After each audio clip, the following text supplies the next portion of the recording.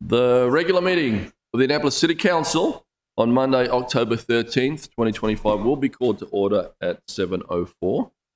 At this time, please join us for the remote invocation given by Alderman Schandelmeyer, followed by the Pledge of Allegiance.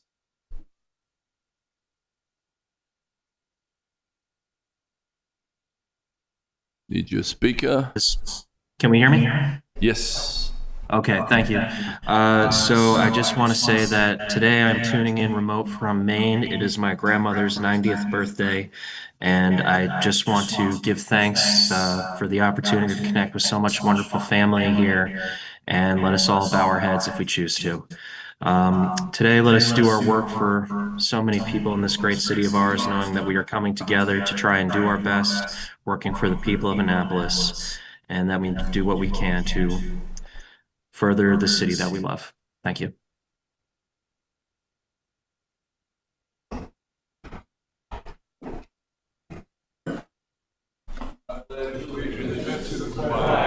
United States of America, and to the republic for which it stands, one nation, under God, indivisible, liberty and justice for all.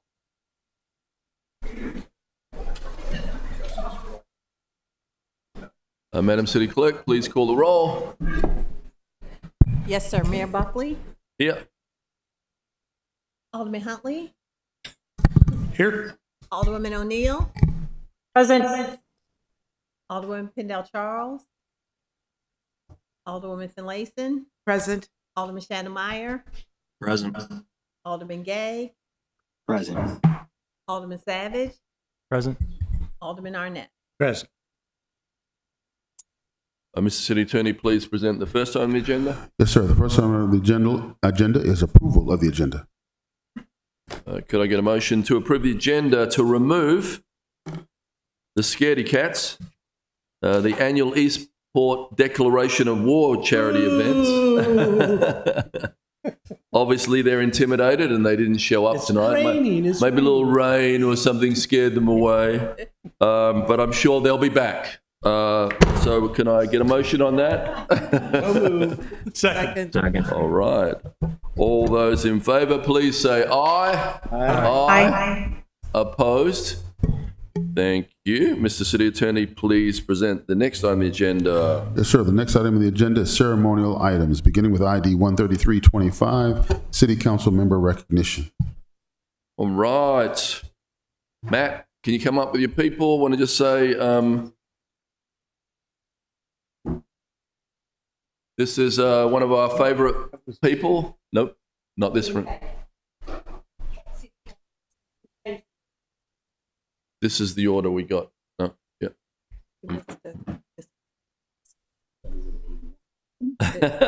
We'll go with Matt first. Yep. If you just come up to the up front table there.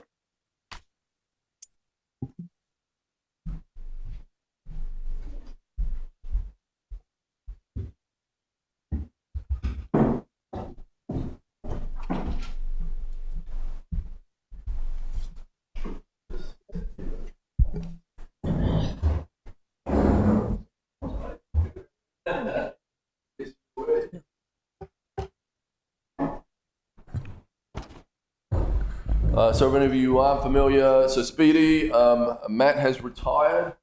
They've been an institution for so many of us on West Street, someone we can count on, and we certainly miss you already.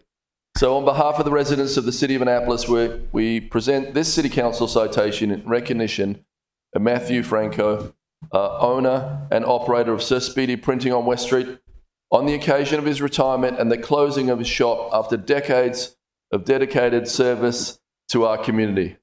Sir Speedy has long been a trusted partner for residents, businesses, and government alike, providing high-quality printing, notary service, and unmatched customer service. Known for quick turnaround and attention to detail, Matt and his team set the standard for excellence. From major community events to official communications, Sir Speedy's work has touched nearly every corner of Annapolis. Indeed, most printed materials from the Mayor's office originated from this shop. We extend our appreciation and thanks to Matt for many years of commitment and his amazing team that he had around him. We miss you all and we wish you well in retirement. Congratulations. Cheers.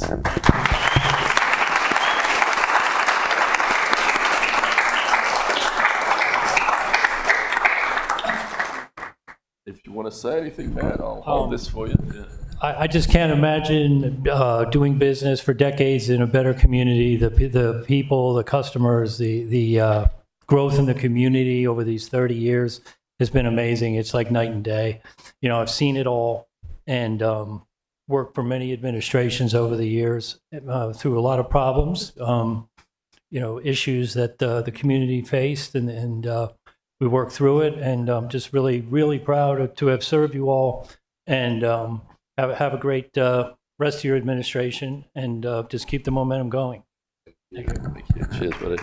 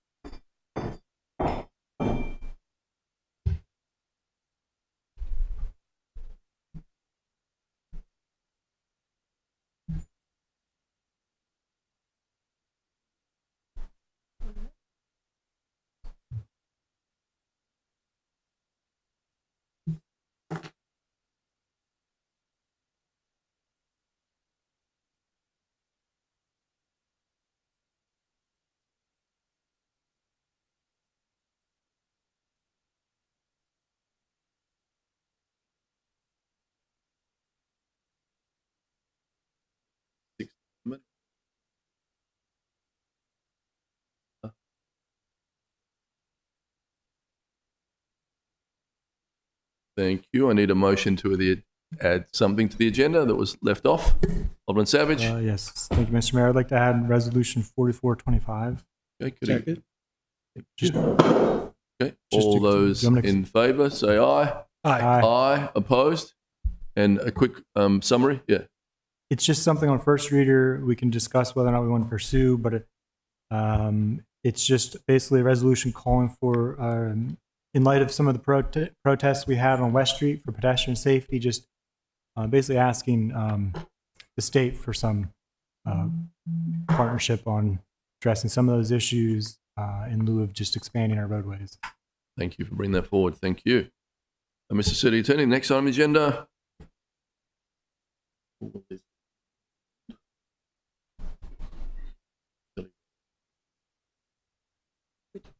The next, yes, sir, Mr. Mayor, the next item on the agenda is ID 13925, citation Shelley Rowe, Board Chair of the Annapolis Symphony.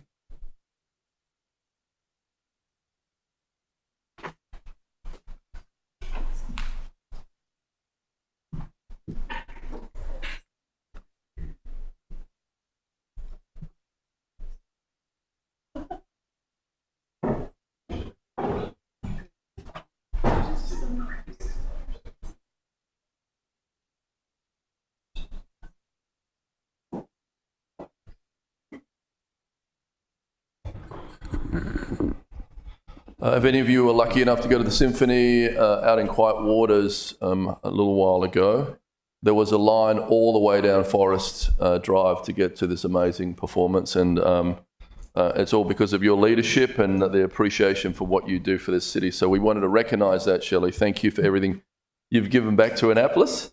So on behalf of the residents of the city of Annapolis, we are proud to confer upon you this City Council citation in honor of your invaluable contribution to our community as chair of the Board of Trustees for the Annapolis Symphony Orchestra. From July 2023 until June this year, your leadership helped strengthen and elevate both the ASO and the Youth Academy during a time of dynamic growth.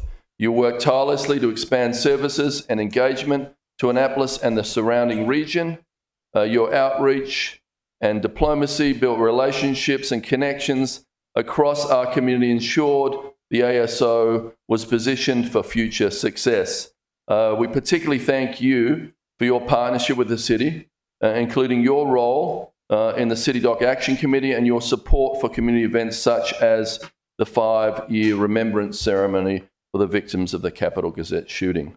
We wish you and your family every success, and as you go forward into a new phase of your life, we extend our deepest gratitude for your dedicated service and outstanding contributions, and look forward to the symphony being the first orchestra to play on the new City Dock Park.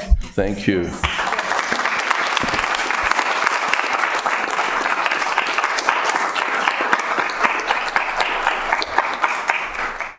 I'll hold this if you'd like to. I would. So first of all, I'm very honored by this. It's so nice of you. It was a great honor to serve as the chair of the board for the Annapolis Symphony. Probably many of you are not aware of the Symphony. It's an amazing resource right here in our community. So you're all invited. It's not the stuffy, old-fashioned thing you might think. So all come. We had opening weekend this past weekend, and you all are all invited too. Yes, you. Come to the Symphony. Thank you so much for this. Thank you. Thank you.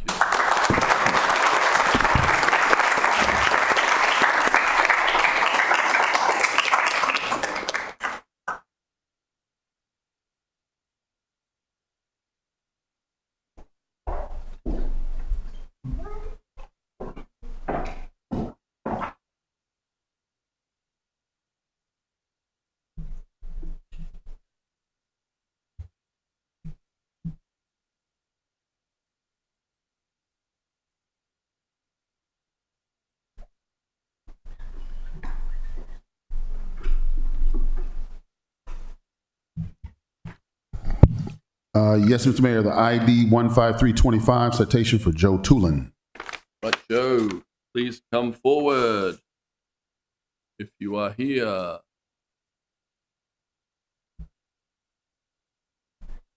This for Joe Tulin.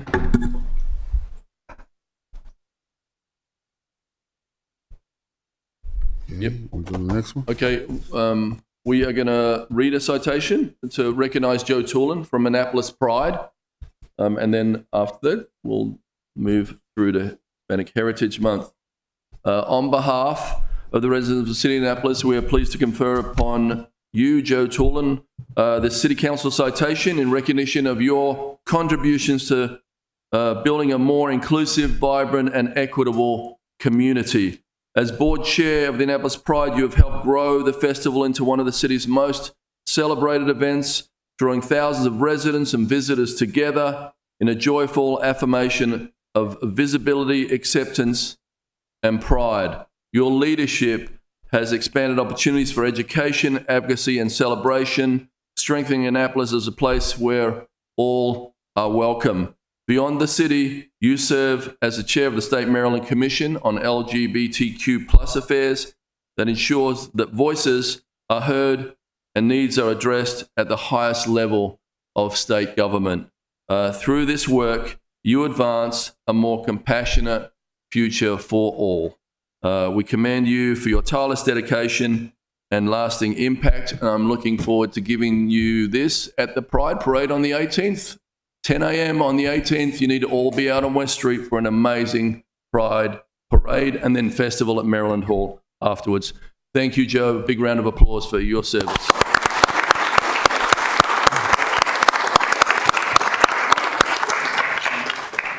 Mr. City Attorney, please present the next on the agenda. Yes, sir. The next item on the agenda is ID 15425, citation, Hispanic Heritage Month.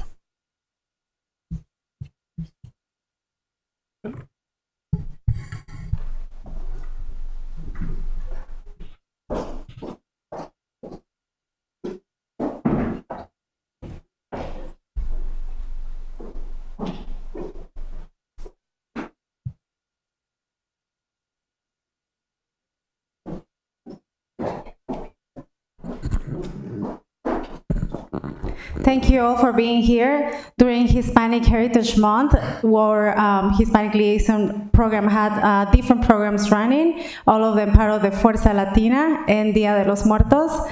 A lot of the people that helped, they contributed to that are here today, and they're going to receive citations in groups.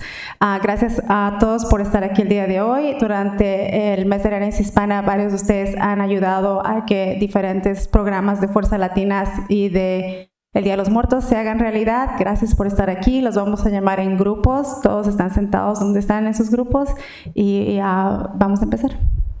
The first group. It's Alison Flores.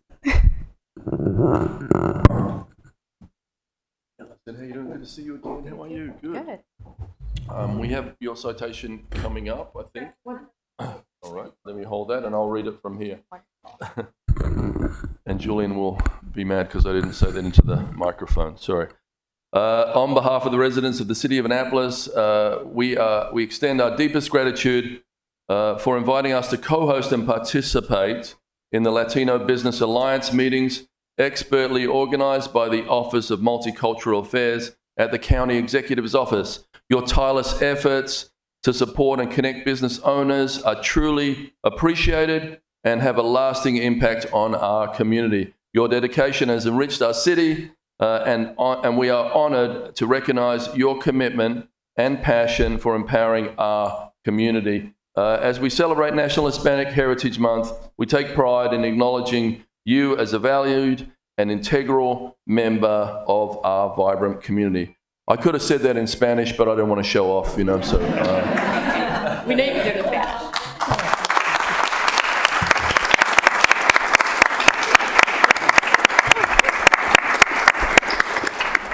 Thank you so much, Mayor. You have a phenomenal team here with Rocio and Ismenia, and it's such an honor to do work on behalf of the county and with the city in partnership for our Latino and multicultural community here in Arundel. So thank you so much. Thank you.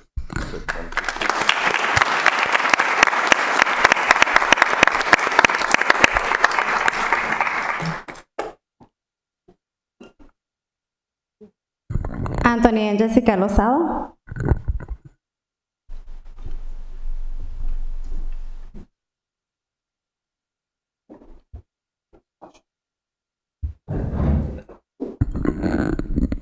Right. On behalf of the residents of the City of Annapolis and the Annapolis City Council, we extend our sincerest gratitude. We expend our sincerest gratitude for your participation in the Latino Business Alliance meeting in September 11th, 2025. Your willingness to share your expertise and experience with fellow business owners was invaluable, and we are confident it will have a lasting impact on our community. We are honored to recognize your passion for fostering growth and support, and we take pride in acknowledging you as a valued member of our vibrant community, especially during National Hispanic Heritage Month. So appreciate you guys. Thank you.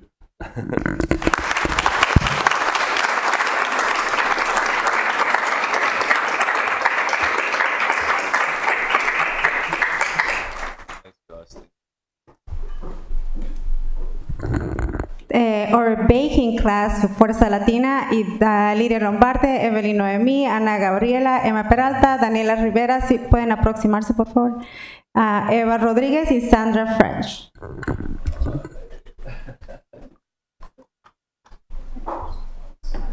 Coming to City Hall. Thank you. Will you bake us anything? Cool.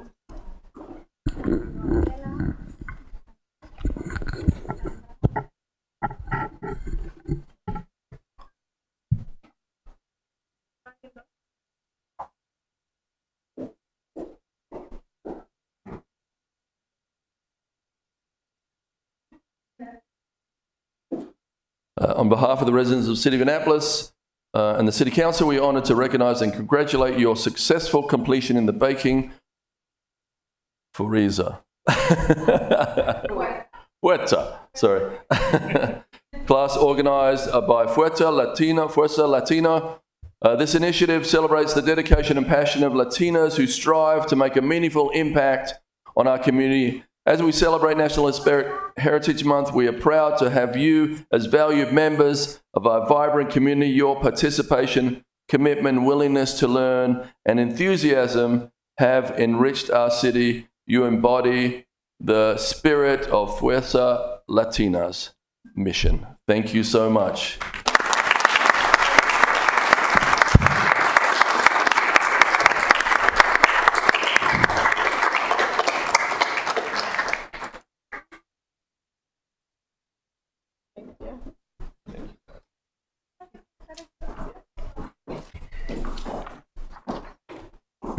I was gonna go sit down too. For the Latin Art Gallery, Yoli Aviles, Gloria Paredes, Sandra Áñez, Sin Castillo, Carolyn Peña, Xiomara Cruz, Alison Aldana. If you can start joining us, si pueden empezar a venir, por favor. Xiomara Cruz, Alison Aldana, Karen Gómez, Carla Moya, Scarlett Cruz. Don't be shy, please walk to the front. Karen Gómez, Carla Moya, Scarlett Cruz, Natalie Mengíbar, Victoria Serga, Estela Serga, Valeria Cruz, Sofía Serga, Emi López, Jamile Espinosa, Melanie Aldana, Paulette Barahona.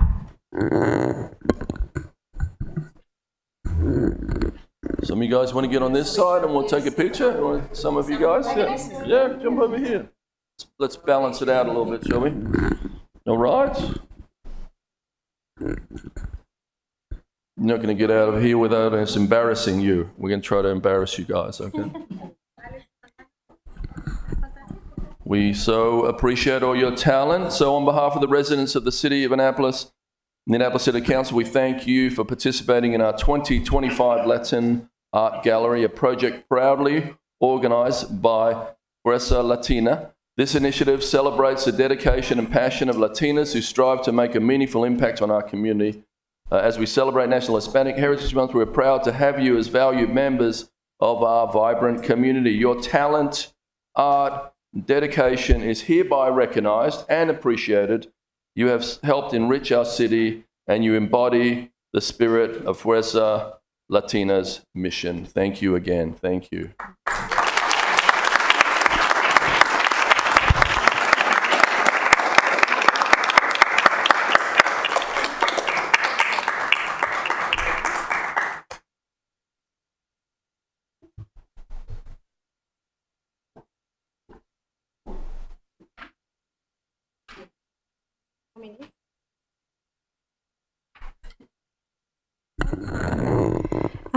We asked people to vote for the Latinas that they thought contributed the most to the community, so we call it Fuerza Latina, the nominees, and they are Laura Gutierrez. Laura Gutierrez was also the person who created the program Fuerza Latina when she was a Hispanic liaison here in the city. Tomasa Gómez, Glory Paredes, Ana Recinos. Las invito a empezar a pasar por acá, por favor. Ana Recinos, Roxana Rodríguez, Jacqueline Jasmine Ramírez, Sara y Hernández, Natalia Carrasco, Alexandria García Rodríguez, Liliana Mejía, Natalie Landa Verde, Claudia López, Susana Cruz, Ethel León, Crisel Funes y Tatiana Klein. Todas ellas fueron nominadas por gente para ser parte de este programa. All of them were nominated to be part of this program. Thank you. Everybody looks so beautiful. Thank you so much. While we hand these out, I will say on behalf of the residents of the City of Annapolis and the Annapolis City Council, we're honored to recognize and congratulate your nominations for Fuerza Latina. This program was created to celebrate Latinas who have made profound impacts on our community and through their tireless advocacy and dedication. As we observe National Hispanic Heritage Month, we take pride in having you as part of our vibrant community. Your selfless efforts have uplifted our city and you embody the spirit of Fuerza Latina. Thank you all.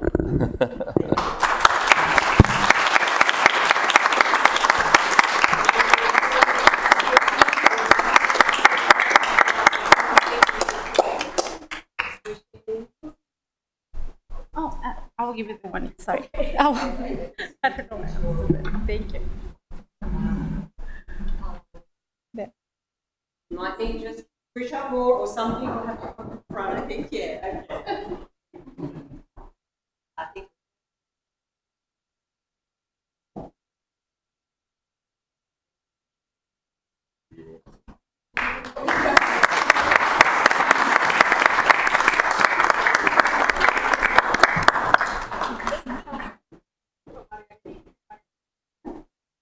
And last but not least, sorry.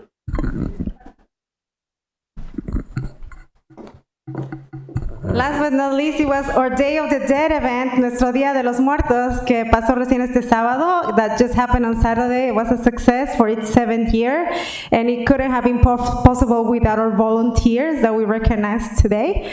And we have Sergio Polanco, Eduard Johansson, Tomasa Gomez, Carlos Quiroz, Deborah Wood, Gabriel Núñez, Gabriela Sierra Padilla, Brenda Galvez Sierra, if you want to start walking here, si quieren empezar a caminar acá, Mitzi Torres y Berenice Schneider.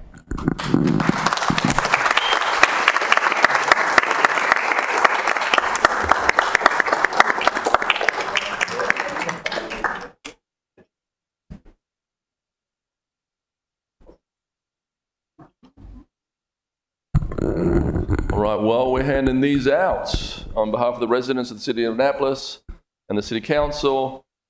These citations honor you for your work on the 2025 Day of the Dead Festival. In the Design District was an amazing event, tons of people there.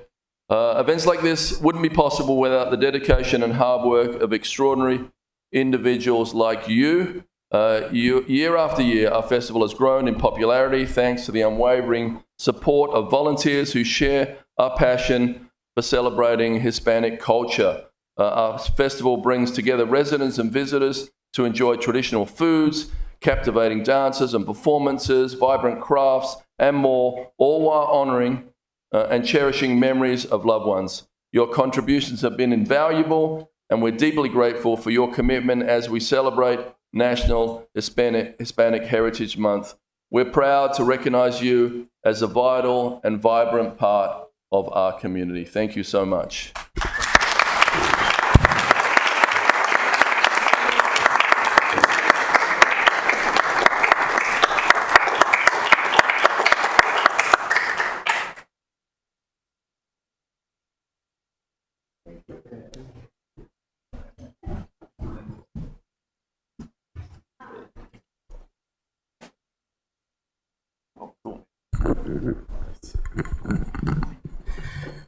Hola, ¿qué tal a todos? Buenas noches. Hello, everyone. Good night.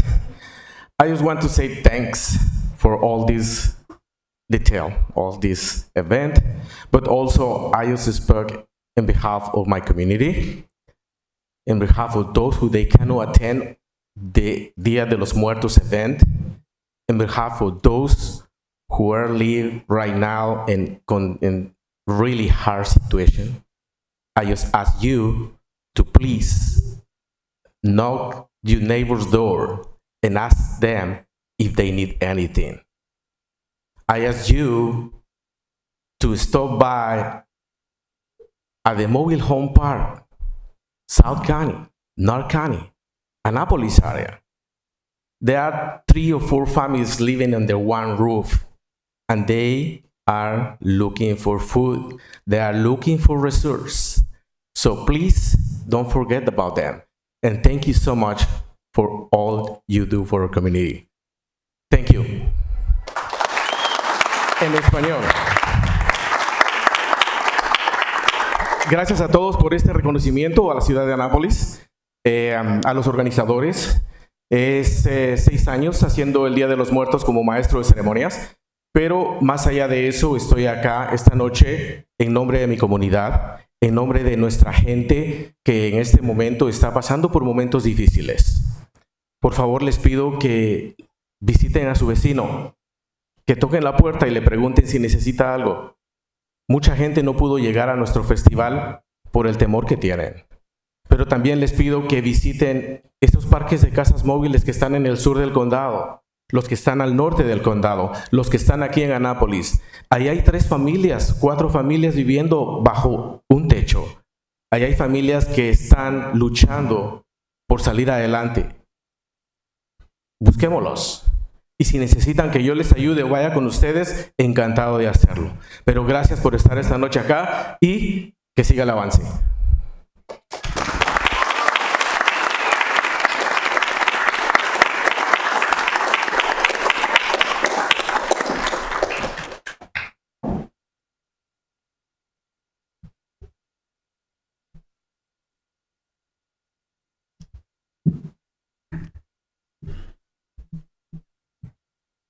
Mr. City Attorney, please present the next item on the agenda. Yes, sir. The next item on the agenda is ID 15925, proclamation recognizing Fire Prevention Month. Do we have people here for Fire Prevention Month? And thank you so much.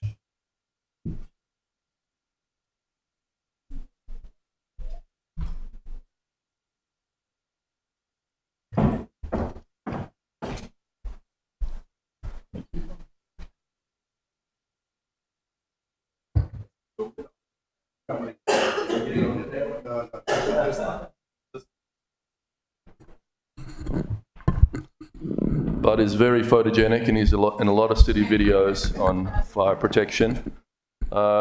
This is a City of Annapolis proclamation. Whereas the City of Annapolis is committed to ensuring the safety and security of all those who live, work, and visit our historic and vibrant community. And whereas the Annapolis Fire Department, the ISO Class 1 rated agency, provides professional, high-quality, trained fire and emergency response services to our residents and businesses, working daily to prevent fires and protect lives and property.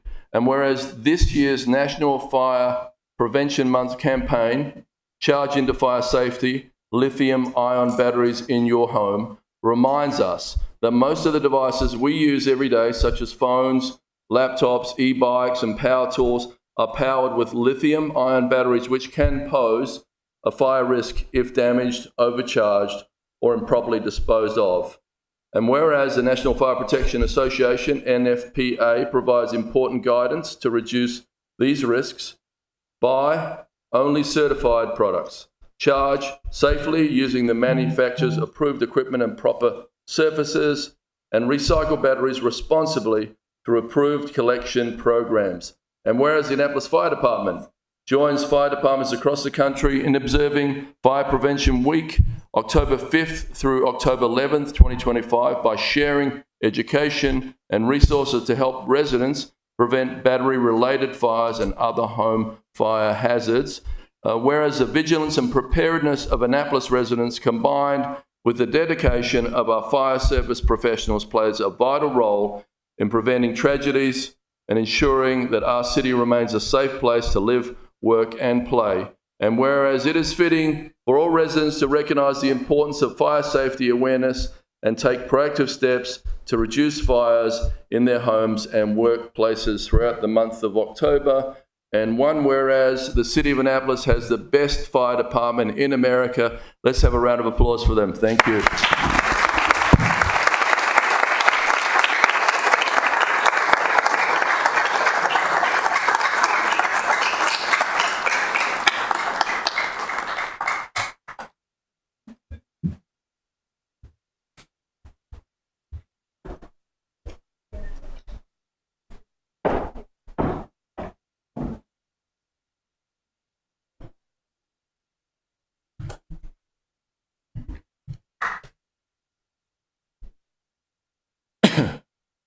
Mr. City Attorney, please present the next item on the agenda. The next item on the agenda is petitions, reports, and communications, beginning with update from the mayor.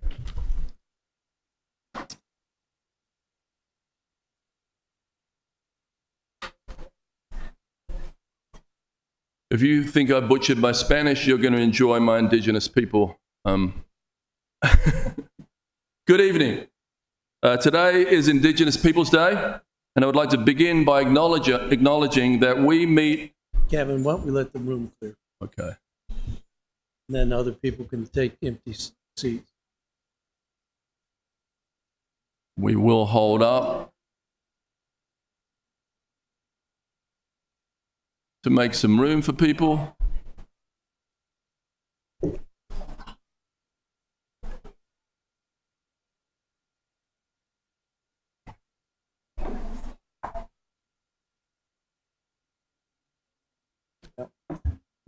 Can I go?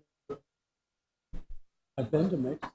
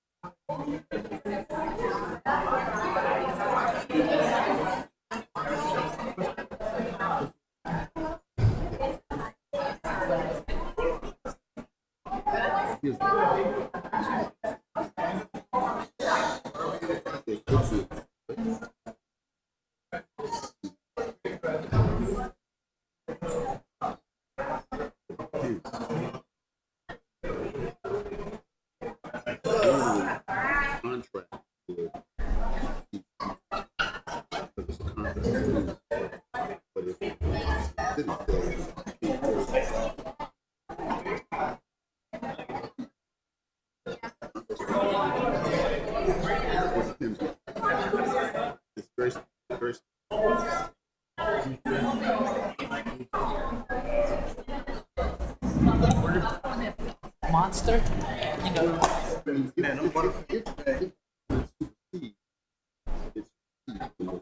I'll take care of it. I'll take it. Because, you know, covenants. What?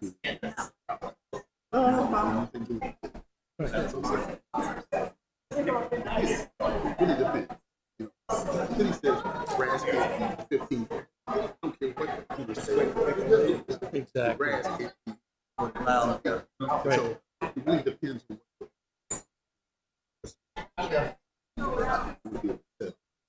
can't make a general. Do it. How you know, Austin, are you going to speak? If there's change, we'll change. I missed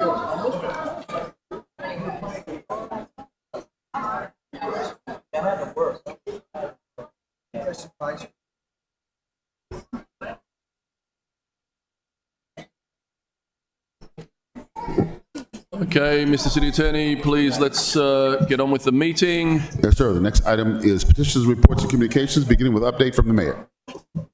Thank you. Good evening. Today is Indigenous Peoples Day, and I would like to begin by acknowledging that we meet on land long stewarded by the Piscataway, Patuxent, Akiko, Yaakamiku, Susquehannock, and related communities who cared for these lands and waters long before colonists arrived. We recognize and acknowledge the First Nations people and the history that disrupted and displaced them, while affirming that these communities are still here, alive, resilient, and preserving their culture for future generations. We've just concluded Hispanic Heritage Month, or Hispanic Heritage Hour. And of course, we just handed out citations to the many partners who helped us make it a success. Thank you to all. Throughout the month, we had little of something for everyone, including art exhibits, poetry, books, and Latino business events. I want to give a shout out to Rosia Smith and our Hispanic Outreach Coordinator for her work on all these, as well as the hugely successful Day of the Dead Festival held this past weekend, where the food was amazing, the performance exhilarating, and the margaritas smooth. Thank you, Rosia, and thank you to all of your team. I also want to acknowledge Adetola Ajayi and all of his team for their work on the summer program of pop-up community resource fairs that finished last Thursday. Each week since July, the No Harm team have coordinated with community partners to go into underserved neighborhoods, including Bloomsbury Square, Annapolis Gardens, Morris Blum, Robinwood, Bay Ridge Gardens, to name just a few. They visited 14 underserved communities in total, bringing resources and staff directly to residents where they live. By the end, they had collected 325 completed community surveys to help us understand residents' needs and feedback. They distributed over 80 gun locks and served over 1,000 residents with a range of health, education, and pantry resources, as well as information. We'd like to say a huge thanks to the residents who turned out, to all of our city and county, and to all of our city and county partners who were there and made these events possible. Over the past weekend, residents and visitors have enjoyed the Annapolis Fall Boat Show series. On Friday, the line to get into the show went all the way across the Spar Creek Eastport Bridge. Thank you to our boat show organizers and all who came downtown and helped make this iconic Annapolis event such a huge success. Boat show organizers like to say they don't mind a little rain from the sailboat show, but because sailors will still come, they just show up in all weather gear. I want to thank the boat show because I bought a 12-foot dinghy. And let's have a round of applause for those guys. Great show this year. I want to recognize David Bugelman and his team from the Moore Group. That's Mid-Atlantic Off-Road Enthusiasts, the guys that cut in 14 miles of trails in Waterworks Park for free. I want to thank them for their new mountain bike park, which is world-class. It opened 2 weeks ago at Waterworks Park. It is is good for all experience levels, but the riders we saw at the park on opening day were making the most of the jumps and features and showing off some real skills. This project is a great example of how partnerships between the city and local organizations can create new, healthy, and fun opportunities for residents to enjoy our parks and open spaces.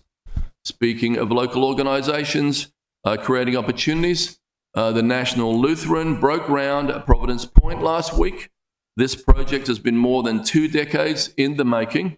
I want to thank landowner Janet Pearson and former Senator Gerald Weingrat and our Director of Planning and Zoning, Chris Jakubiak, for their work to arrive at a compromise that requires a little give and take for all involved. The great news is that they begin construction on senior housing on the 66 acres of land. An additional 123 acres will be put into a conservancy easement, never to be developed. I'd like to acknowledge Josh Falk and the Scenic Rivers Land Trust for managing that easement in perpetuity. Our general election is little over 2 weeks away. The ballots for the November 4th election are being readied right now. If you ask for a mail-in ballot for the primary, you will automatically get one for the general election.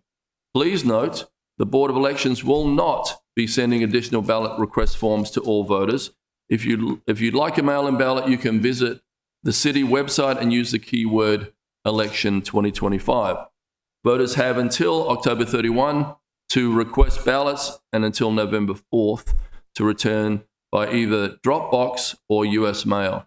Drop boxes are available at each of the 8 wards. For those who want to vote in person, polls will be open from 7 a.m. to 8 p.m. on Tuesday, November 4th. Please note, there is no same-day voter registration and there is no early voting in municipal elections. So please come out and make your voices heard. Please vote. And finally, up this weekend is Annapolis Pride, which got a new date after bad weather canceled the parade and festival planned in June. The 2025 Annapolis Pride Parade steps off at 10 a.m. on Saturday from Calvert Street at Bladen, with parade participants lining up along St. John's and College Avenue. Please follow Annapolis Police directions downtown. From the starting point at State Garage, the parade goes down Calvert Street to West Street, then along West Street to Amos Garrett. From there, the parade participants and spectators can make their way to Maryland Hall and Batesfield for a festival which will run from 11 a.m. to 4 p.m. Happy Pride, Annapolis. Thank you, everybody. Now let us get on with the meeting. Mr. City Attorney. Yes, sir. The next item is reports by committee.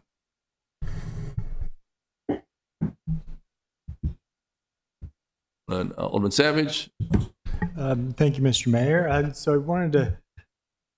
So first of all, the last Environmental Matters Committee meeting we did jointly with Rules City Government, and I want to thank the Chair of Rules and City Government. I felt like we got through a lot of legislation, made some good edits and changes to it. So I can certainly go through our recommendations later. What else? Oh, we also tweaked the water access plan recommendations by adding some additional language regarding the Chesapeake region accessible boating. So you'll see that at the next meeting. But also, I just wanted to thank my two colleagues. That was our last Environmental Matters Committee meeting together. I think we've really gone through quite a bit of legislation on that committee together, heard a lot of different viewpoints, made a lot of changes, and I just think it was very valuable, and I want to thank you both for your collaboration on that committee. I'm very proud of what we've been able to accomplish on there. Thank you. Thank you. Alderman Finlayson. Excuse me. Thank you, Mr. Mayor. The Rules and City Government Committee met on October 3rd.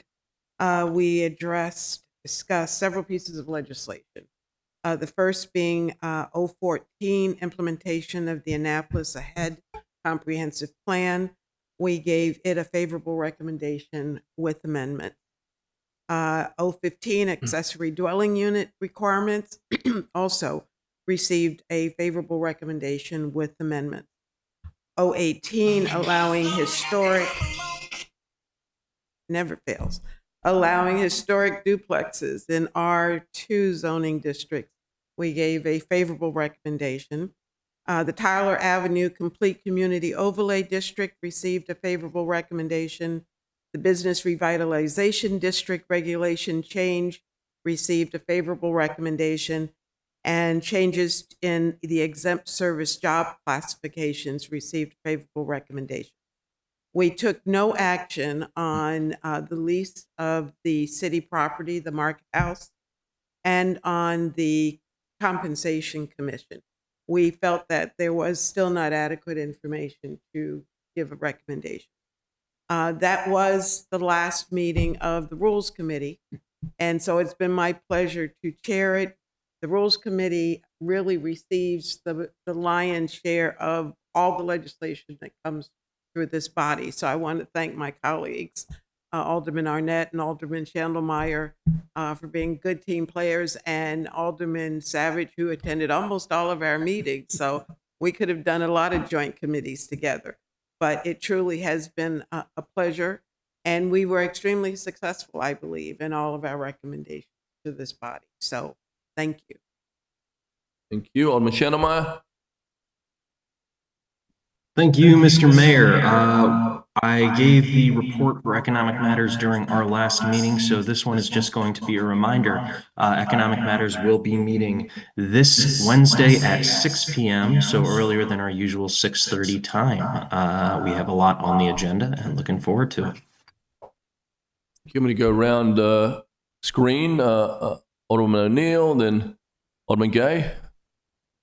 Thank you very much, Mr. Mayor. We did not have a Transportation Committee meeting in October because the Transportation team was actually at a conference. One of the main contractors is on paternity leave, and we would not have been able to be getting any updated information on parking. One thing I would like to point out, though, is communication is key, and over the weekend there was a huge lapse in communication that probably falls under transportation, whereas no parking signs were placed on Clay Street, all the way along Clay Street, as a surprise to everybody, including me. And I really want to work as hard as we can on increasing that communication so that we don't have residents feeling like they're getting surprised. So I'm going to work with the transportation team and the resident outreaches team and the parking teams to ensure that something like that never happens again. But thank you. Thank you. Alderman Gay. Thank you so much, Mr. Mayor. The Housing and Human Welfare Committee will be meeting October the 20th. Will be our final meeting. I don't expect it will have much on the agenda, but look forward to thanking the staff that we've worked with, as well as our partners on the Housing, Community, Equity, and Development Commission.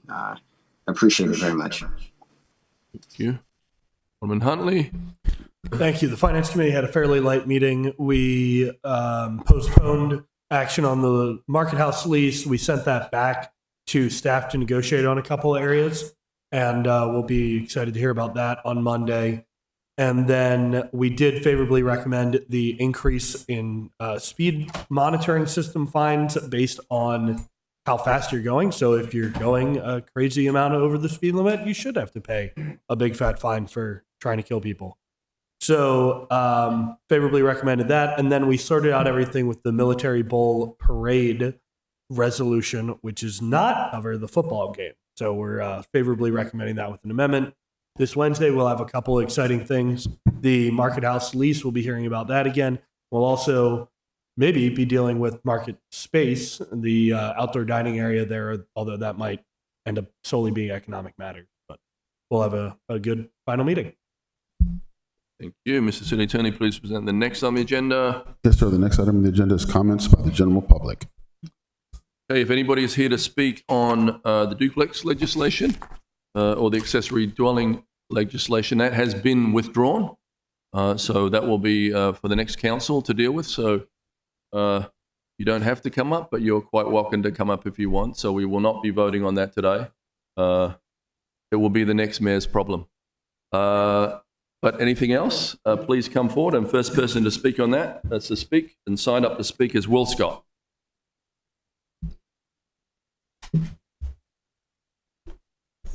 Good evening. Will Scott, 308 Carriage Run Road, Annapolis. First, I'd like to just speak momentarily as a private citizen and thank the mayor and the council for creating such a welcoming community, respecting all the diversity of that community. And secondly, thank all of you for your service. I serve in a minor position. You serve in very important positions and have to do a lot of hard work. And especially those of you who are not going to be returning for the next council. I personally thank you. I just have one brief request to make representing the Historic Preservation Commission. We're all aware that there's been a great deal of discussion about the ordinance that would affect the city dock area. And we had a special administrative meeting as a commission and voted unanimously to request that the mayor and council refer that to this Historic Preservation Commission for review, even though it's not statutorily required. And we can do that at our next administrative meeting later this month. And I hope and promise that we will be expeditious and give you our best advice and counsel that we can offer. I think this is especially important now that there have been some substantive amendments introduced by Alderman Savage. And we will certainly give those our attention and make the recommendations that we hope will be helpful to you and the community in making a final decision. Thank you for your time. If there are any questions, I'll do my best to answer them, but I am only speaking now for the commission. Thank you very much. Thank you, Will. Appreciate it. Thank you for all your service. Thank you. Next up, Craig Harrison. Mr. Mayor, I'm just curious, when does the HPC meet? When is their next meeting? Considering we just have a few. Last Thursday of the month. Last Thursday of the month. Thank you.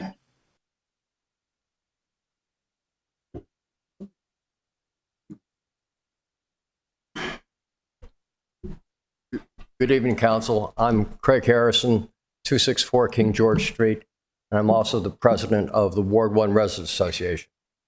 And another board member is with me tonight, Lisa Hillman. We had a meeting just on the 30th of September in discussion about O1425, and would like to introduce our comments to you. Lisa will take care of it. Good evening, Mr. Mayor and Alderman. Nice to see you all. Thank you all very much for being here. It's a pleasure to be here in a new capacity. I'm a newly elected member of the Ward 1 Residents Association, member of the board. And it's in that capacity, for Randall Court, Annapolis, Maryland, if that's needed, but it's in that capacity that I'm here this evening. Craig and I are here to ask you to consider very thoughtfully the actions you take tonight. And with all due respect to a woman I respect, Alderman Finlayson, and the results of her committee's approval, there is one aspect at least of 01425 we would ask you to pause and think about. And I think I have eyes on me. I want to make sure that the people on the screen are hearing me as well. We refer to the section in 01425 that allows for the increase of heights of buildings at City Dock. Why would anyone knowingly change an ordinance that has protected Annapolis for nearly 50 years? I'm watching you all type, and I'm assuming you're taking notes on my comments because I can't see your faces, so I'm assuming you're hearing me. Okay. I know the people on the screen are listening. When the height and bulk ordinance was passed in these chambers in 1978, the goal was simple, three parts. Number one, preserve the historic character of our very unique American city. Number two, protect the views and the sightlines. And number three, control development. And that was to prevent large-scale buildings from dominating our historic core. Are these reasons still valid today? It's not just allowing one developer to build one building a few feet higher. That's not it. It's the truly awful precedent this legislation would set. The truly awful precedent this legislation would set. So we ask again, why would this council want its legacy to be the potential destruction of what makes Annapolis, Annapolis? Please eliminate the height and bulk amendment from this legislation. Protect our future. Thank you.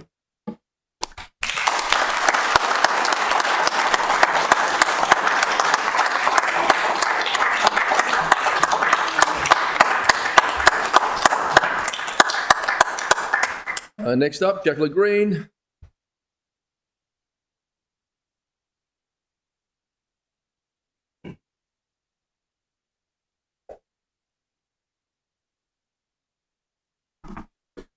Hello. Let's make sure you can see me. Okay, so I am here because, as was mentioned briefly, there was a issue on Clay Street with parking signs going up. Sorry, Jacqueline, just give your address and then for the record, thank you. I'm sorry, I couldn't hear you. Give your address for the record, please. Oh, 70 Clay Street. Thank you so much. So on Friday evening after 4, signs went up stating that starting Sunday, we would not be allowed to park on the entirety of the street for 5 months, from I believe it was like 7 a.m. to 5 p.m. for 5 months. It being a Friday evening, everything was closed. There was no way to contact anyone to find out what was going on, how to make sure we weren't going to get towed. We had to, reach out every way we could to get some information and find out how to protect ourselves because we already had very limited parking. There are 14 streets designated as District 4 parking. 10 of them are within our neighborhoods. Are within our neighborhood, and actually of the 10, 3 or 4 of them actually aren't District 4 parking. One of them is listed as West Street. There's no part of West Street where we can park with our parking permits. That's all metered parking. Also is listed is Monument Street. Again, that is private parking, although on the city map it's listed as District 4 parking. Again, and as well as part of Pleasant Street.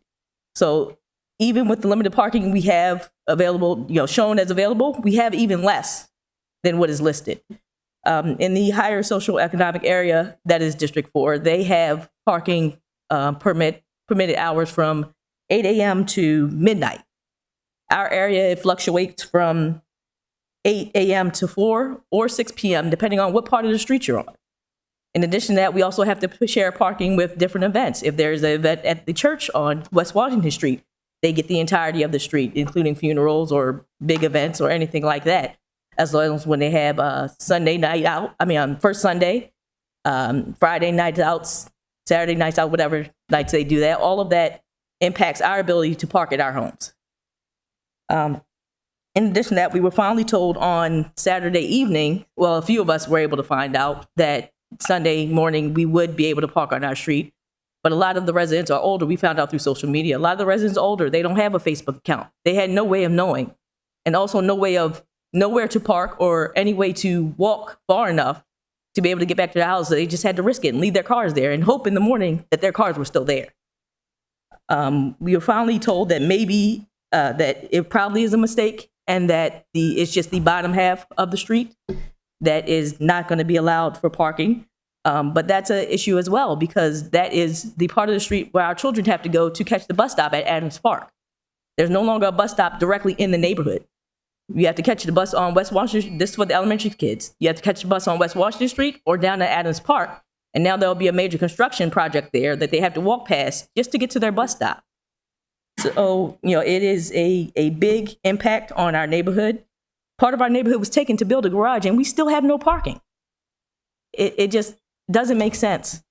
And in addition to that, we have no enforcement for the hours listed. So we're also sharing our space with the plethora of Airbnbs in our neighborhood. There's literally 3 on my block, one being built right now directly next to me. And I have to share parking with them because nobody's required to get a permit in our neighborhood. But they are required in some of the other neighborhoods that are still in our district. Again, with larger enforcement hours. So I guess that's the majority of what I wanted to talk about. None of this was communicated to us. The only way we found out is because I was outside at 4:30 when the sign went up. Yep. Other than that, we would know nothing. Thanks, Jacqueline. I think someone had their hand up on the screen.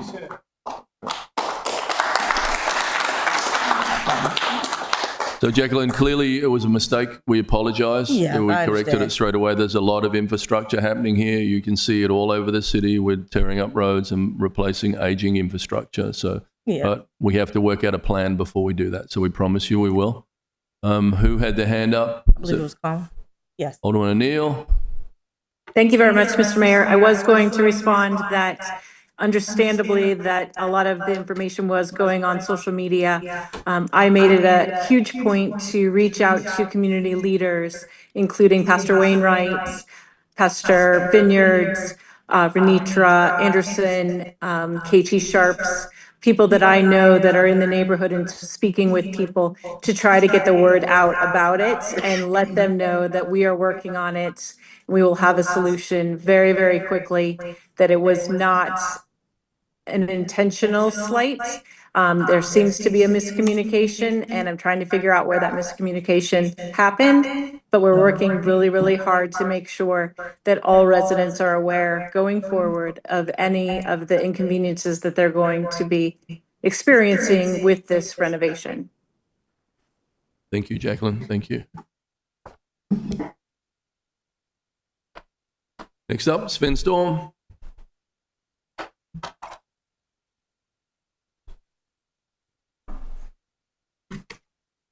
Antes hablaba en inglés, enfrente de todo. Posible está mejor para mí hablar en español esta noche. Tengo una casa en El Salvador, cerca de la frontera de Honduras. We need your address. Mi casa, 120 Dock Street. Thank you. ¿En inglés o en español? Tengo una misión en El Salvador. Cércame de alcaldía.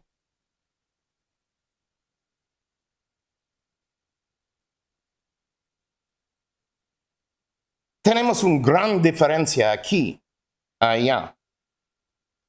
El alcalde allá, él escucha y responde a la gente. I'll go ahead and continue in English, even though it hasn't done any good for the last 3 years. I've come before you about the condition of the sidewalks downtown and the fact that we'd have a pump system that has failed for 3 years and that you failed to repair. What I have just told you is I have a home in El Salvador. Next door to me, I live next door. My mission and my home there is right next to the alcalde, the mayor, and the mayor's office. The gran diferencia, big difference there, is that when I go and speak to them, or when the people in El Salvador come in and they talk to the mayor, él escucha. He listens.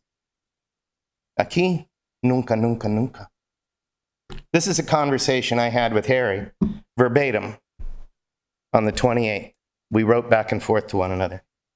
I said, most downtown business owners won't attend city council meetings because they consider it a waste of time. They tease me all the time about my appearances. They say that I'm clear evidence that the mayor and city council don't give a damn. Perhaps you could be a little more vocal about, yes, I said to Harry, perhaps you could be a little more vocal about our existing flood remediation system that hasn't functioned in 3 years. I guarantee if I were in your shoes running for office, I would be stating loudly and repeatedly how utterly shameful it is that we don't use a simple pump system that worked perfectly for 3 years. Most people laugh when they hear the mayor and council members say they care about the impact flooding has had on the downtown businesses. I've repeatedly offered to pay for all of the equipment and its installation, and yet my offer is refused. The problem persists. I asked Harry what possible reasons could you have for not addressing this issue. Harry's reply, we are addressing flooding comprehensively. That solves it, doesn't it? I replied, operating the existing pump system would take care of over 95% of the flooding on the city dock. First 3 years it was in existence, the city dock parking lot only had to be barricaded once. That's correct, one time. To say that we're addressing flooding comprehensively is disingenuous at best and can be more accurately described as pure, I'll abbreviate, BS. I will repeat my question. What possible reasons could you all have for not addressing this issue when it wouldn't cost you a cent and it would make a world of difference to the rest of us?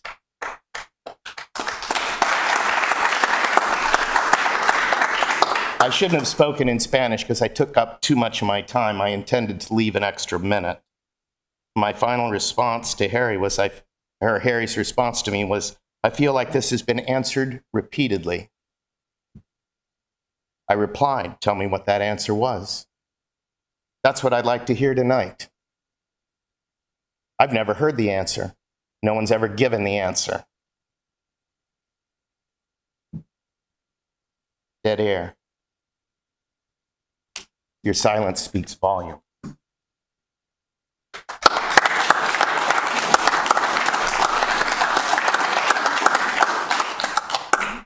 Next up, Katie McDermott.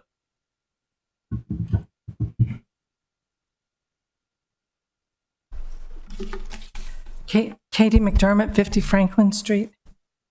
Good evening, Mayor Buckley and members of the City Council. I'd like to speak on the short-term rental legislation that I believe is still live for this session or for this vote tonight. I want to note for the record the May 21, 2025 staff report on this bill written by our acting city manager. This is not a limitation on short-term rentals, it's a balloon of short-term rentals. This staff report, talking about the 10%, said the city may need to clarify why it's choosing 10% as the limit. That's a question I've asked for months, in addition to a moratorium. The number of STRs in this report, this is the only staff report on this bill. There's 4 amendments, no staff report. This is the only staff report. This is the only information available to the public.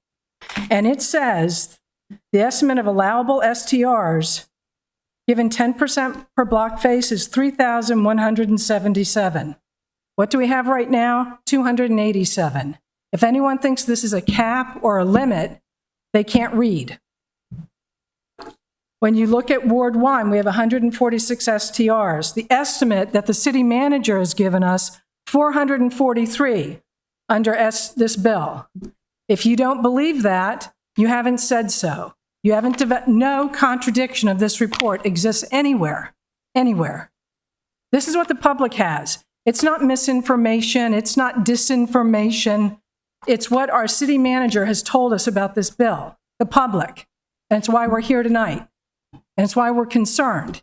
It's why we want this bill to be deferred, because it needs more work. And you're thoughtful, and you're really, really experienced enough to know that. Because here's this report that says so, too. So I encourage you, really, to pull back this bill and work harder. We asked for a moratorium months ago. Our alderman said impossible. We've heard that it's impossible today to get that. It'll probably be impossible in January to get it. I don't know. But what I do know is our neighborhoods are under siege. And this bill does not meet the moment. And in fact, it's misleading to the public in suggesting it's a cap. 3,177 STRs allowable by law is not progress in protecting our neighborhoods. And if there's anything that contradicts this, I haven't been provided it. Thank you very much.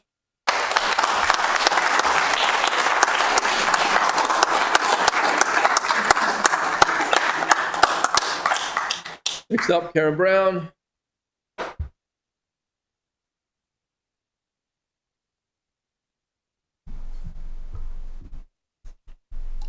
Good evening, Mayor Buckley and City Council. I'm Karen Brown, President and CEO of Historic Annapolis, 18 Pinckney Street. I want to first thank Alderman Arnett for his informative newsletters. They've been really helpful.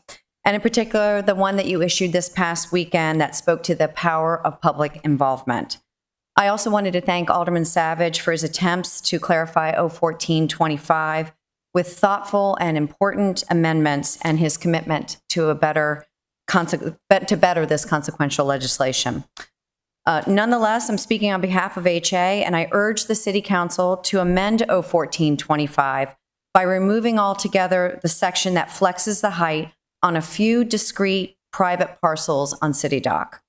There are three primary reasons that this is bad policy and should be stricken from the proposed legislation. And this largely echoes the comments that we've already heard from Ward 1.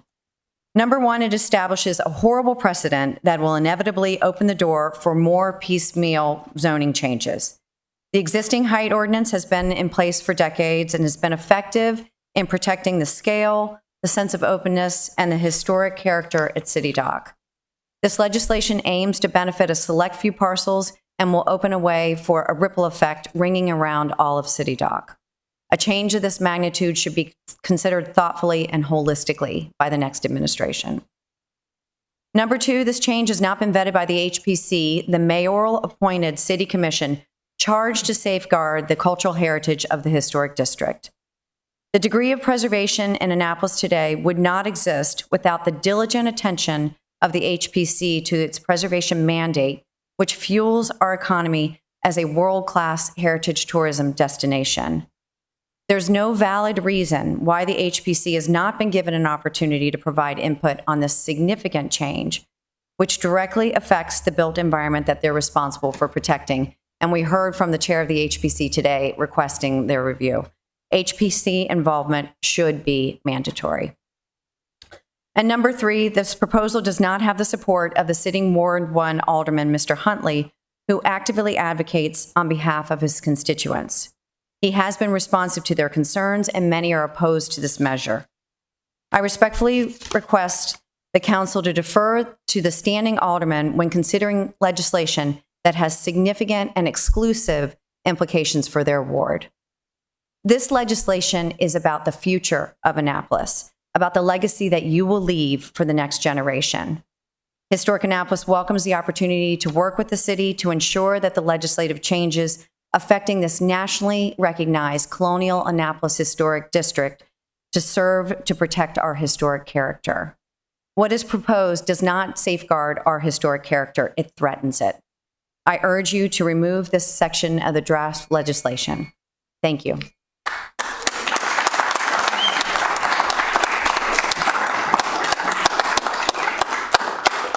Next up, Dan Clements.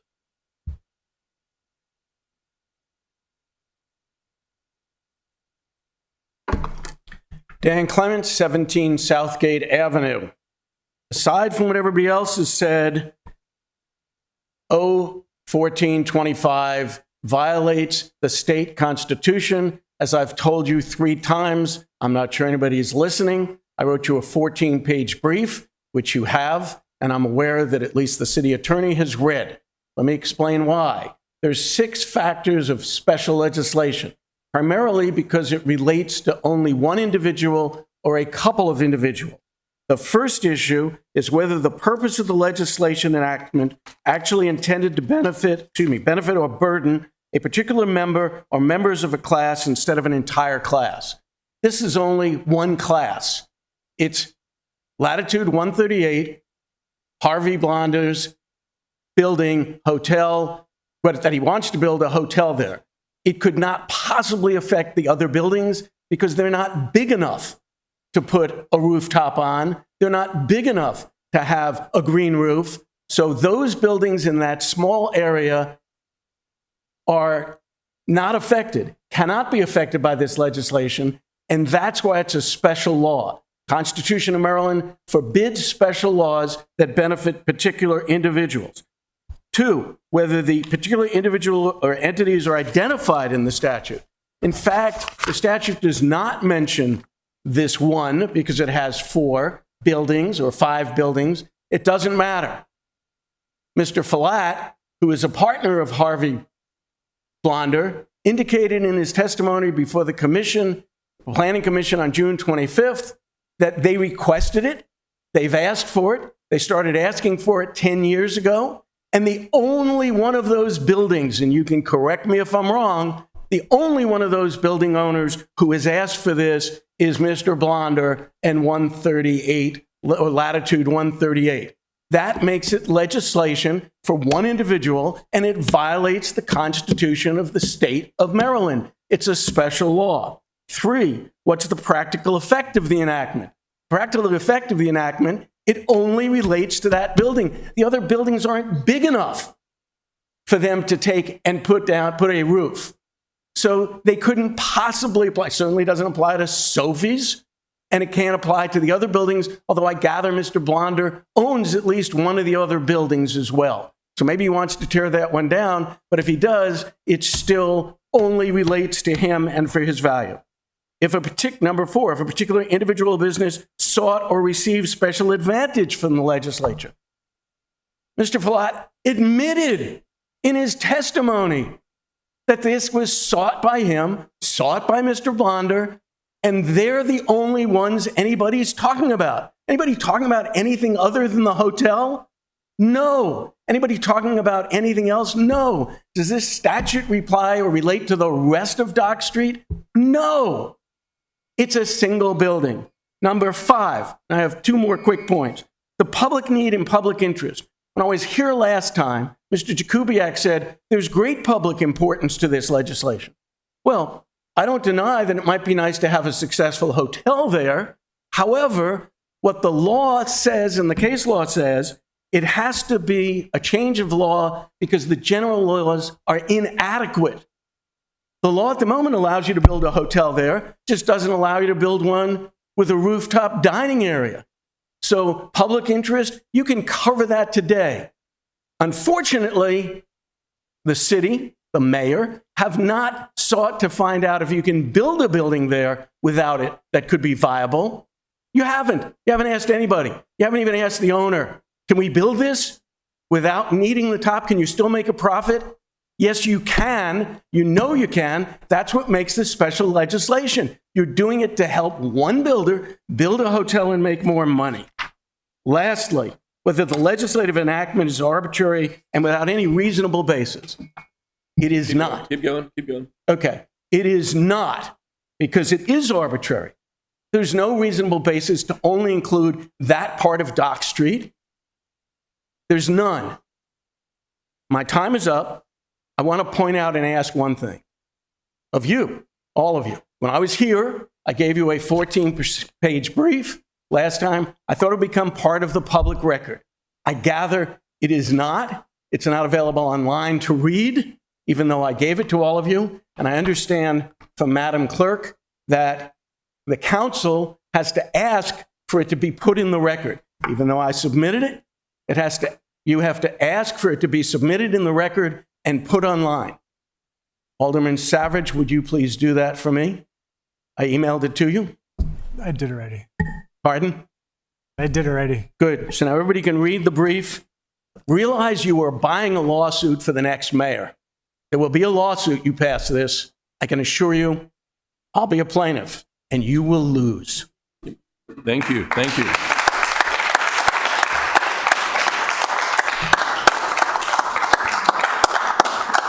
Next up, Sophie Rahindi.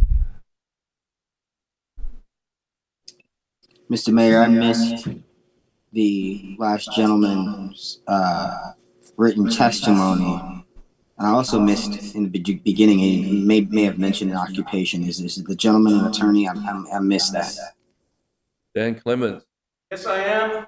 Alderman Gay, I am an attorney. I've been a member of the Maryland Bar for 53 years. I'm a former assistant United States attorney.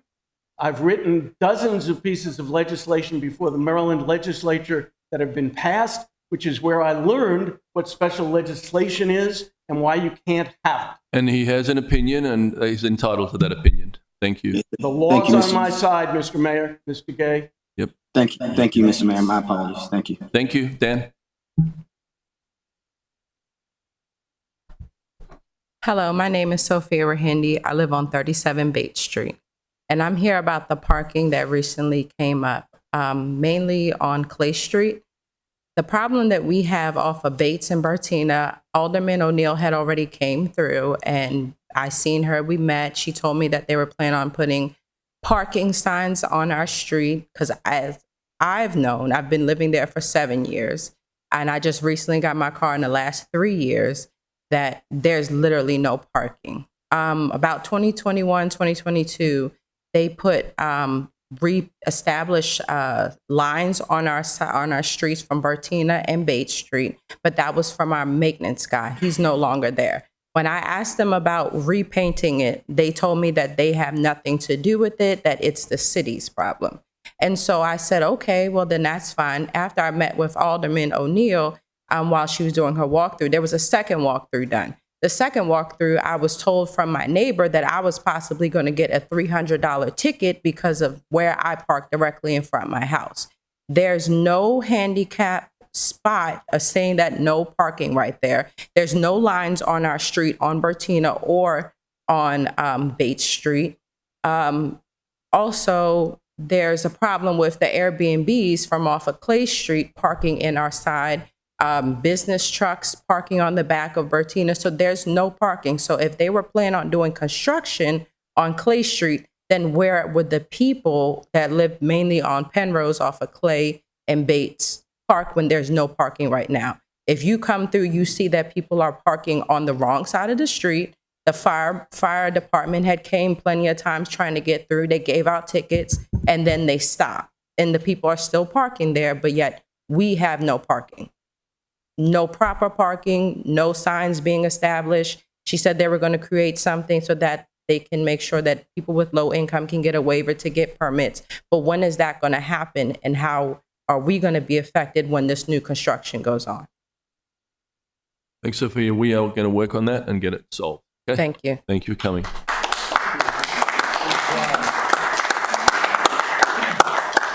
Next up, Tara Stout. Guess when I was on the line, and apparently I was right on target. Tara Stout, 1174 Bay Highlands Drive.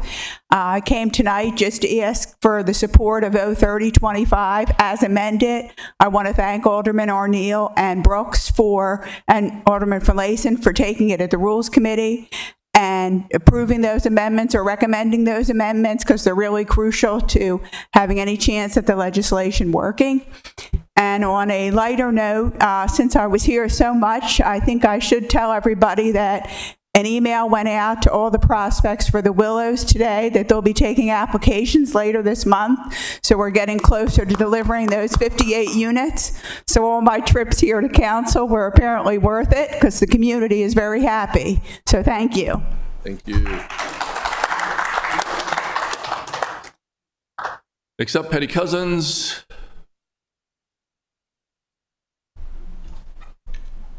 Good evening, Mayor, council members. My name's Patty Cousins. I live at 60 Southgate Avenue. Thank you for the opportunity to speak to you tonight. First, I want to thank you for withdrawing the alternative dwelling unit and the duplex proposals, but I'd like to talk about short-term rentals. I recognize the proposed 10% cap and the lottery amendment are well-intentioned efforts to address the growth of STRs, but we all share the same goal: protecting our neighborhoods and restoring balance between visitors and residents. But I'm here tonight. I'm somebody who's never been before you before. You don't know me, but I'm here because I'm very, very concerned as a citizen that this legislation as written will not solve the problem we're experiencing in our neighborhoods. First, the 10% cap doesn't actually reduce the oversaturation that we have today. It locks it in. The neighborhoods like Charles Street, where short-term rentals already make up far more than 10% of homes, this would simply freeze those blocks in their current condition. Residents there will continue to live next door to a revolving door of short-term visitors with no clear path to a stable, long-term housing arrangement. Second, the enforcement and the data must come first. Right now, the city doesn't have an accurate count of how many STRs exist or how many are operating illegally. Many of those unlicensed rentals are also avoiding local lodging taxes, meaning they're profiting from our city while contributing nothing back. That's unfair to compliant property owners and to taxpayers who fund the very services those rentals rely on. Before settling a permanent cap, we need a clear and enforceable baseline of who's operating legally and who isn't. Third, STRs bring real physical pressures on our neighborhoods, especially parking and density. And this is coming from somebody who has to wonder every day when I get home if I'm going to have a parking space or not. Streets that were designed for a handful of residents now face constant turnover of guests and vehicles. Visitors often arrive with multiple cars, taking up limited street parking, and create daily confusion for those of us who actually live here. Increased density also strains our trash collection, noise enforcement, and basic public safety. These quality of life impacts are immediate and visible, and they need to be part of any solution. A temporary citywide moratorium would give Annapolis the breathing room it needs to conduct a proper audit, strengthen enforcement, and design a fair system grounded in real data, one that also accounts for the capacity of our infrastructure and neighborhoods to absorb additional density. Without that, we risk rewarding those who have already skirted the rules while burdening residents who are simply trying to live normal lives in their communities. A moratorium is not a delay, it's a reset, and I respectfully ask you to consider that option. Thank you. Thank you.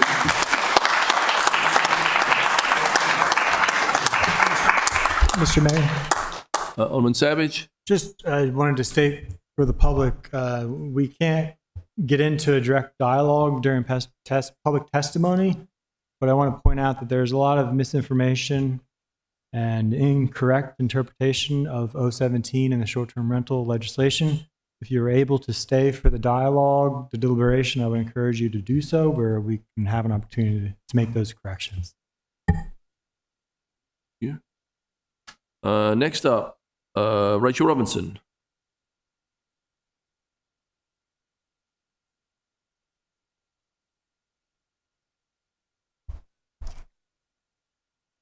Good evening, Mr. Mayor and members of the City Council.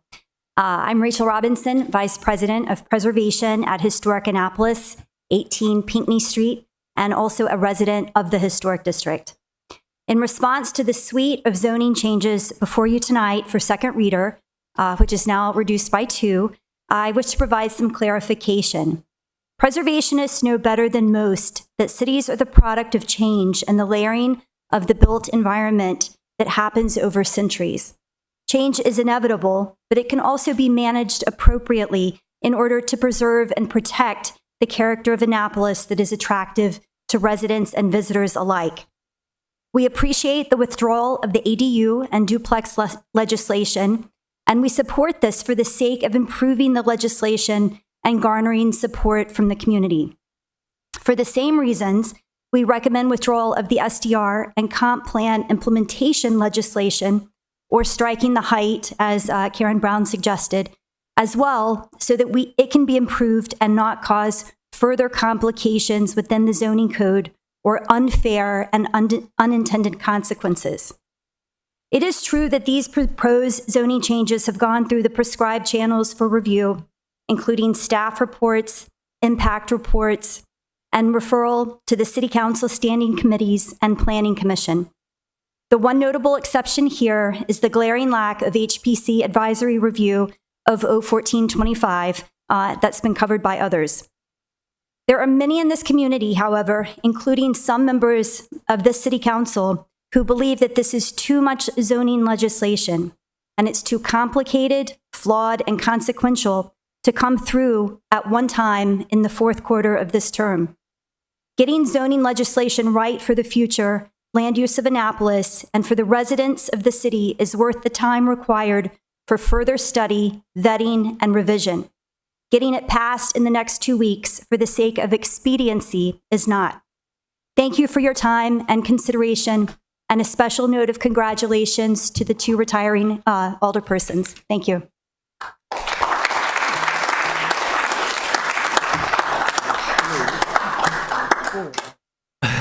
Next up, Antonia Berry.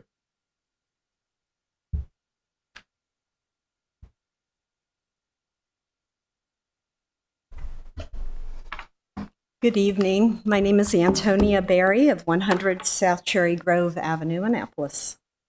I'm here to talk about several different items that are on the agenda.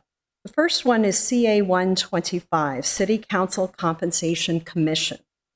I request that the charter amendment regarding how expenses are handled for the mayor, aldermen, and alderwomen to include that the amounts for such reimbursements will be limited by ordinance. The current language in effect says the mayor, alderman, and alderwoman shall be allowed such amounts for expenses as established by ordinance. The charter amendment states the mayor and aldermen or alderwomen shall be entitled to reimbursements for expenses, leaving an open-ended item. The expenses in the revision set no limits by ordinance, and I believe at a time when the public is asking for the council to find savings to lower taxes and provide a homestead exemption to match the county's homestead exemption, that this is not a time to leave council member expense spending open-ended. This eliminates some element of transparency to the residents of Annapolis and will undoubtedly have some fiscal impacts which were not noted on the fiscal impact note. This is also not a way to build trust with the community. Limits need to be set so there is no runaway expensing and so that each member of the council is treated equally and with equal limits. With regard to short-term rentals, please withdraw this proposal and put a moratorium on any future short-term rental licenses.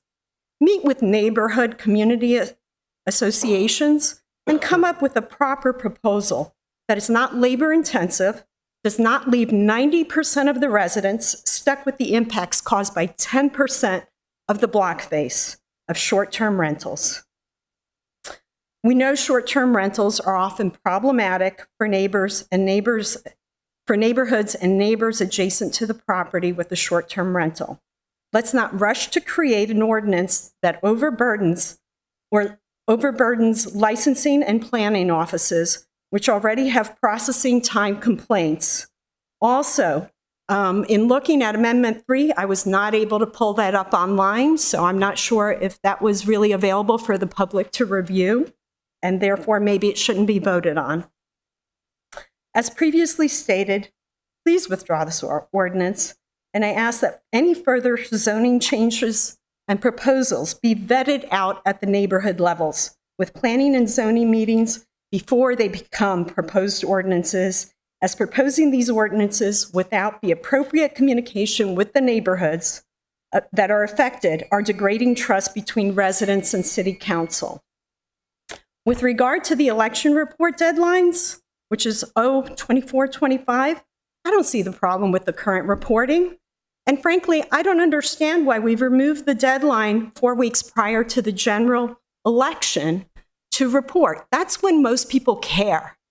They don't care about 7 weeks before the primary. We care 4 weeks before the election. Something doesn't smell right with this one. I don't know what it is. I don't understand politics enough, but it just doesn't seem right. With regarding this R3325 speed monitoring systems, as I recall, when the original speed monitoring devices were initially proposed long ago, the public did not trust them and felt they were too much government oversight and a means for the city to collect more fees from the general public rather than to address public safety. To pass the use of these machines, a deal was made that these machines would only be allowed in school zones during school hours with fines of only $40. Since there wasn't a police officer there to provide a warning for a driver with no prior citations. Do these machines actually slow down vehicles? Antonia, that's 3 minutes plus 1 extra minute. Thank you. Can you wrap up? Can I continue? Okay. Thank you. Do these machines actually slow vehicles down? That didn't seem to be the case at the speed monitoring system near Parole Elementary School, where the number of tickets actually went up from 2023 to 2024. Thank you. Thank you, Antonia. That's well over 4 minutes. So you're over. You get 3 minutes plus an extra minute, not Okay. another whole page. Sorry. All Thank right. you. One last thing, the market space interest waiver, I don't understand it. Okay. Why? Thank you.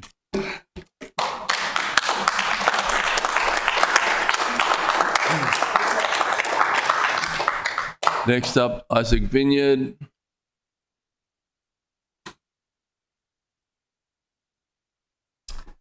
Good evening, Isaac Vineyard, 92 Clay Street. It's good to be with you. I came originally to talk about parking. We've already talked about the bad communication that resulted in parking catastrophes on Clay Street. So I won't talk about that so much, although I will mention that there is still apparently a plan to block off a bunch of parking with no parking spots, as has been mentioned earlier, and children walking through a construction site because apparently the street is too dangerous for a bus to drive on. But anyways, I don't think, maybe that's not even in your control. But apparently Clay Street's too dangerous for the county schools to drive a bus on. So we might want to think about that. But I will talk about two other things. One being short-term rentals. So Clay Street as well is overwhelmed with short-term rentals. Pleasant Street, I don't even know if there are people who actually own their homes on Pleasant Street anymore. So I guess I'm thankful to know that this is happening all over the city, that it's not targeted towards minority communities. However, it's happening horrifyingly in our community. And Alderman Savage has told me that I don't understand it. So maybe I don't. Here's what I do understand, is that right now, there are unlicensed Airbnbs that I've reported that are still operating as an unlicensed Airbnb. I understand that. And so I really don't know that it matters what you do. Moratorium, no moratorium, block them, don't block them, doesn't matter because we're not enforcing the laws. I've reported them, sign shows up, sign gets taken down, people move in, and it's back to business. And no one seems to care. I report them again, same thing, over and over and over again. When are we going to actually address the issues? When I was getting yelled at by an Airbnb guest that was staying 2 doors down from me the other day, the thought that ran through my mind when she was yelling, "What do you have to say for yourself?" because I was trying to park in the parking spot in front of my house. The thing that I wanted to say, but I didn't say, is when you go downtown and you see a person downtown who doesn't have a home, and you look at them, and you look at them with disgust, just remember, you're staying in their house. That could have been provided for them. But unfortunately, an investor who has illegally reported their investment, by the way, because they say it's their principal residence, even though it's not. They say that they live in the city of Annapolis because it's their principal residence, even though it's not, which means that they have a license, even though they can't, according to our current laws, because that person has decided that it's more important to them to make money on that property than to let someone actually live there that needs a house. And the council doesn't care, as far as I can tell, because I've reported it and nothing has happened. One more thing that I'll say, I know I heard the first buzzer. The third thing I wanted to talk about is speed cameras. I actually love that we're doing speed cameras because I know for a fact, Mr. Mayor and our council knows that we have requested a speed camera in our community, which we didn't see on the list of where speed cameras were going. Mr. Mayor told us at the last public meeting that it's because rich people don't like them, so poor people won't like them. So as far as I can tell, that's why we don't have speed cameras going in on Clay Street, even though we have requested them, because it is so dangerous, because our kids have to walk across those roads to avoid construction to get to a safe place where a school bus can pick them up. Thank you.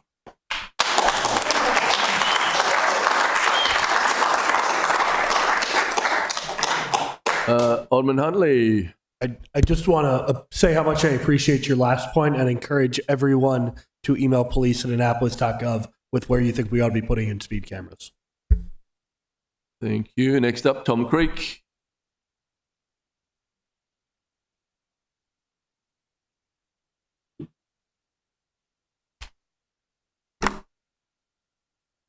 Tom Creek, 14 Murray Avenue, Annapolis. Good evening, Mr. Mayor and council members.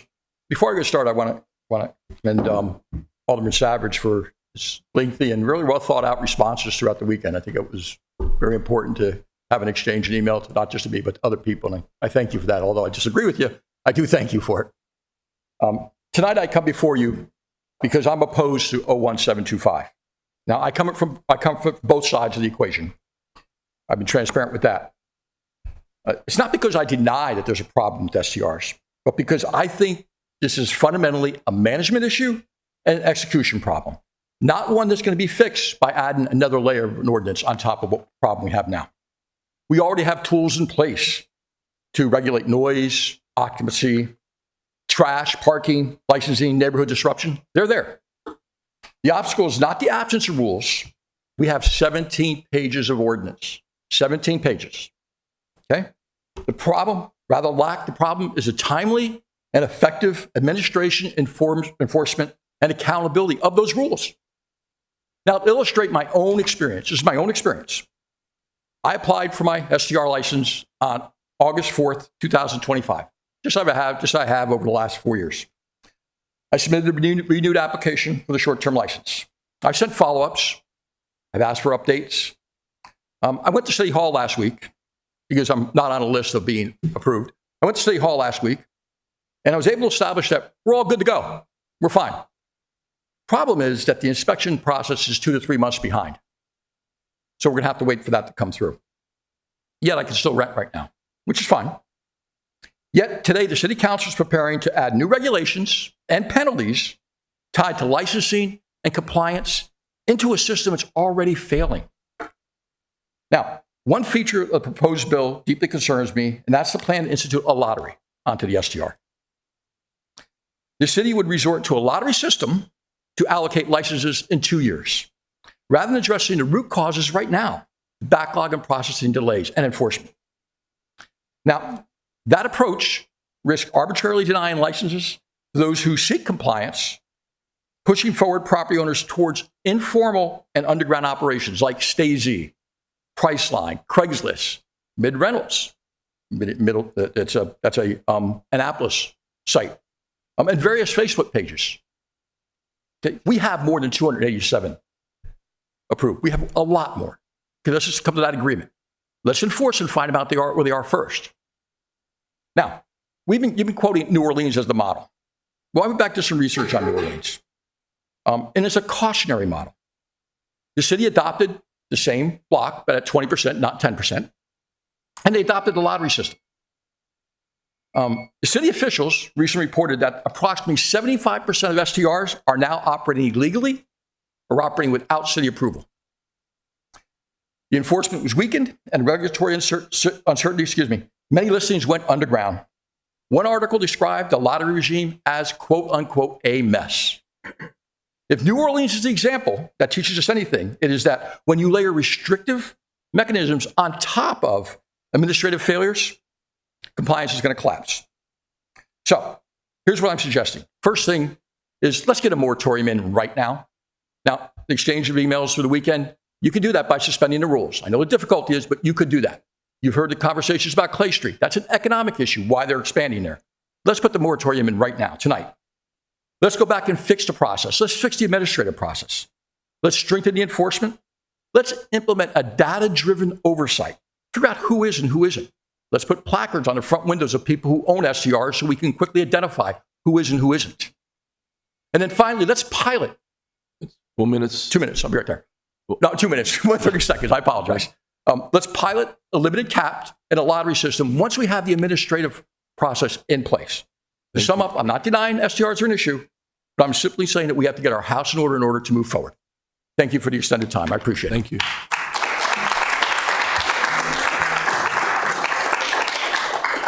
Next up, Lori Sullivan.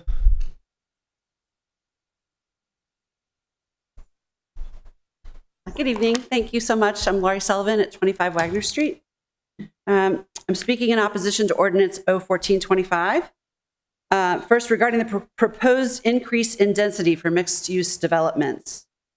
This ordinance would allow up to 150% increase in density in new mixed-use developments across much of Annapolis. Yet, as with the ADU and duplex legislation, there's been no meaningful analysis of how such change would affect affordability, infrastructure, traffic, parking, emergency services, broadband performance, or school capacity. This is another case of ready, fire, aim legislation, acting before we understand the consequences. Annapolis deserves data-driven, coordinated policymaking, not piecemeal experiments, and there's been no meaningful public engagement about what kind of growth residents actually want. Just like the ADU and duplex bills, which I am very grateful that you are withdrawing for this evening, this bill should be withdrawn and revisited by the next City Council with a comprehensive housing plan that connects growth to infrastructure, city services, and quality of life. Second, I want to address the Dock Street block. Let's be candid. This is spot zoning. There may be more than one property owner on that block, but only one is requesting this zoning change. And only that owner stands to profit from it. That, by definition, is spot zoning. Legislation crafted to benefit a single private interest, not the public. We can call it a height adjustment for an elevator shaft or HVAC, but in truth, it's about enabling a highly profitable rooftop bar for one developer.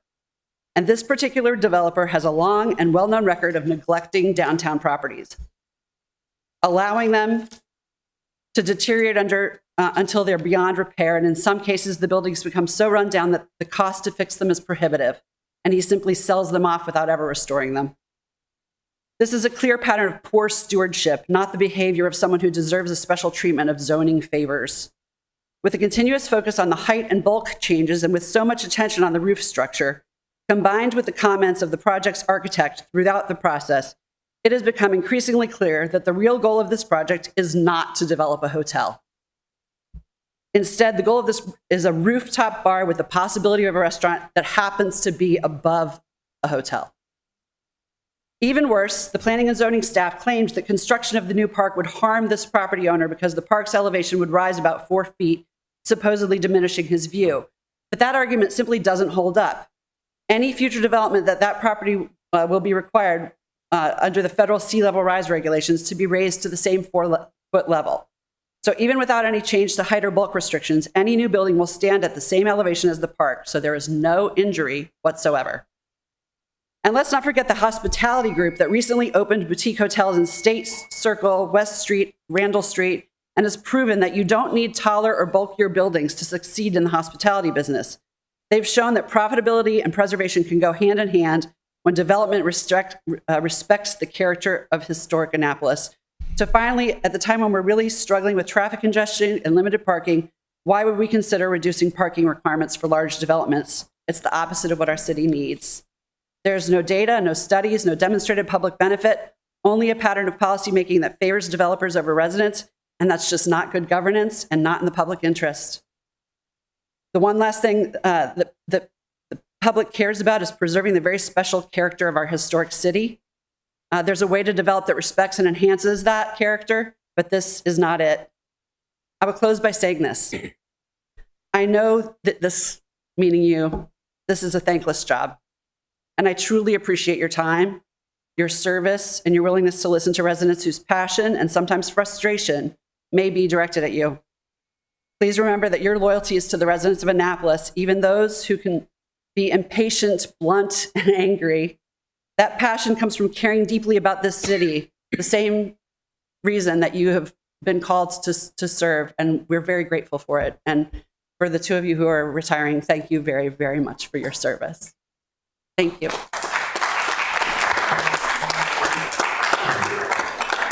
All right. No one else who'd like to come up and speak next? Please come forward, Carl. You're up first. Go for it.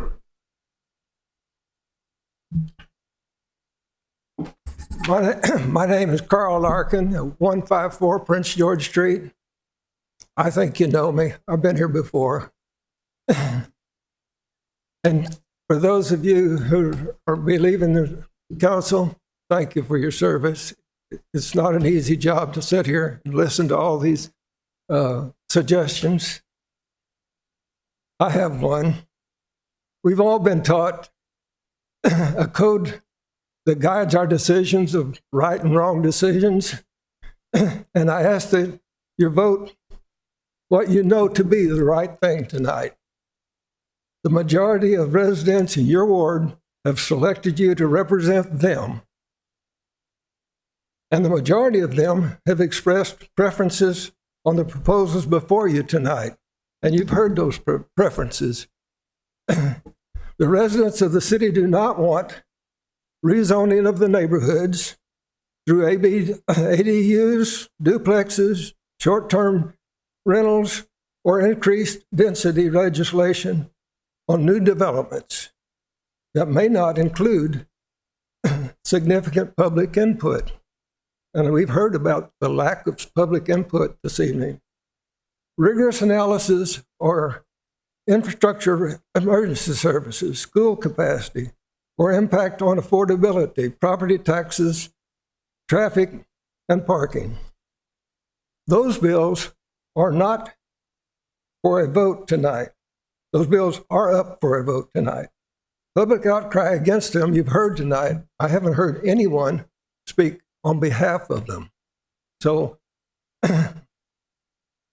the public outcry is against them and has been substantial. I ask that you do the right thing and vote the wishes of your majority of your residents in your ward.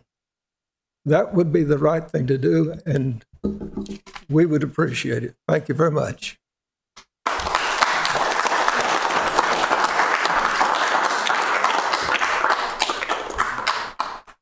Right. Do you have any props, Bob? No guitar, no moment of silence? Come on. No silence tonight, I promise. Thank you, Mayor. Thank you, City Council, for letting us all speak tonight. We appreciate it. Just a question that I think needs to be addressed tonight. Address again, real quickly. Oh, sorry. Thank you. Bobby O'Shea, 129 Granville Avenue, Annapolis, Maryland. Thank you. Murray Hill. A question I think that needs to be addressed tonight is why were all the scheduled proposals removed at this time?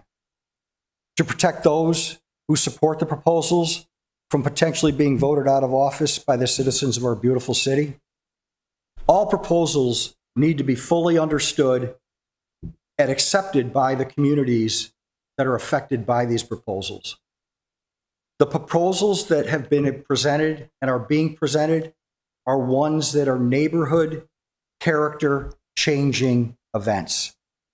The perfect example of a city out of control was eloquently spoken by two women in Ward 4 tonight when they asked questions about the parking restrictions that were placed in their community. This city is consistently enacting laws and proposals that are not thought through. A city council that does not understand cause and effect of their actions. So you know where I stand, which I know you guys do. I oppose the removed proposals from tonight's agenda. Everyone who is running for office needs to state where they stand on these issues. There should be no question marks. Residents of Annapolis, you have a chance to make a difference soon. Thank you. But in closing, Ross Arnett, Sheila, Dewan, and Ron, who's not here, thank you so... Oh! Come on. Well, no, you're last. Hold on. You're there. You guys, thanks for your constant support. And why did I save Mayor Gavin for last? Because as many of you see, sometimes Mayor Gavin and I go at it at these events. But when Gavin and I say it that way, are in public or we're just alone and we talk to each other, we have good conversation. And what I like about it is when we have that conversation, I think it's honest and sincere. And I appreciate what you've also done. You've changed our city. And I wish you all the best of luck moving forward. Thank you very much. Thank you.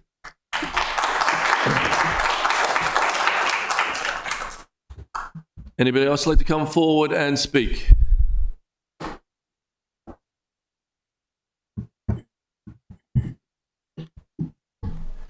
Good evening. Winship Wheatley, 159 Monticello Avenue, Annapolis. I'm going to be very brief tonight, and maybe not quite so passionate as I was last time. After listening to my fellow citizens speak, I don't know that there's too much to add. I think you know what the right thing to do is with the matters before you. But I did have the opportunity today to listen to the October 3rd Rules and City Government Committee online.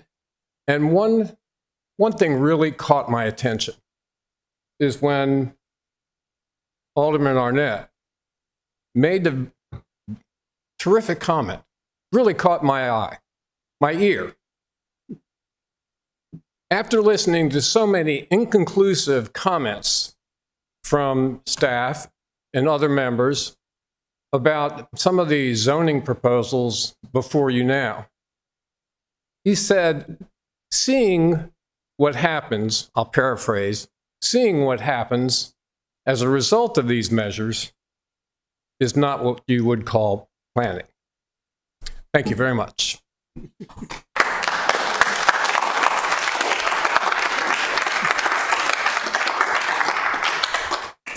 Would else like to come forward and speak?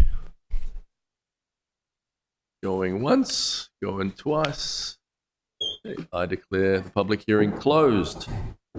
Mr. City Attorney, please present the next item on the agenda. Yes, sir. The next item on the agenda is consent calendar. Could I get a motion to Move the consent calendar. Second.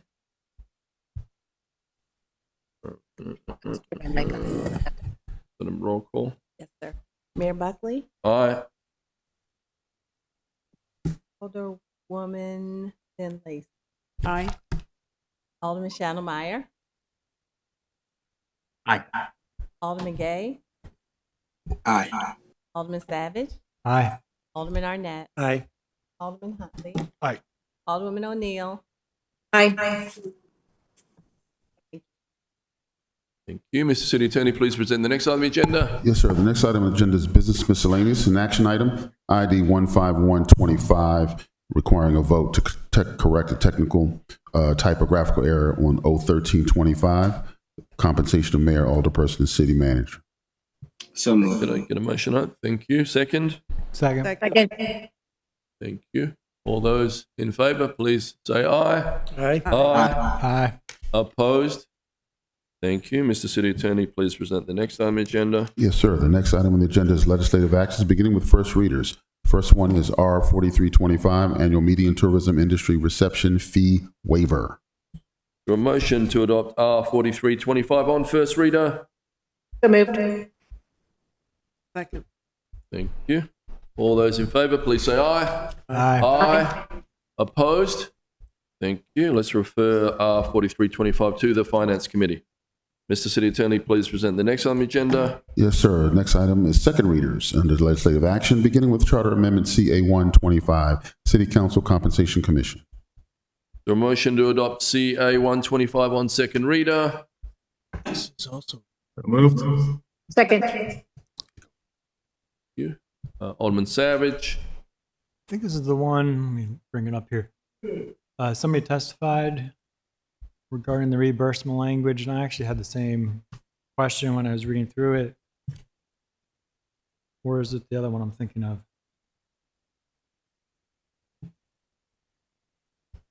Trying to find it in the. It's line 21 Oh, of here it page is. 3. Yeah. Page 3, line 21.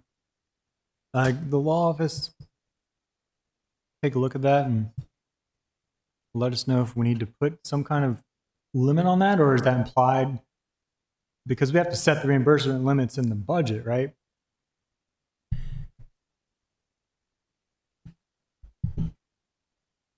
Ask me a more definitive question. So the current language is the mayor and alderman or alderwoman shall be entitled to reimbursement for expenses.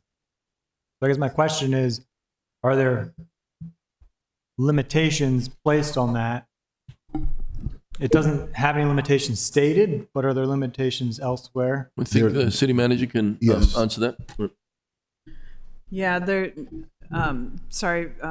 Victoria Buckland, acting city manager. There are limits that are contained within the budget, so it's not like a separate piece of standalone legislation. It's part of the limit that everyone gets every year as part of the budget process. Okay, that's what I thought, because in the past, we have increased our training budget, and that was an amendment to the budget. It's not something we have to address in the charter. That's correct. Okay, just clarifying that for the public. Yeah, you already voted for it in the budget, yes. Okay.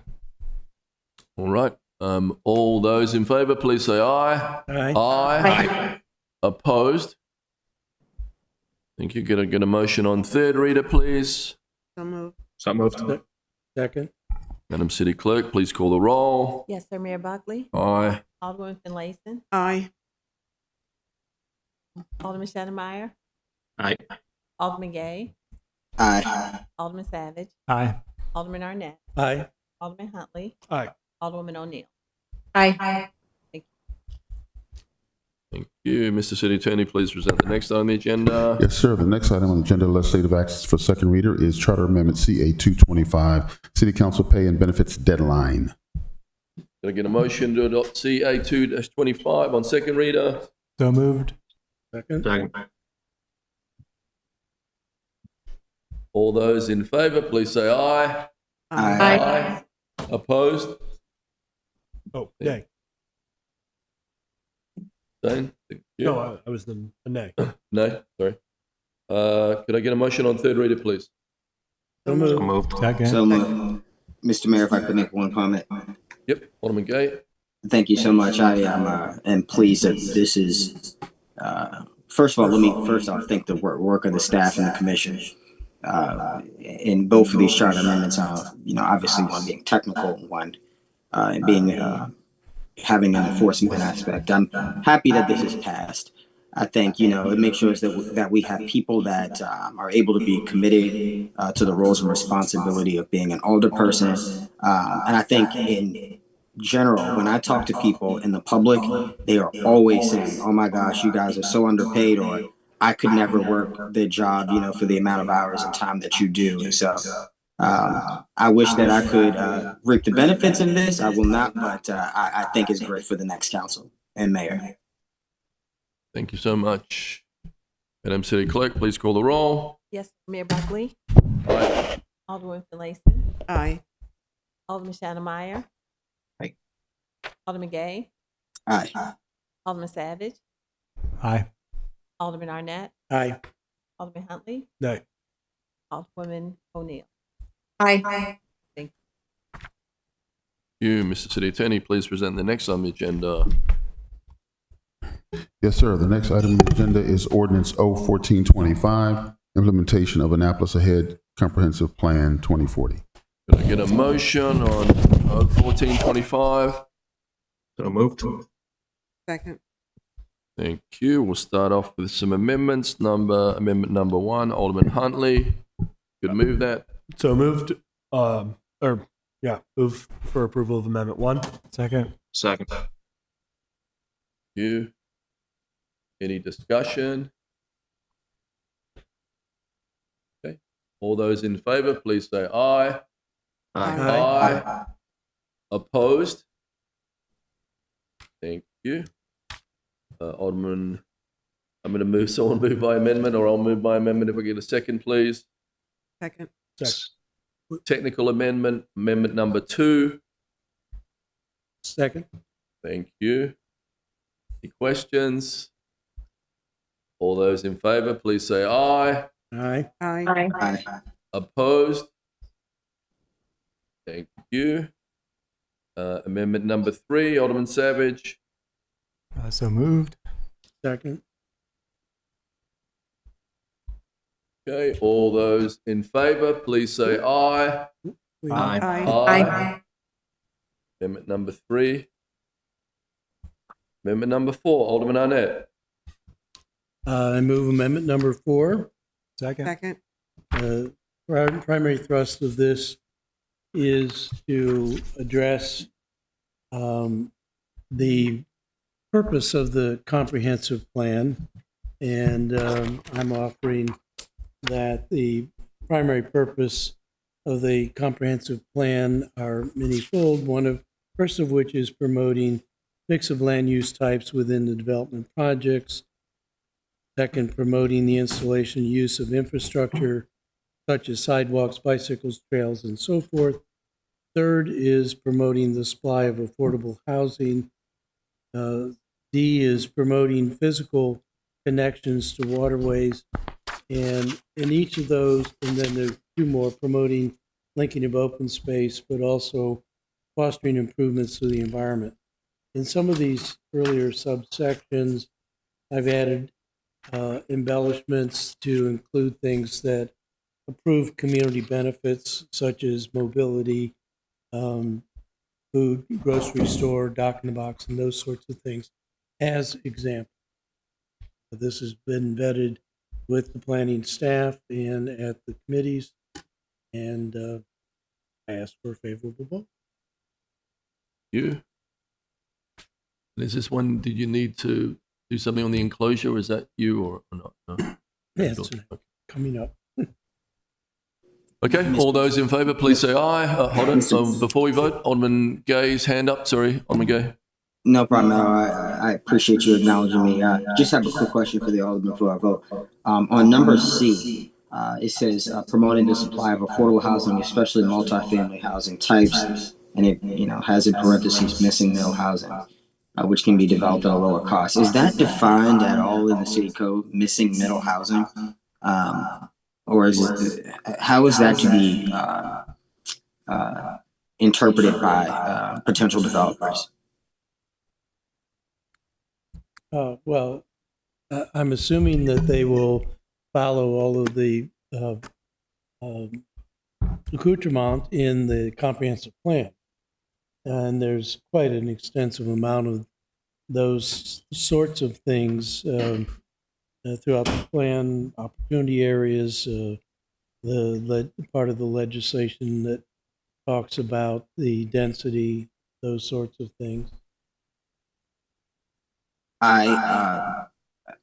Alderman, do you mind? No. Okay. Thank you. Another quick question. Is there acknowledgement at all, obviously, because the important focus of this for me outside of the downtown aspect is the overall development of housing, particularly along the Forest Rock corridor. Again, when it says affordable housing, is there mention at all? And I've looked and I've just done Shift F7 search to see the medium housing income requirements to, because otherwise if it just says affordable housing, that's left up again to the interpretation of whomever's reading it. Is there at some point in this, a definite definition of what affordable housing would be, and particularly based off of income? I take your point, and actually, for me, and you're right, it's not defined. Affordable housing is that sociodemic cohort that falls above all of those who are eligible for subsidized housing, but below those that can afford market rate housing. So it's a very specific cohort.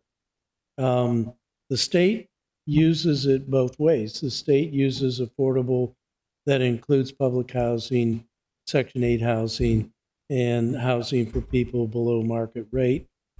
I really think that in the comp plan, and I think in all the discussions we've had with the council, we are focusing on a specific sociodemic cohort.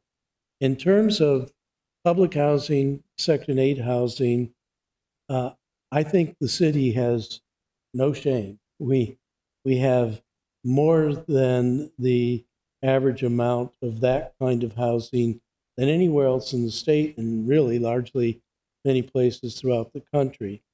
But it is this particular cohort of people that can't get subsidies and can't afford to buy in by either rent or purchase because of the market rate that I think a lot of the comp plan is meant to address. If you want to encourage a future definition in Title 2172, where definitions are included, that is more specific about affordable housing. I think that's a good idea. That's not in this proposal.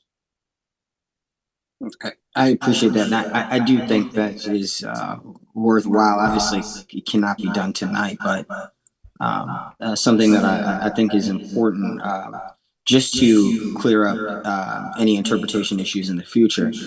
And I also appreciate you clarifying for me I didn't realize there were definitions based off the cohort, meaning subsidized housing, affordable housing, and then so forth. I do like the term that the alderman from Ward 5 uses often, and I've actually changed my language based off of housing affordability.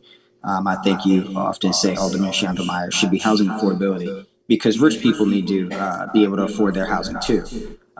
The only difference is they pay it in property tax as opposed to rent.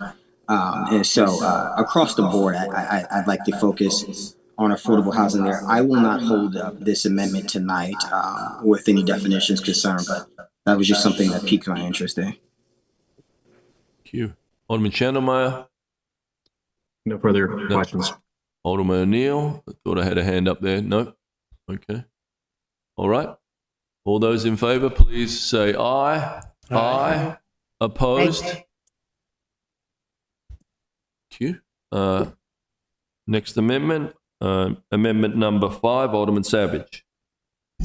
So moved. Second. So may I? Yes, please. So just to clarify, this amendment is actually the new one that came from the Joint Rules in Government and Environmental Matters. This committee has made a few tweaks, and that is included, even though I think it was labeled as just me.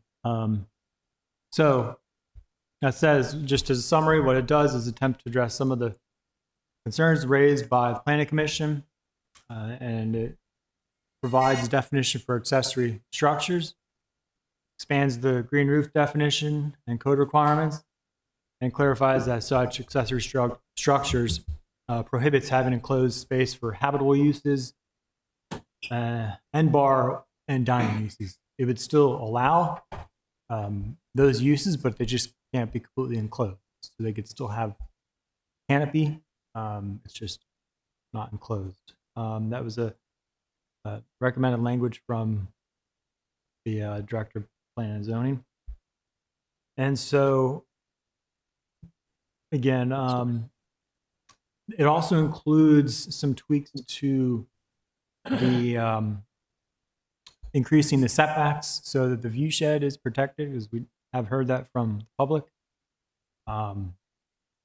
And let's see, that's basically it in a nutshell.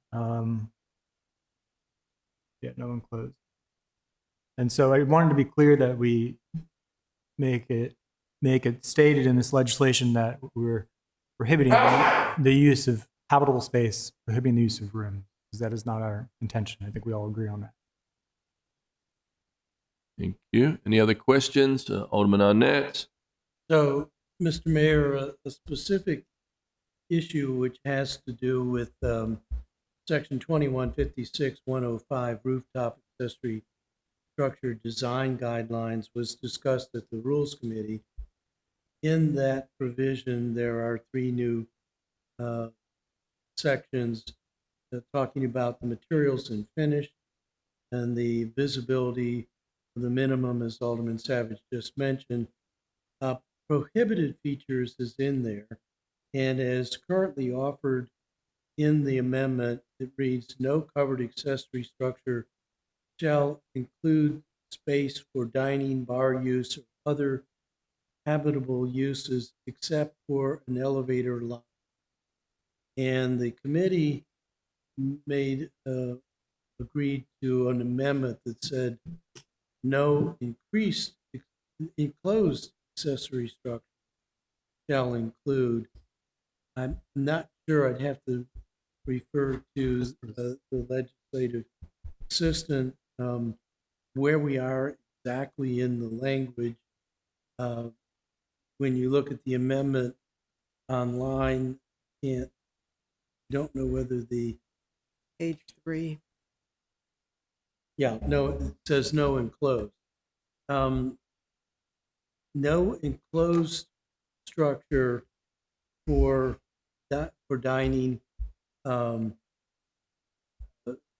use and other things, and except for the elevator lobby. Now, there are other mechanical structures, most notably stairwells, that need to be enclosed, and they may be left out by omission here, which may be fine, but I put it on the floor for consideration by the council. Alderman Savage? Sorry, Alderman, I don't quite follow it. What are you proposing? Well, the way we've changed it to read no enclosed accessory structures, that means a stairwell couldn't be. It says here except for elevator lobby, but it means that if you had a stairwell in addition to an elevator, it couldn't be enclosed, which would allow obviously weather to. So are you proposing to add at the end of that sentence, except for an elevator lobby and stairwell? And stairwell. Okay, I'm good with that. Everybody okay with that? Alderman Finlayson? Sorry. Yeah, clarification. In our joint committee meeting, we did change the terminology to no enclosed. This doesn't show what it was previously. And that's what I was asking Ms. Jackson. what it was. So what is here is what we changed it to. Correct. So I just Normally wanted it to said be what clear. is covered, and we had discussions about would that mean pergolas, tents, things like that. And we took the thrust of the Alderman original. Savage amendment to mean it was a closed structure, and that can be, and enclosed structures can't be. Enclosed structures that can be by this amendment are elevators. It does not allow stairwell. Correct. Alderman Savage? Just another clarification of as far as what else the committee's included. If you look at page 10, it includes a new section. So basically, in order to get the proposed allowances for extra height on accessory structures, the applicant would need to demonstrate three things. One would be they would have to demonstrate that the extra height is necessary and minimal.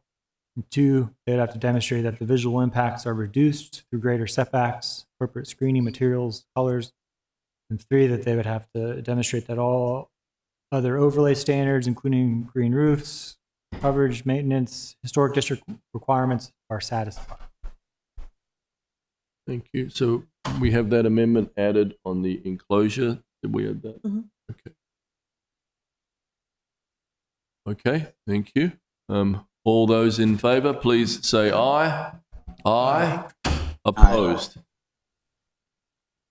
Thank you. Amendment number 6. And Alderman Savage, I'm going to bring Krista Kubiak forward on this, and Eric Lashinsky, the people that have been working on this, to sort of, some of the council have asked to be able to ask questions of them. So if you guys could please come forward. Okay. Can I move amendment number 6? Yep, thank you. Second. And And provide some background for Right. staff.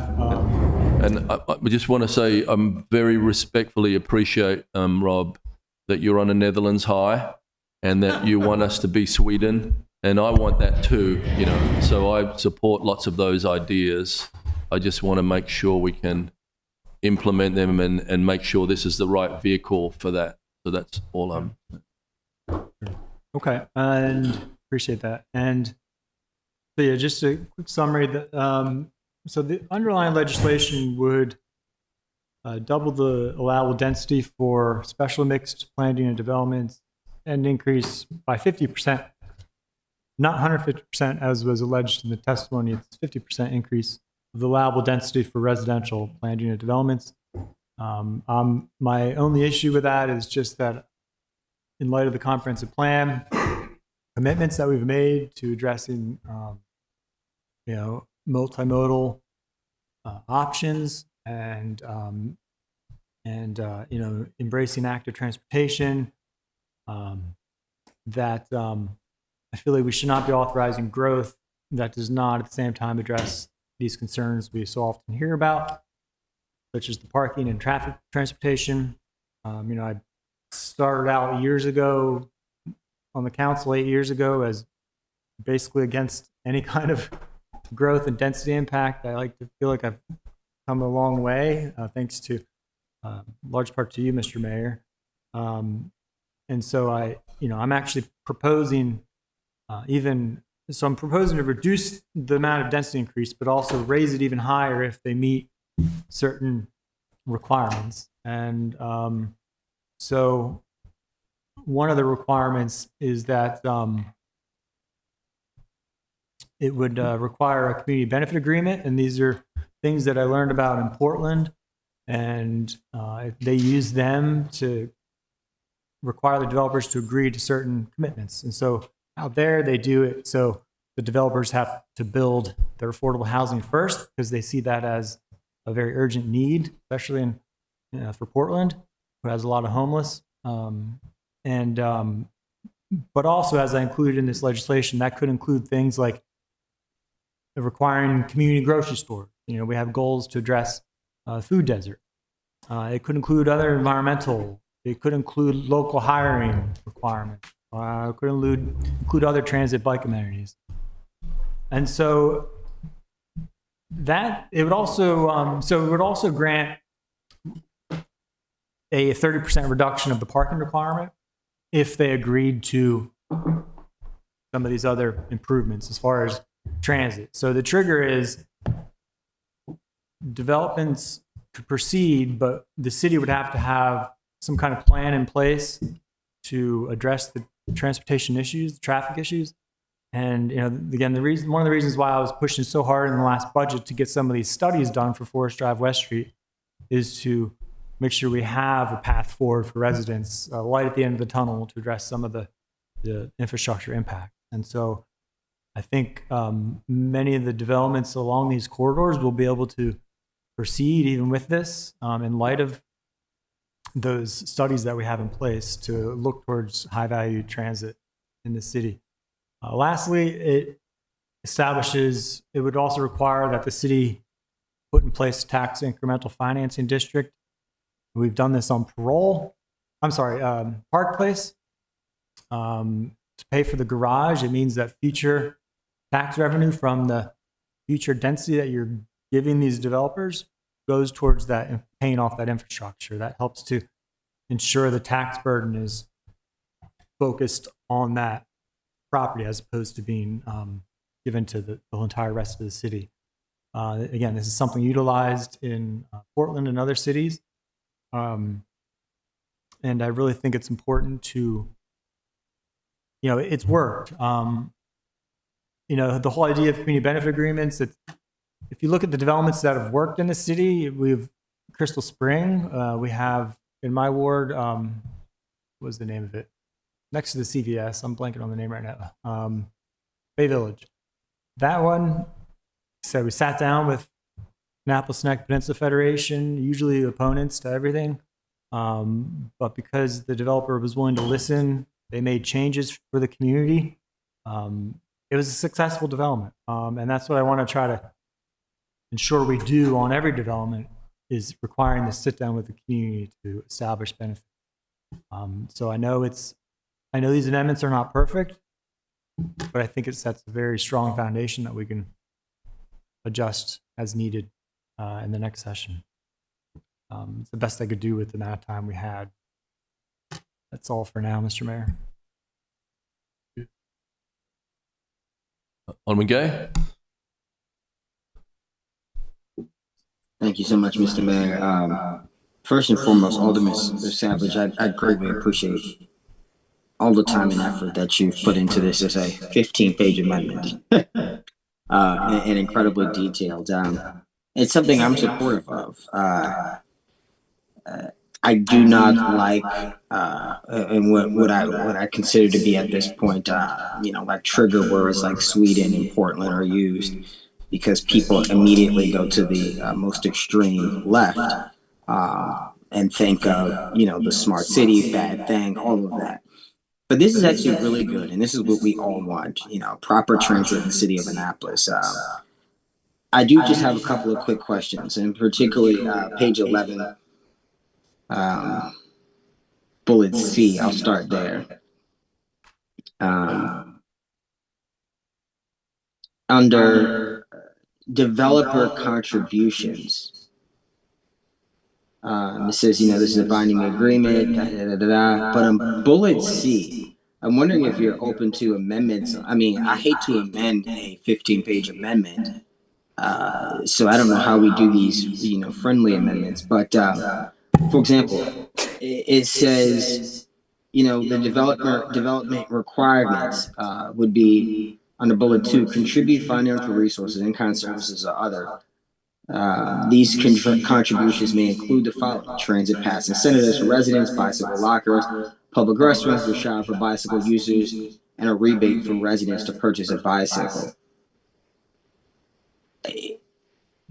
Are you open to removing some of those requirements? Obviously, these are recommendations. It's because it says these contributions may include, but I'm concerned some of that, you know, language may deter development. What are your thoughts on that? Alderman Savage. Thank you, Mr. Mayor. Well, I mean, for me, you kind of hit the nail on the head as far as they are may. I mean, I really just wanted to include ideas and, like you said, recommendations that staff can look to as far as things that they can work with the developer to include. You know, because some communities may not need all of the things listed. You know, like, for example, some of them may not need, you know, community grocery store, things like that, but others may, right? And we know others certainly do. So, you know, if you're worried about it deterring investment, I would just point out the discretion involved with those items. You know, for example, if it's a senior complex, yeah, it may not make sense to have some of the bicycle requirements, at least not as robust. But no offense to my fellow seniors. That's kind of where I am, Alderman. On that same page, and I appreciate that. I guess the obviously the key words there give flexibility to the developers. I'd be curious to hear from our staff at some point on how they believe that could be impacted. On that same page, you have affordable housing conditions, and I would just ask the same question that I asked of the alderman from Ward 8. It says the percentage of below market rate housing provided on the property shall be at least 25% of the total units. I think it is fantastic that you've included in the immediately following bullets that at least half of the units have to be complete and ready before issuing any certificates of occupancy, and failure to meet these, you know, shall obviously pull back any credits. I think that's important. I do just, again, where are we, what definition or what metrics are you using for below market rate housing? And is that something that I don't see included at the end for insert the following terms in alphabetical order? Savage. Yeah, it's a good question. And I think this came up in the past with some other legislation we were considering. But there is a, please correct me if I'm wrong, planning and zoning, but there is a state definition for below market rate housing. And I believe we also mentioned that in some parts of the comp plan. And the exact percentage, I think, is like between 60 and 110% the market value, if I'm not mistaken. Or is it 80 and 110%? Eric Lishansky, Chief of Comprehensive Planning. The moderately priced dwelling units, I believe, are either 80% or 100% of the area median income. I think it's 80% of the area median income. But yeah, we already have 15% in the code. So, my proposal would be to increase that 10% to 25% with the thought process that we would be granting the developer even more density bonus. So they would be able to make more money from the additional above market rate housing. And so the idea is, again, that they would be able to afford to increase the amount of affordable housing. I appreciate that as well. Mr. Mayor, do I have time for maybe 2 quick more questions? And then I'll pass it on, but I do have questions for the staff. On page 12, bullet 2, I'm just trying to make sure I pull this up again. The mandatory elements, the transportation demand management plan shall include at minimum all of the following. I guess you've kind of hit this on the head. Well, no, this is actually says shall include. So this has to be done. Can there be some explanation here? Again, just on additional costs that the developer may incur based off of these requirements? Sorry, could you repeat the last Is that part? for Director Jakubiak or is that for Alderman Savage? I guess at this point it could be for either or. The sponsor could, respond to that, or the director, whichever. I missed the last part of his. Can you repeat the question? Yeah, no problem. It says mandatory elements on page 12, bullet number 2, and my question was just, could there be an explanation of possible or additional costs that could be incurred from just these requirements? And yeah, thank you. Yeah, so just at least my take, and happy to hear from staff.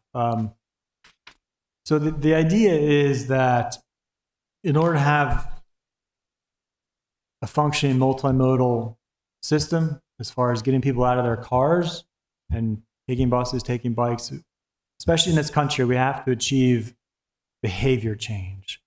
So if you look around the country at the most successful transit systems, or those that have the most bike usage, it's often accompanied with a very robust outreach program. Because again, Americans have gotten so out of the habit of biking and doing anything but driving their cars, we have to do that. And so this would basically say, again, incorporate some of these things. So parking pricing, I don't think is an impact to the developer. Bicycle infrastructure would be, but it's pretty minor as far as having secure bicycle parking. That's again, a minor thing. Car share, ride share integration, that just means having certain zones painted on the pavement. Again, not expensive. Transit pass subsidy, this could be, but the idea with this is it's for a minimum of 1 year. And again, the idea is that we want to get people used to taking buses and transit. And so you provide them a subsidy, assuming our transit still costs money. If it doesn't cost money, it's a moot point, right? But if it costs money, we give them a discount just to get them used to it. And that's why it's only 1 year. The mobility coordinator, that might be the most expensive, but I think in the big picture, it's not that much because most of these large developments would probably have some kind of, community fee. And this would really be a quite minor expense when you look at the other expenses they'll have, as a part of a larger development. At least that's my opinion. Staff may differ. On we go. Yeah, I would be much more comfortable, Alderman, if bullets D and C or D and E were removed in their entirety. And I am not sure what it would do to your legislation, but I'd also be much more comfortable if bullet D, monitoring, reporting, and enforcement was removed in its entirety. My problem with it is hard enough to find quality developers to construct affordable housing. We recognize the challenges that we've had with this in the city of Annapolis. Even with some of our newer development ongoing in the city.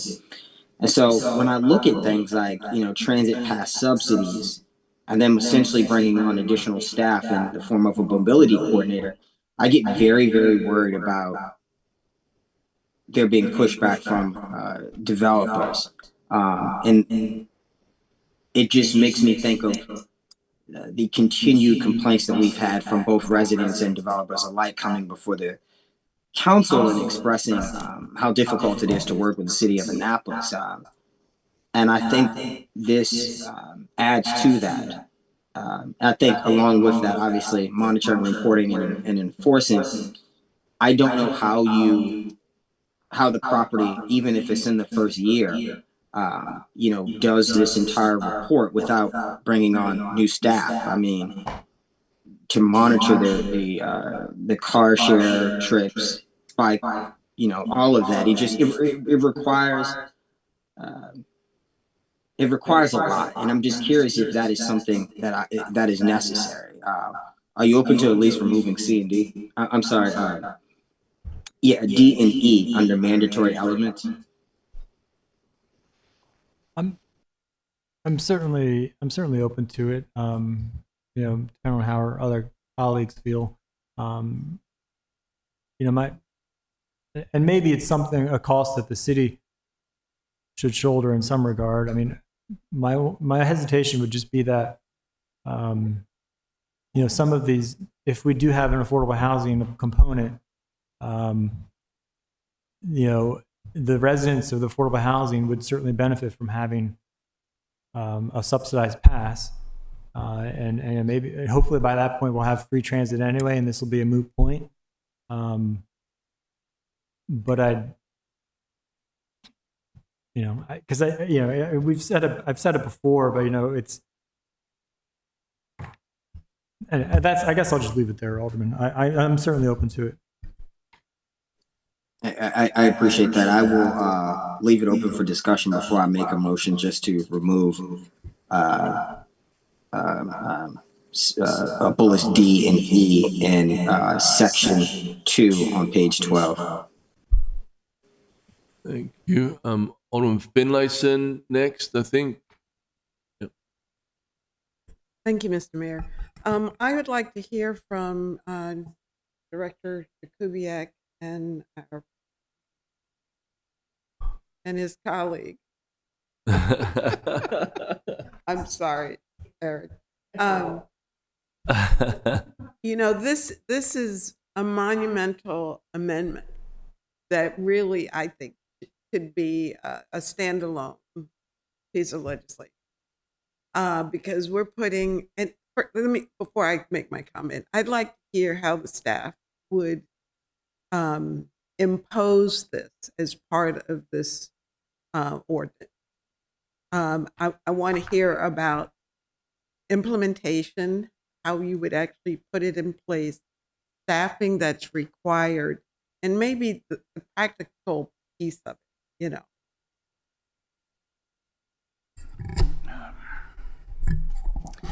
The staff would have a number of additional requirements that would run along the review and approval processes.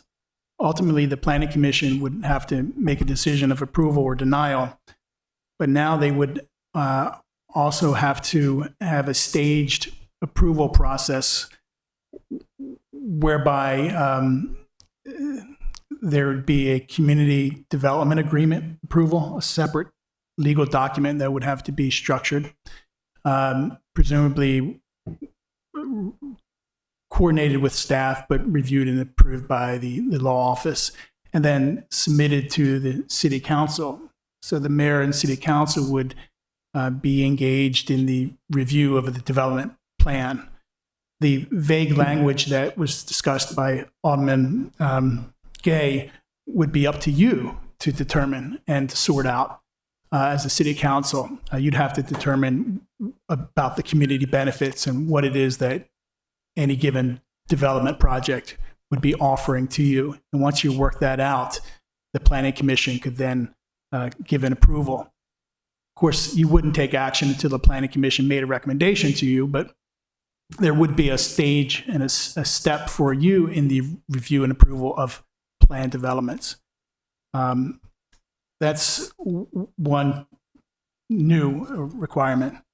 There would be a ongoing engagement with the property after it was constructed in a way that doesn't exist today.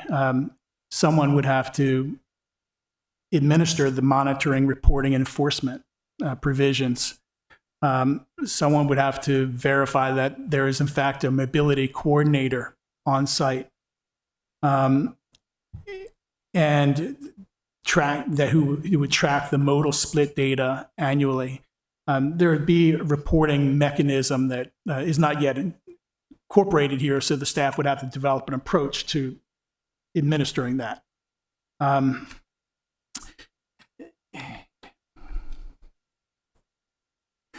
There's another aspect about transit-oriented development tax incremental financing district being established. This ordinance would create a TIF district. Doesn't say where it would create it, but it would create a TIF district, and then the revenues generated as a result of increased density would be earmarked for financing future high-value transit. I'm not quite sure how we would implement that in light of the fact that there's not a TIF yet administered, but the possibility exists that the city council in the future may establish or may draw the boundaries of a TIF district. And if that were the case, that would be a relevant factor in the review of development projects. And of course, our current MPDU program is in place, so we could handle and absorb that administrative task because we have a person that does the affordability, housing affordability for the city. So that wouldn't necessarily impose a burden on staff. That the current ratio is 15% of total units have to be devoted to affordable units. And we would presumably interpret this as saying, in essence, the MPDU program has been expanded to 25% of all units for those planned developments that seek a higher density. That's how we would implement it under the way it's drafted. I think it's just a matter of a little more detailed analysis that would have to be taken. The developer would have a lot more things to do in terms of getting approval, and would have to maintain a long-term relationship with the project. And the staff would, as the city's enforcement division, also have to engage on a long-term basis with the properties to ensure that the mobility aspects of the project are continue consistent with the code. One thing this does is it sets forth standards, but also introduces enforcement and monitoring all in one bundle. And it sounds like it would change our role from strictly policy to weighing in on implementation of development projects. Yeah, it's it requires a community development, a community benefit agreement, and it's an agreement that's structured during the development process, the review process. The Planning Commission would presumably make a recommendation. That recommendation would go to the City Council as a separate stage in the process. If you approved it, it would go back to Planning Commission for approval. So it does seem like the City Council would be involved on some level in doing development plan review, because you can't really review the standards and the benefits without getting a recommendation from the Planning Commission about the project itself. Mr. Lashinsky? I don't have too much more to add.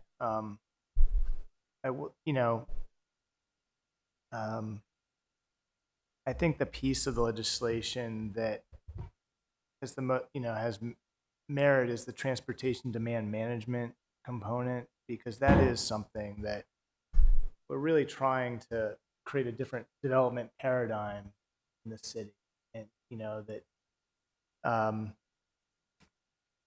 tries to emphasize that there are other ways to get around the city other than through personal vehicles, and to the extent that projects can encourage that, they're going to be a benefit to the city. But so, and that too would require additional effort, but I think that's something that has merit. My first concern about this amendment is the fact that it attempts to force our residents out of their cars, which I know ultimately is what we want. But I don't believe forcing it is the way to get there. I don't believe that putting a process in place that requires a transit system before we can have development is going to get us to where we need to be. This puts in place the TIF program. I mean, we did that at Park Place, and maybe it wouldn't take a lot of maneuvering to create another similar process, but I don't know. And who does know? But anyway, I think for myself, this is taking it into another realm on so many different levels.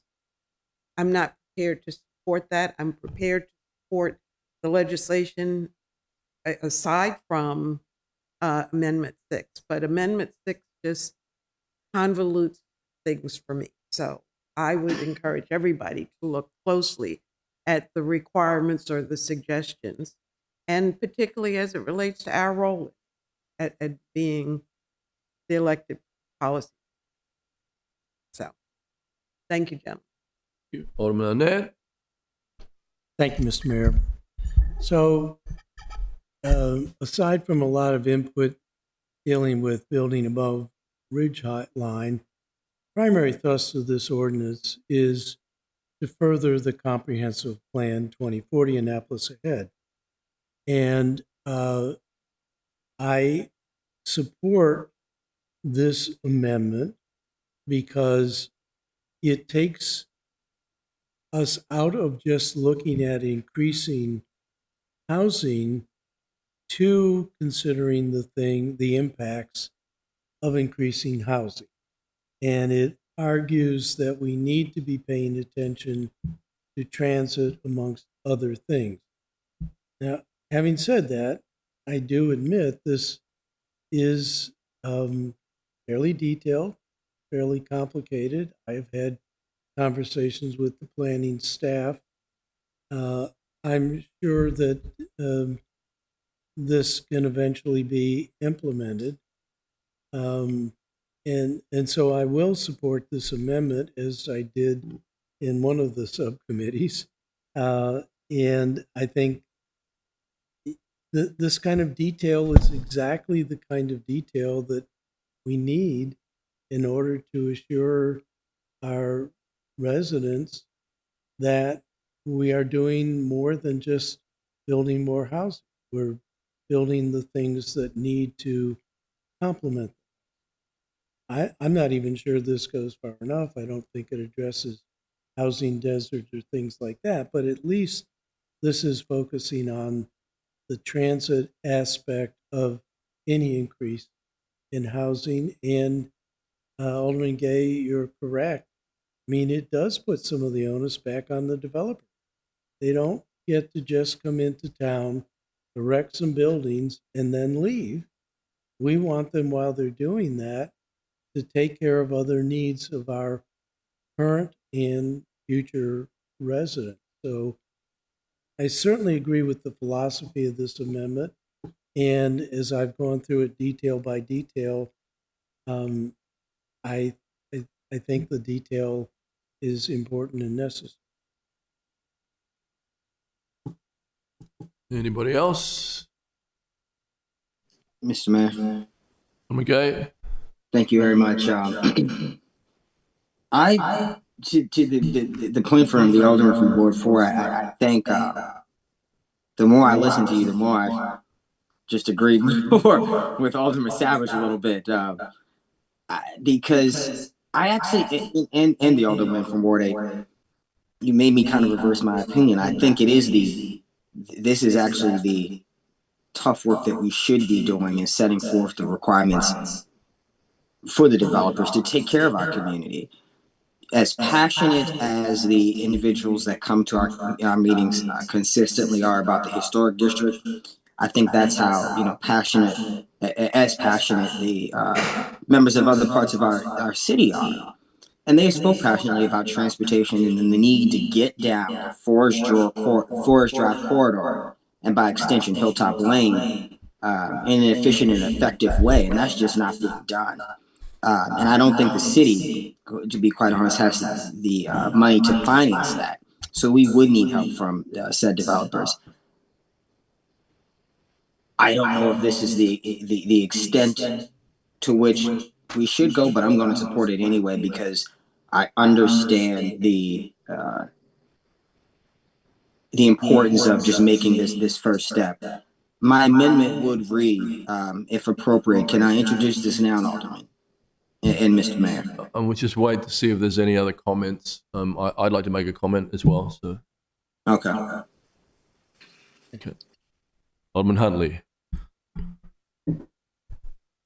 So I found a lot of what Alderman Arnett just said very compelling, and I think there's an argument to be made about how important it is to set out standards for how someone coming into our community will contribute to our community. My worry, though, is if we want people to invest, the number one thing that kills investment is uncertainty.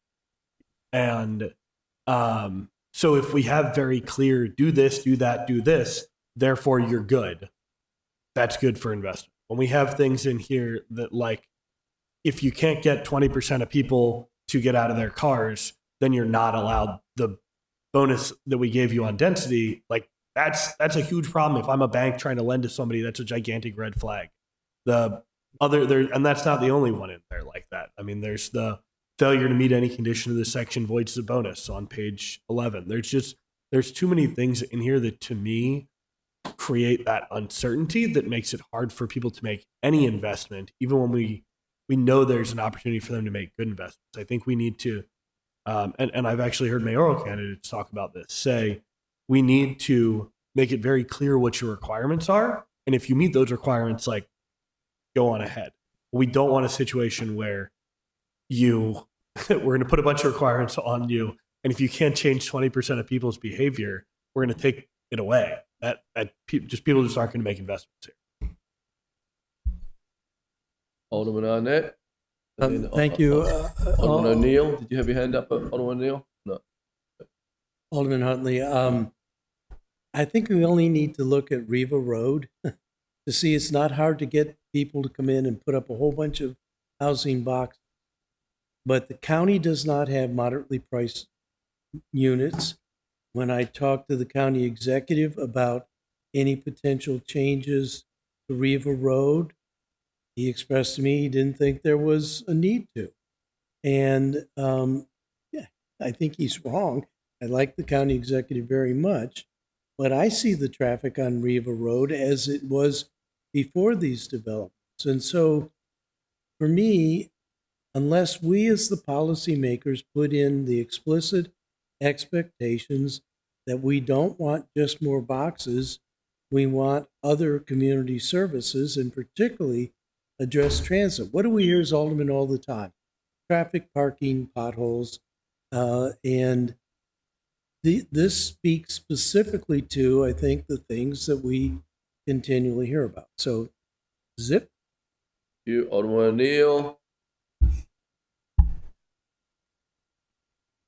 Thank you very much, Mr. Mayor. One of the things that I have been grappling with for the past 2 months has been this. In many, many cases throughout the last 4 years, we have had legislation, and when we get past 2 or 3 amendments, we've said, if there are so many amendments, why are we still going forward with the original legislation? And I believe that Alderman Gay has said that on numerous times and talked about it. I'm frustrated that there are so many elements to this. The major public focus of this particular piece of legislation has been on the height limits on one section of the city. there's so many parts to this. I just get frustrated that it is such a huge bill. And we're sitting here talking about it. We've been talking about it for close to 45 minutes, probably longer than we've ever spent in a council meeting talking about a piece of legislation. And I don't know that we're all going to come to a consensus on everything. I know we've passed the prior 5 amendments, to move forward. But I just think that due to all of the public testimony, all of the people that have reached out to us individually or as a group, we really owe it to them to really take a look at this legislation and where are we going with it. Each part has merit, and I've said that to many people over the weekend. Each part has merit.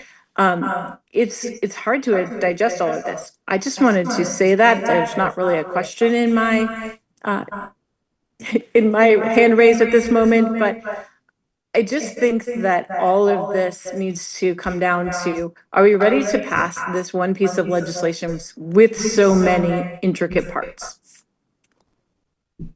Thank you, Alderman Finlayson.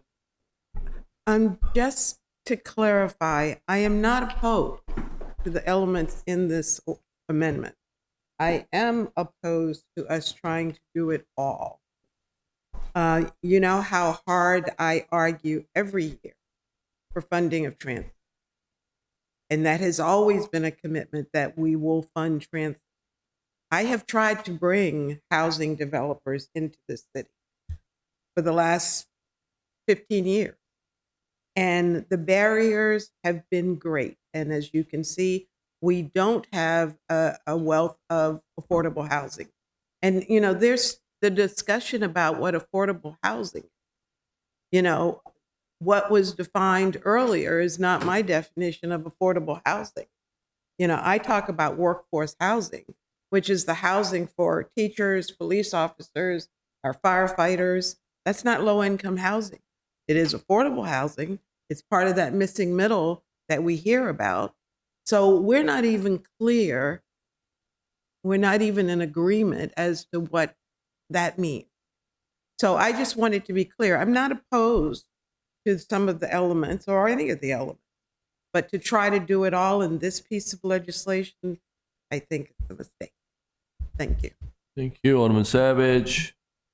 Thank you, Mr. Mayor. And a couple points here.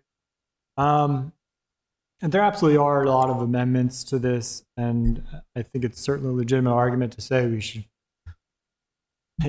just not move forward with the entire piece of legislation. However, we're at the 11th hour.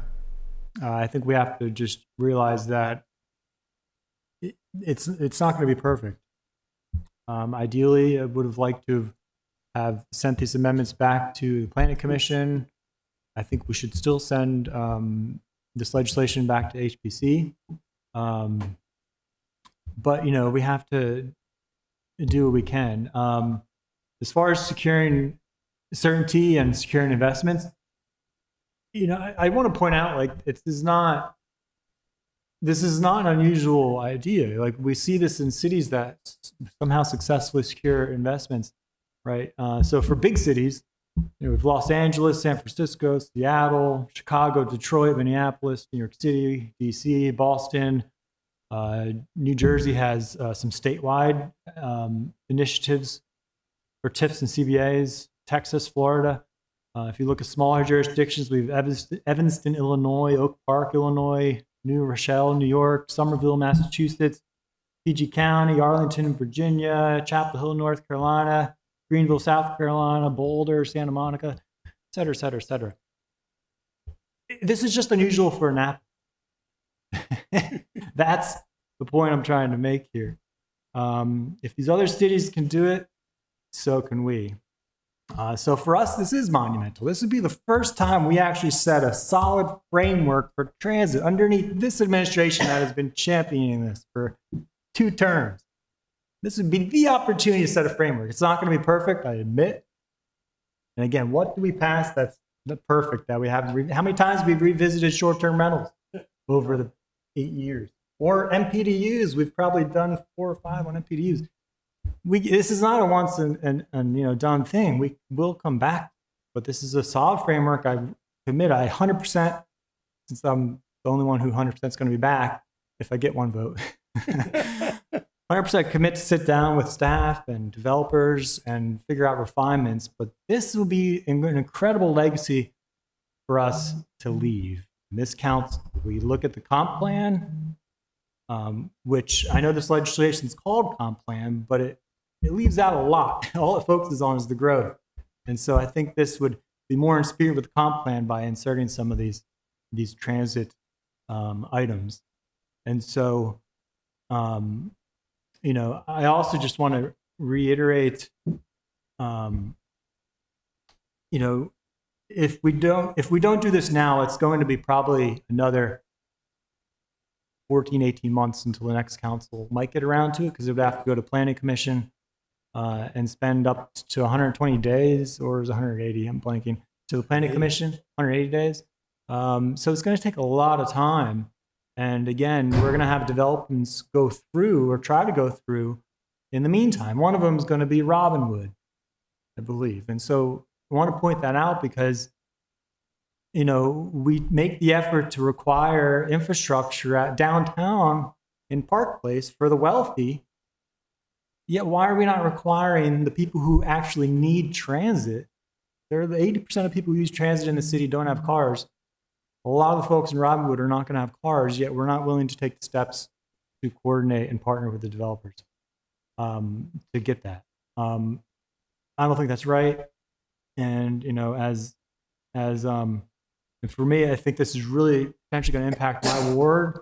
I think all the wards along Forest Drive quite significantly. We have how many, just as far as public safety, we also have Safe Streets goals. All the kids that walk up and down that road, again, the most dangerous road in the county, yet I'm afraid we're going to pass on an opportunity to try to address that.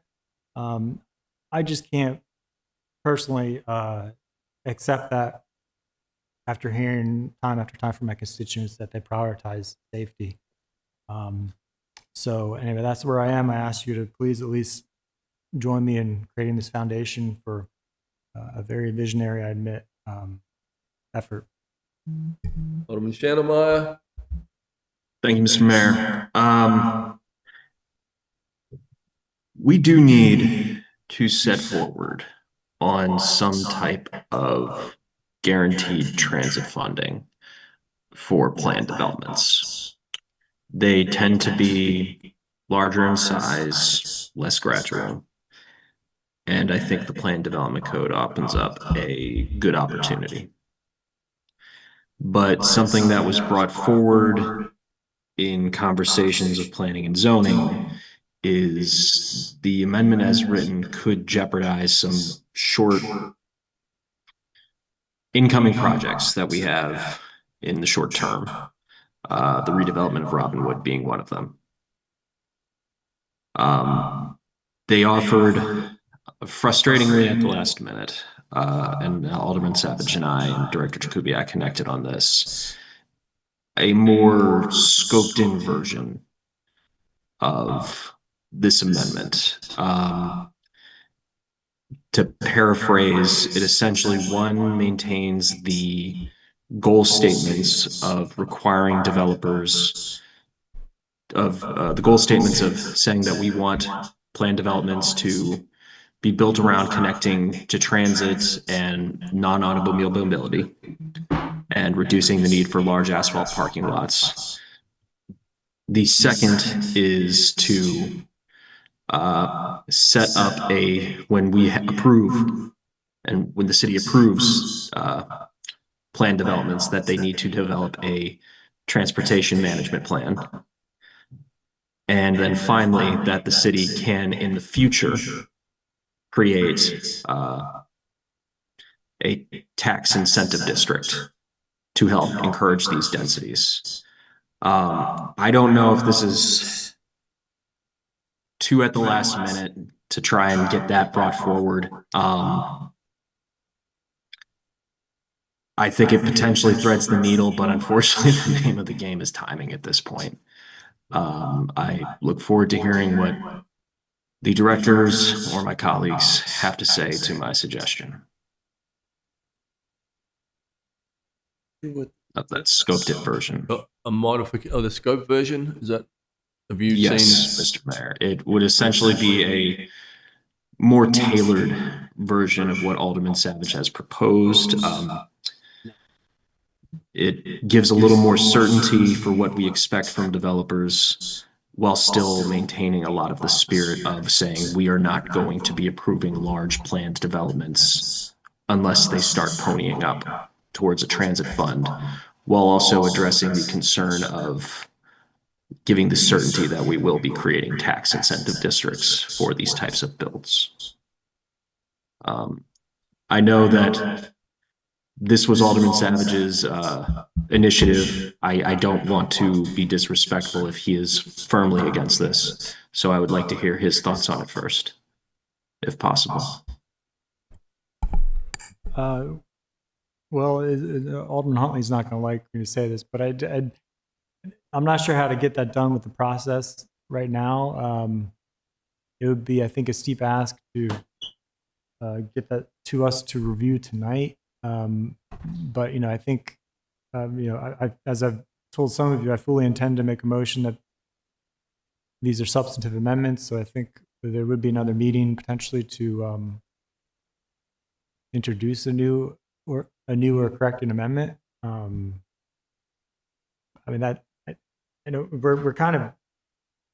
limited on options, and neither's ideal, but I just think with the other legislation we have on the agenda tonight, I think it might be difficult to do. Thank you, Alderman Gay. Well, thank you so much, Mr. Mayor, but I wish you would have told me that at the beginning of the meeting, Alderman Savage. I think that changes things significantly. If you're going to vote that these amendments are substantive amendments, that means that we will have another meeting to discuss this. And so there could be amendments to Amendment 6, and there could be amendments to 01425 in its entirety. I was not. This puts it. So first of all, just to be also for a point of order, there is an amendment coming from Alderman Schandelmeyer, and then there are amendments coming from myself. Nothing has been proposed by me. I have just given a general vibe. I'm curious as to thoughts, but nothing has been motioned or seconded. Okay, yeah. Sorry for interrupting. No, you're totally fine. I just, I'm also curious what is the best way to move forward at this point, considering the comments that the Alderman just made. Do we even take action on this?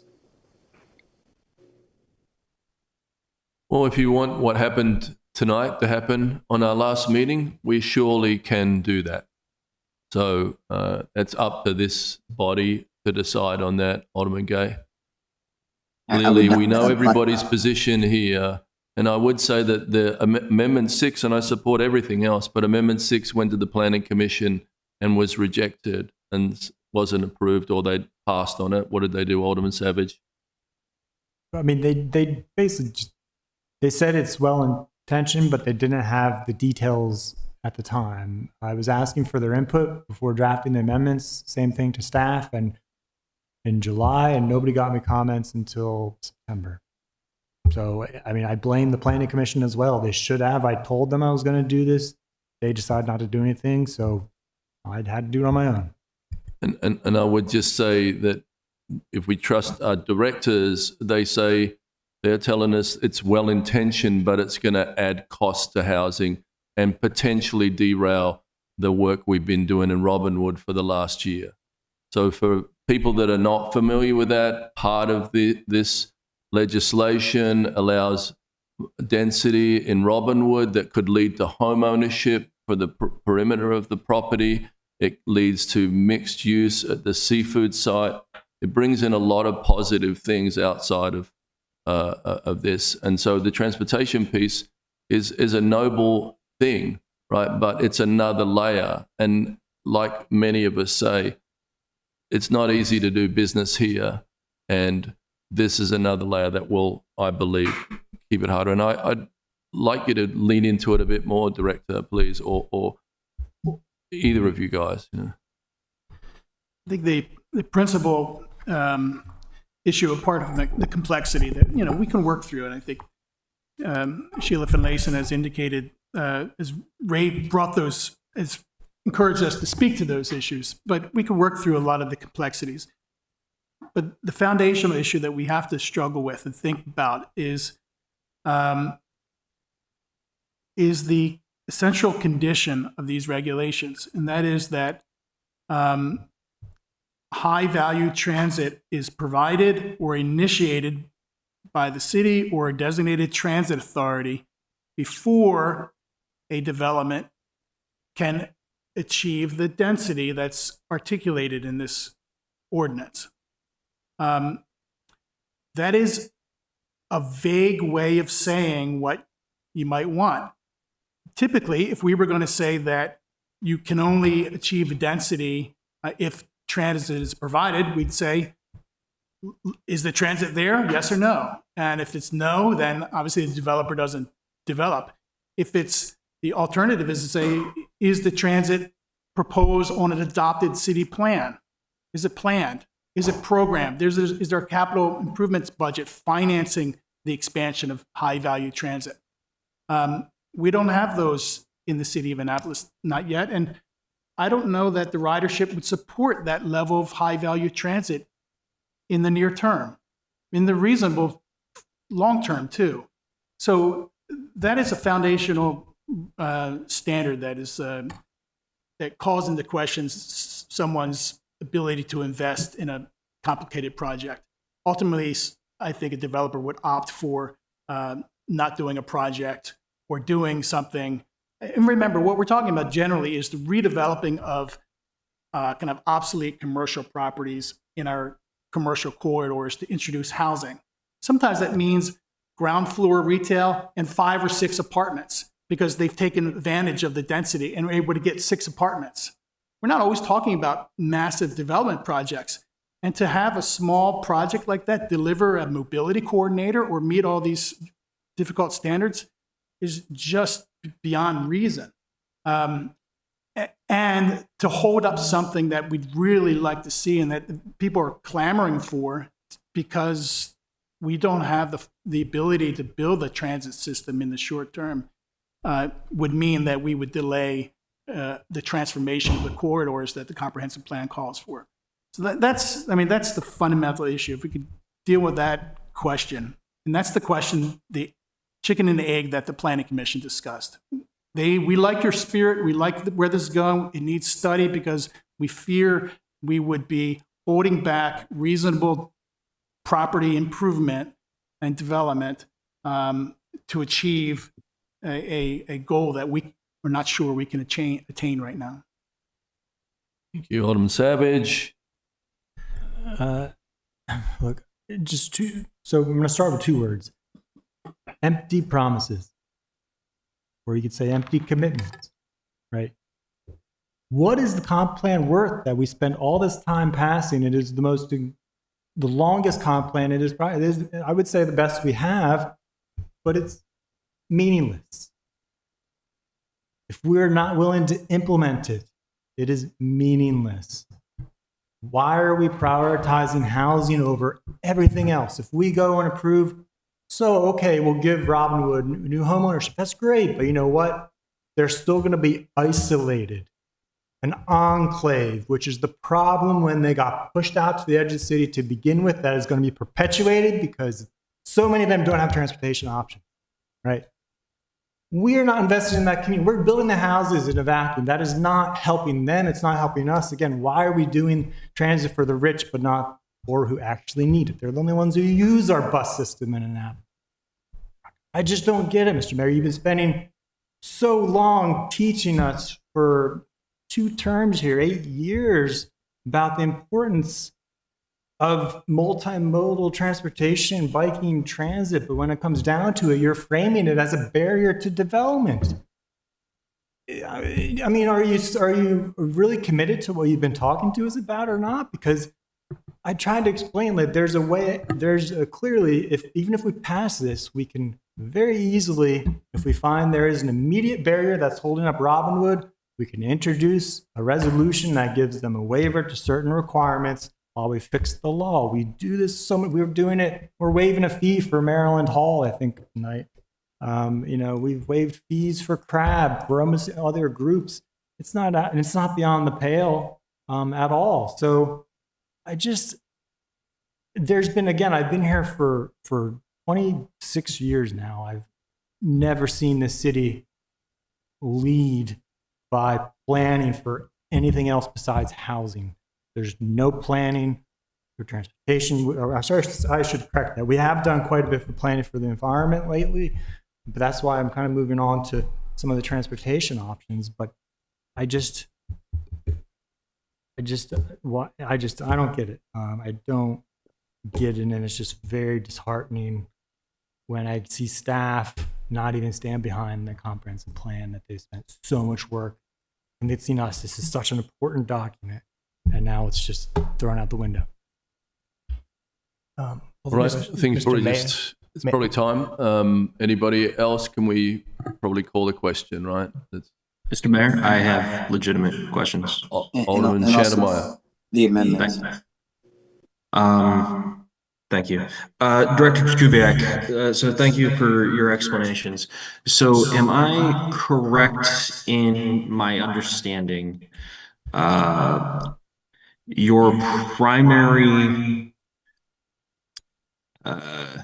hitch, I guess would be the correct word, I don't know, it's 10:20 at night, is the high value transit portion in this amendment? Is that the primary hitch here? The vagueness of that statement or the strictness of that statement? Making it the condition for approving planned developments. Yes. Now, if we were to take out high value and just make that coordination with transit, which we currently have in the city, while still guaranteeing that when we approve planned development code, that with the new planned development code that this legislation would pass, this amendment would still be putting in funding and lockboxing it for non-automobile transportation. Would that, in your mind, be a hindrance to what we want to see with our targets for affordable housing development in the city? I think the answer is yes. This would add a lot of cost to projects, planned developments up front. If we're talking about scaled projects of 100 units or more, those types of projects can handle the added cost of some of these requirements and can manage it through. The smaller projects wouldn't be able to. So even with like a smaller project, we could, as this is written, if we change high value transit to just transit, I feel like we could scale that. A project of 6, we could just go chip in some money for a bike lane or fix the sidewalk. Or am I missing something and you're saying like that would still have to be throwing in large sums of money to funding a light rail or bus rapid transit? I'm trying to find a way to get to yes for everyone, because I think everyone's goal here is noble. We have such a fantastic comprehensive plan legislation here in front of us, and I share Alderman Savage's passion here. I spend more time on a bus than I am confident to say the rest of the room combined here, going into work. I know what it's like when you don't have effective transit funding, but also you do need a certain minimum density to get good projects going, and the housing crisis is so bad in our city because of the fundamental lack of housing. And I'm trying to find a way to thread this needle here, because I know all of us are on the same team and we're all just trying to find a way to get our city to the wonderful place that we know it can be here. So do you think that if we changed high value transit to transit, which we already have in the code, and that this would still let us get funding for that source, we could still make these things work.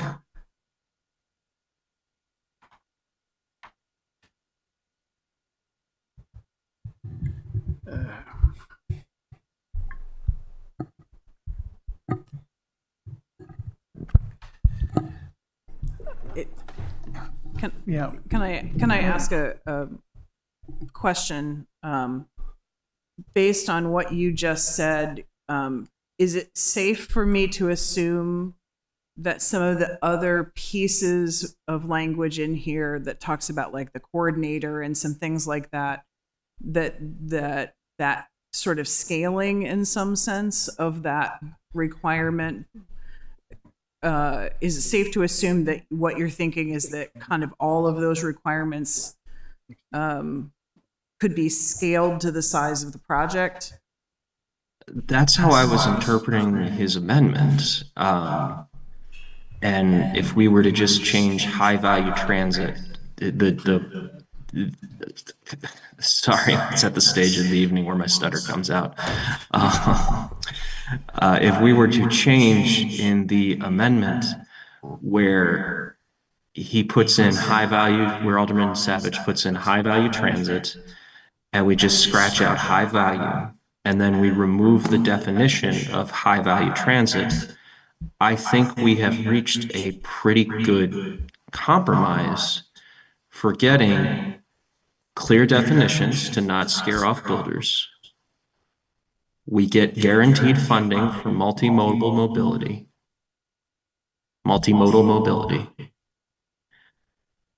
And that lets us pass a fantastic piece of legislation to, one, tackle our housing crisis, and two, greatly improve our transportation system. I think that's a good idea. Maybe that's the 1030 talking, but. Director Jakubiak? We have, there's bus service along West Street and Forest Drive. There's transit service. Okay. And if this simply says the property is or will become served by transit service, that would in principle mean that those properties along transit lines would continue to operate, or would continue to operate presumably, but would become eligible for these density bonuses. Fair enough. That's good. And if I might suggest too that the most substantial part of these requirements apply to larger developments. For instance, the monitoring, reporting, enforcement. If you intend to keep that, to say for planned developments over 100 dwelling units. Okay. And make it applicable to that. Okay. We're cooking. Yeah. That's just a suggestion for the council to consider. Alderman Savage, what do you think? Have we reached a deal Alderman here? Savage. I mean, I see where you're going, Last but meeting is in your hands, Rob. It's no pressure. It's going to cause the whole thing to unravel because there's really no reason to award extra density to the developers unless that extra profit and extra tax revenue is going to go towards a high value infrastructure improvement. Because transit alone, I went with high value transit because transit alone is as easy as just throwing up another bus stop.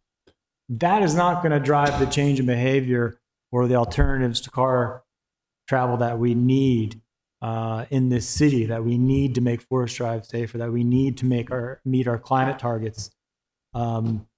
So, if you wanted to change that, I'd have to reevaluate all the other conditions because, again, there's no reason to put a TIF on a property unless you have a high value infrastructure to pay for, like a Park Place is because of the high value parking garage. It would backfire if you propose that, because again, my whole point is not to award density unless that density helps to support improving the infrastructure for the entire city and actually going towards paying for these high value improvements. So if you're going to propose that, I would just suggest respectfully just vote no on the whole thing. I just don't think it's going to work at this stage. Okay. What about the director's suggestion of just adding for 100 units? So we don't box out the small projects. Where would you add it? I don't know. Director Jakubiak, do you got an idea? Well, firstly, I would add it to the monitoring, reporting, and enforcement sections. Page 5. Yes. I'd add it to this section that required a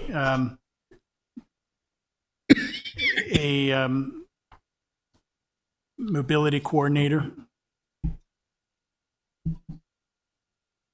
I realize I have a slightly modified version, older version, a printed version, the code language, so I'm not. Point of order, Mr. Mayor, or point of information, Mr. Mayor. The enforcement section is actually on page 13. Page 5 is the section just letting us know where we could look for that subsection, just for clarity for those following along. Thank you, Alderman. Okay. So page 13.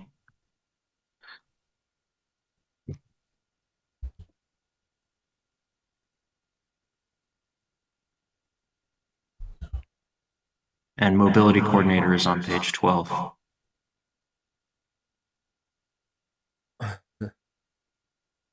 What are you Mr. Mayor. proposing, Alderman? Are you proposing something, Alderman Yeah. Shannemeyer, or not? We need to get substance. Remember, in 15 minutes, we're going to have to call for a vote to extend. I think we should just call the question, you guys. All right, let's just call the question. That's the 10:30 talking. Let's do it. Mr. Mayor. Is that you seconding, call the question, or were you second after your question, Alderman Gay? Well, I still want to put my amendment on the floor, just in case. And it's very simple. On page 12, section 2, under mandatory elements, remove subsections D, transit pass subsidy, and subsections E, mobility coordinator. Second. And on page 2, add. Page 2? I'm sorry, on page 13, add every 2 years, as opposed to the developer or property owner shall submit an annual transportation demand management report. Second. Okay, that's an amendment. We'll vote on that. Aye. Aye. Get that? Clarify what the vote is. Is the vote on the? It's the gay amendment. The friendly amendment. Yeah. Okay.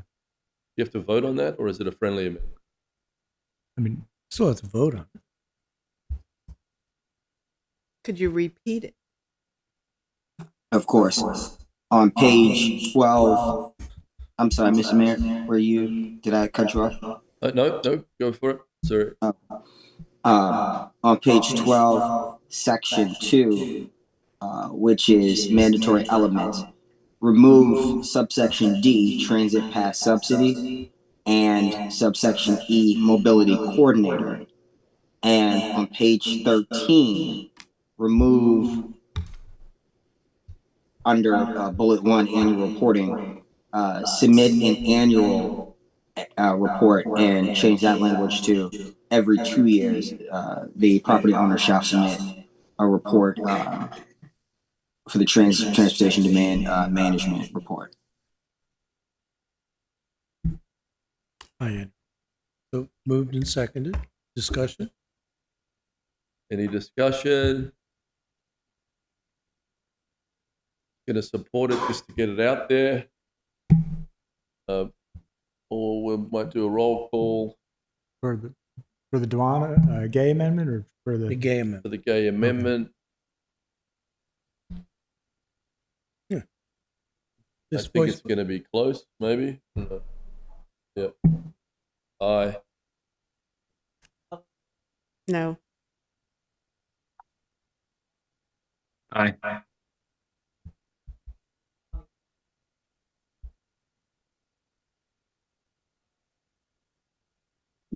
Alderman Gay, Aye. It's just a Alderman Savage, Aye. Alderman Arnett, Aye. Alderman Huntley, Aye. Alderwoman O'Neill. Aye. Okay, so now we can vote on it as amended. I'm going to be, Amended. 6 as amended, right? yeah, 6 as amended. I'm going to be a no because I'm going to trust in director's advice here. Nothing personal against Alderman Savage. I support everything else, but I truly believe what they're telling me and how it applies to Robin Wood is going to be a real issue for us.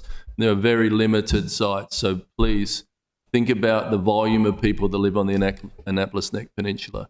We do not have the density to support a bus going to Washington, D.C. How are we going to have the density to support a transit system going to the Broadneck Peninsula? And who would get on it in the Broadneck Peninsula? That's how I feel. But that's just my opinion, and I'm supportive of transportation, but I think it's the wrong solution. So on a roll call, I'm no. Alderman Finlayson, No. Alderman Shandemeyer. Aye. I couldn't hear you. Yes. Affirmative. Thank you. Alderman Gay, Yes. Alderman Savage, Well, since the mayor opined on the roll call, let me just say that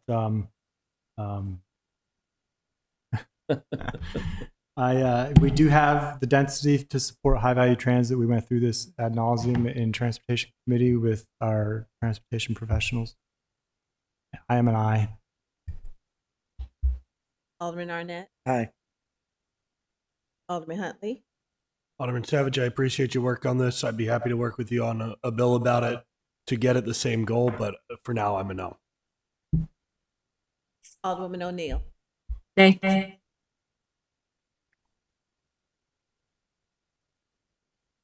For it is defeated. Defeated? 4-4. Only 8 of you, 4 and 4, 0. Oh, okay. Defeated. Rhonda gave me her proxy. Okay, so we got 5 amendments that went through. Can I get a motion on the bill as amended, please? So moved. Alderman Savage. Well, don't we have to make? When do we make the motion? We have to approve it on second reader or Consider the vote on amendments it the same. with 5 amendments. So that's what we're getting ready to do. We need a motion to second. On the 5 approved ones as amended. It will be a roll call again. Alderman Gay. Just quickly, so this is obviously being voted on as amended, second reading, then we'll do it to third. Before we get there, I just have one quick question for the Office of Law. Are these gentlemen's concerns accurate? Listen, I support the legislation, obviously, because there are things in it that are beneficial to my ward, my community specifically. The Robin Wood project. But they've made this about the hotel. And they've now come up with, obviously, what we've just received. I've got it tonight from Alderman Savage, this 14-page potential lawsuit. I need to hear from my Office of Law that this is a null and void, that what I am voting on in second reader and then what I will be voting on in third reader. Obviously, nothing is protected from lawsuit. You can sue for anything, but it is legally sufficient. Yes. Thank you very much. Okay. This is second reader vote. All right, second reader vote. Can we have discussion? Yeah. Okay. So I just want to talk about the change to the height limits. I think it's important for us to recognize what this really is, right? This is not a let's put 6 stories into the historic district. We're not doing that. But we are making our code more complicated when in so many other ways we're trying to make it less complicated. We are nibbling at the fabric of the historic district that's been very well preserved. And so I just think that alone is reason not to support it. And I question the public good. And I can't say it much better than so many of my constituents said. So I'll leave it at that. But I really do think that's not what we should be doing here. Thank you. Okay, Alderman Arnett, then Alderman Savage. Thank you, Mr. Mayor. So I really do think the important part of this legislation is that has to do with the comprehensive plan. But I do want to speak to this whole ridge height issue. First of all, the legislation does not raise the ridge height. And so contrary to what number of people testified, it doesn't do that. But it does allow for up to 25% of mechanical structures above the ridge height. And I'm okay with that because this just allows for an applicant to come in with an application to do X amount above the ridge height. It still has to go through the planning staff. It still has to go through HPC. We still have to consider the cultural landscape, so the site and how it's going to be seen. So passage of this legislation on that aspect does not trouble me. And I think there are plenty of ongoing safeguards. But we'll see how we vote on the whole ordinance. Alderman Savage. Thank you, Mr. Mayor. Yeah, just on both pieces, but first, again, maybe last comment on the on the unplanned growth. I think, a number of my colleagues on the council, we've worked on over the years, again, to address the impacts of growth that we've heard from our residents. And I think some of my colleagues have also used that same rationale as far as unplanned growth, as far as, again, growth that doesn't address our infrastructure impacts, to oppose the ADU and duplex legislation. So I think it would be consistent to say that on this 014 legislation, which would have much more of a growth impact on the community. And as far as the height part of the legislation, I think, so my amendment was killed because the experts on staff raised concerns. We've not heard from our experts on the Historic Preservation Commission. We've not heard from our expert on the staff, our historic preservationist, who, last I ran into him, had some concerns. All right, so why are we picking and choosing with our arguments here? Why is it good for transit to kill that, but it's not good enough to kill this proposal on historic preservation? That's my big question. Anybody else? Okay, can we call the roll?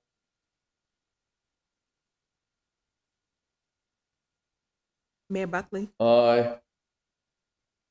Alderman Finlayson, Aye. Alderman Standemeyer, Aye. Alderman Gay, Aye. Alderman Savage, No. Alderman Arnett, No.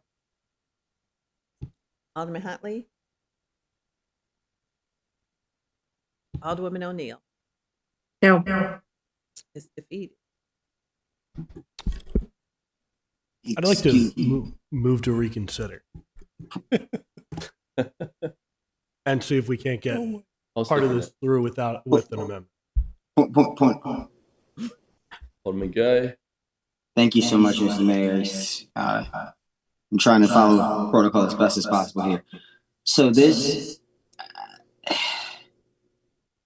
our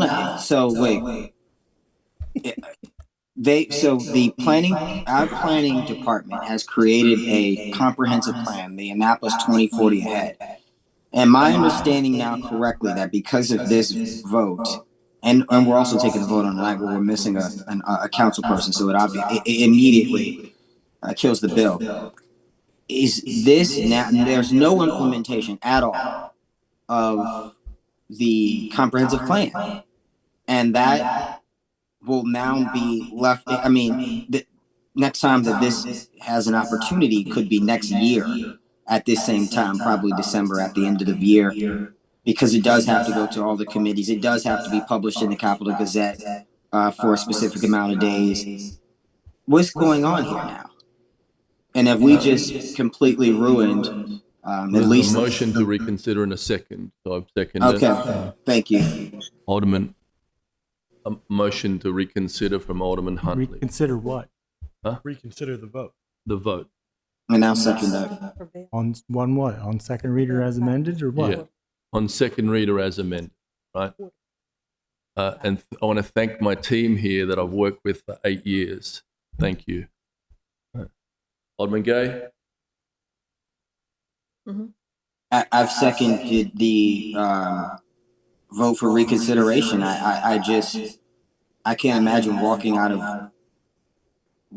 we put too much time into this. The mayor's administration, the staff, my colleagues. I mean, there's no Annapolis 2040 if we don't vote on this.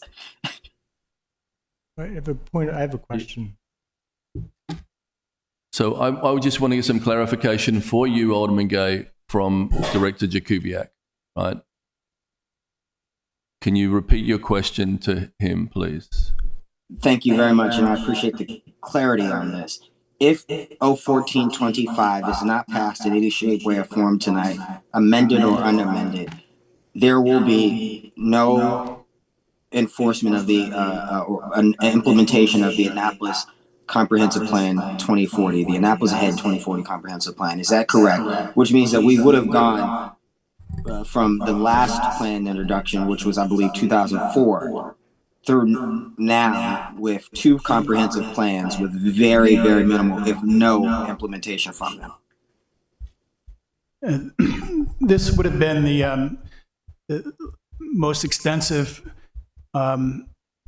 ordinance to connect the comprehensive plan to zoning code that the city ever adopted, and would have linked specifically the mixed use recommendations, the housing recommendations, and the performance recommendations for development specifically in the code. Your comprehensive plan would have been clearly implemented through the code if this were adopted.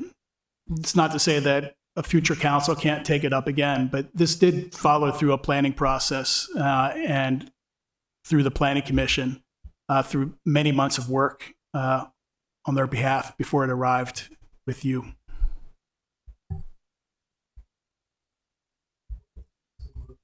So there's a motion to reconsider the amended thing. Yeah.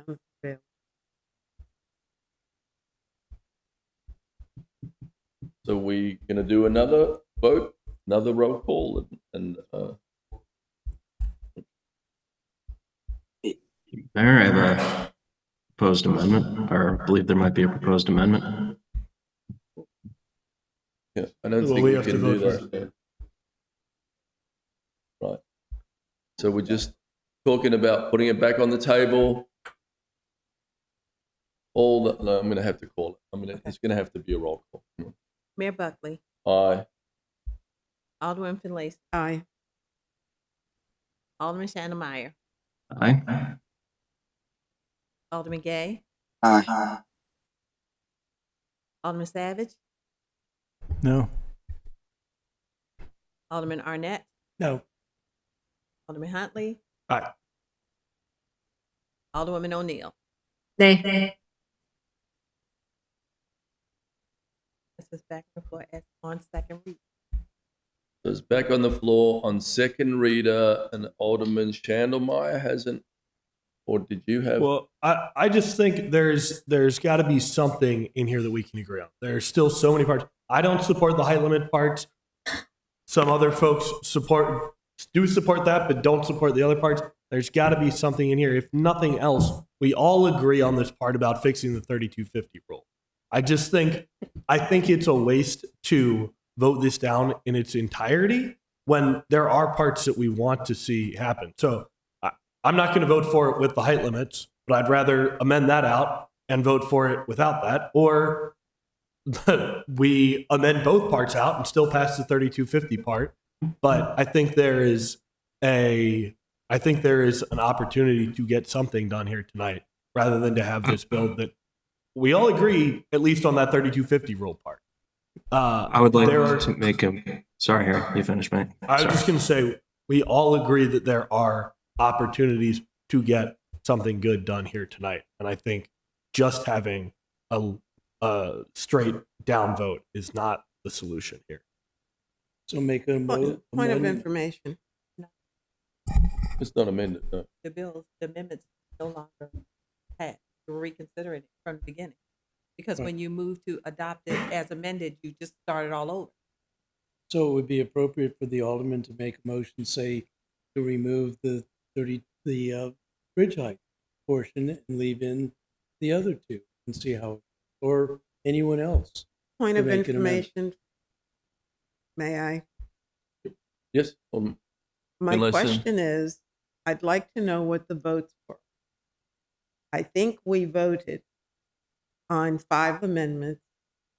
I think it was, what, 6-1 or? 6-9. 1 through. Okay, so we already voted on the 5 amendments. Not when you reconsider. No, you we have to start reconsidered. over. I know that. All I right, know then, that. then I'm I'd like to asking- provide a motion right now that we have. I think I still have the floor. All right. I am asking how we voted. They were voiced and they carried. Amendment number 1 through amendment number 5 were voted on. Okay, so that's what I want to reiterate, the fact that we voted on 5 amendments. Yes. That passed. Okay, so that's what I want to be clear about. Thank you. We don't need to vote on it again. Yes, you do. Okay, that's what I think is not being made clear. Regina says we do need to vote on them again. I wasn't questioning that. Okay. I wasn't questioning. And Alderman Huntley, you're going to move the 5? Yeah, as a group? so I'd just motion for amendments 1 through 5 be readopted. Okay, can I get Second. a second on that? Second. Okay, Second. we'll do a voice call on that. All those in favor, please say aye. Aye. Aye. So the 5 amendments are on the Great. floor. Oh my- Point of order, Mr. Mayor. Alderman Gay, yes.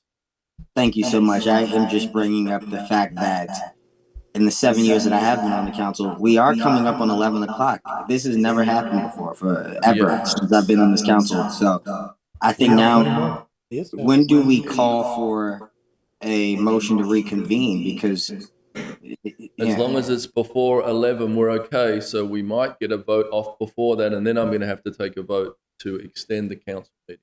Okay? You guys might need to go get dinner. Okay, I appreciate it. Huh? You can extend. It looks like it.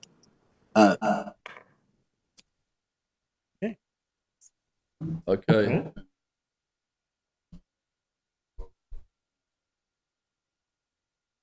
No, you You have Green, he got a second, but you didn't. no. For the we 5 voted. Yeah, we did. We all voiced. Yeah, we did. Yeah, we Yeah. 2 voted no. Okay. Right. So is there another amendment? Alderman Huntley? Well, I want to go back to what would it take to get either of your votes. I'm saying here, Well, actually, I'll turn it around. What would it take to get your vote? A yes. what it would take to get my vote is to just strike out the height limits Or portion. make that motion. But I think All right. So on page, let's do an amendment then on page 11, 1 through 26, strike it. Motion. Page 11 of the ordinance itself. Correct. I'm sorry, but it's late. We got to get this done. Could you repeat? Harry, wouldn't you just make? yeah. Alderman Shannon. So, oh, I'm sorry. Alderman Shannon, would you please repeat your amendment? Page 11, strike lines 1 through 26. Second. 11 through what? 26. Page 11, strike lines 1 through 26. Because that. Second. Discussion? Alderman Savage. So this, it's really if it works for you. That's all. but no, because I still on amendment number 6. My underlying issue is even if it's removed, it's just going to be the planned unit development proposal and that 3250. 3250. Yeah. I mean, my issues are still there for the transportation. I mean, Right. again, That's- this does not impact the planned unit development. Does not impact your ward. It Right. impacts us most of all. So why are you like? Where's aldermanic courtesy here? There's no respect here as far as trying to get some kind of But balance. We are not talking about respect. It is a motion, and that's what we should be debating now, is this particular motion. You can go back and make a motion to put 6 back in and see where we go with there. But right now, we're dealing with this. Has he got a second on that? I did. Yeah. Okay, let's get this done. I'm an aye. We'll do a roll call. Thank you. Would you repeat the motion, please? Alderman Shannemeyer's motion is on page 11, strike line 1 through 20.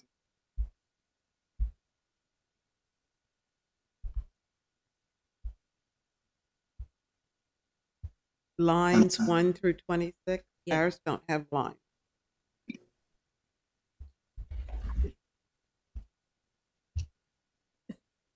I.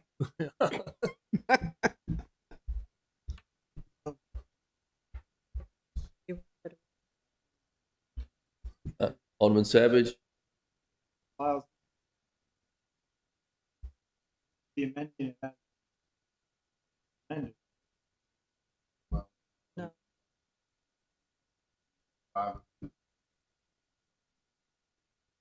So we would.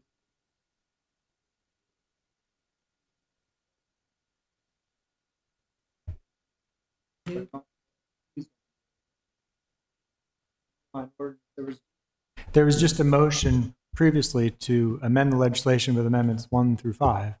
Number 5 adds a loss. I'm not clear on what in 5 will carry over or not. Or does this strike the entirety of Amendment 5? Like the amendment, like the text on the green roofs and the other conditions we That put. was passed. It's all, That all passed. Yeah, we Yeah. all voted on. that would You have- carry through. I know, but the proposed the motion is to Okay, now we have strike 4. text from the original legislation, and I'm not clear on what that means as far as amended. What does it look like now if this passes? I don't understand what's in it still, what's not. How can we explain to the public when I don't know exactly what this is going to look? I don't even know what It this is would going to still look like. be in, but it would But be what it exactly would be would be still? referring it would be referring to this, which I don't think it should be. It should be more generic. And We that's really gonna- can't do this without seeing it as it looks amended with 1 through 5. I think, if Alderman. may I think Alderman Savage, what we could do is slightly reword Alderman Channelmeyer's amendment, my amendment, Alderman Channelmeyer's amendment, whatever you want to call it, to leave in what your, well, I mean, we could make the amendment so that it would not take Amendment 5 out. But I think that Amendment 5 becomes unnecessary. Well, yeah, it's a moot point, I guess, because you don't need the green roof language. You don't need the accessory structure unit because they won't be allowed. But that's my. So I think we need to be clear. Everything from Amendment 5 is. I want to call would the be question. We have a motion on the floor to strike, seconded, to strike On page these 11. lines. And so, can you repeat it again, please, Alderman Shannemeyer? We'll vote on it, and then Rob will vote against it. So. I do think We don't all have line numbers. So if he Right. could give us the portions of the legislation. Granicus does not have line numbers. It's page 11, lines 1 through 26, striking. And this is Everything that's in regard- red. Yeah. Question whenever I finish. Yep. Thank you. I'm gonna have to extend the vote, extend the meeting. What? How do I extend it? Yeah. You just said we need to make a motion and a motion to vote, to continue, continue beyond. We want to take a recess? No. All right, I'm just going to need, before we move forward on the legislation that's on the floor, I need a motion to extend the meeting past 11. Could I get a motion, please? Yeah. So moved. No. No. I think we should. Okay, everybody, please, can I get a motion to extend the meeting past 11? And I've got that, and so we're going to take a roll call, not a roll call, a voice vote on that. All those in favor, please say aye. Aye. Aye. No. No. 2 people opposed. Beautiful. The ayes have it. Back to where we were, Alderman Huntley. Can I move that we recess for 10 minutes? Take a quick break? Yeah. I mean, I can. I'm making that motion. Is there a second? Second. Okay, let's recess Although I until, think, yeah, never mind. all those in favor, please say aye. Let's recess till 10 minutes past. Thank you. Mr. Mayor, for us out of chambers, 11:10 for clarity, right? 11:10, yeah. Thank you. Thank you.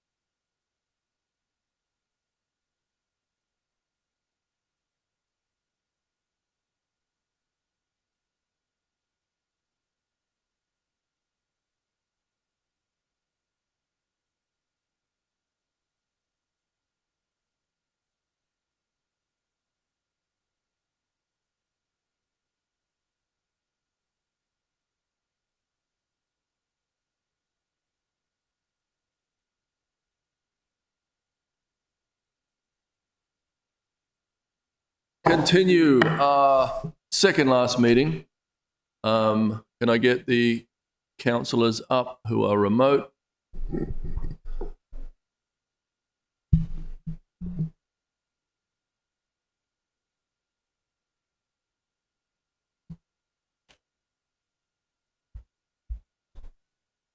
Right, so we have a motion on the floor from Alderman Chandlemeyer. I've seconded it. It's been seconded, so we're going to go and take a vote on that. I think we'll have to do a roll call as well. I'm an aye. You are?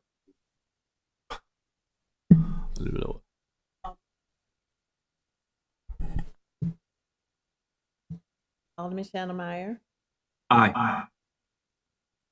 Alderman Gay, I'm so sorry. I know the city attorney is going to be disappointed in me. Clarity. This is voting on removing page 11, lines 1 through 26. yes. Yes. Okay. It was there.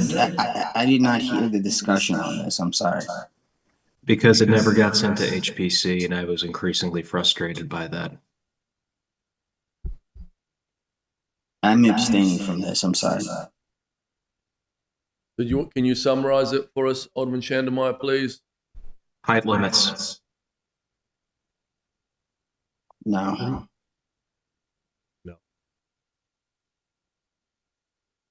Okay. Vote. We're voting, we're not. Yeah, so Okay, Alderman Savage, This is on the motion to strike. on page 11, lines 1 through 26. Aye. Alderman Arnett, Aye. Alderman Huntley, Aye. Alderwoman O'Neill. Aye. Okay, it passed. Right. And then I'll move that we also, this is just related to what we just did, strike amendments 1 and 5. Second. Because So- they're now redundant. Yeah. By striking this.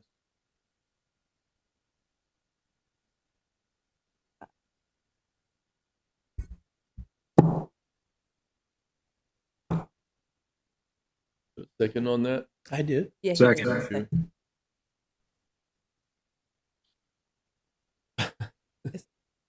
Roll call. We'll do a roll call. Okay, Mayor Buckley, No. Alderman Finlayson,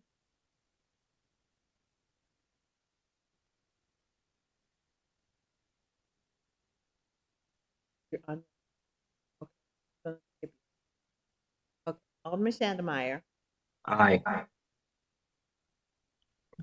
Alderman Gay, No. Alderman Savage, Larry, this is to remove 1 and 5. amendment number 1 and 5. We Because have we've no gotten choice. rid of this. Aye. Aye. Arnett does not. I don't even know what they are. Alderman Huntley, Aye. Alderwoman O'Neill. Aye.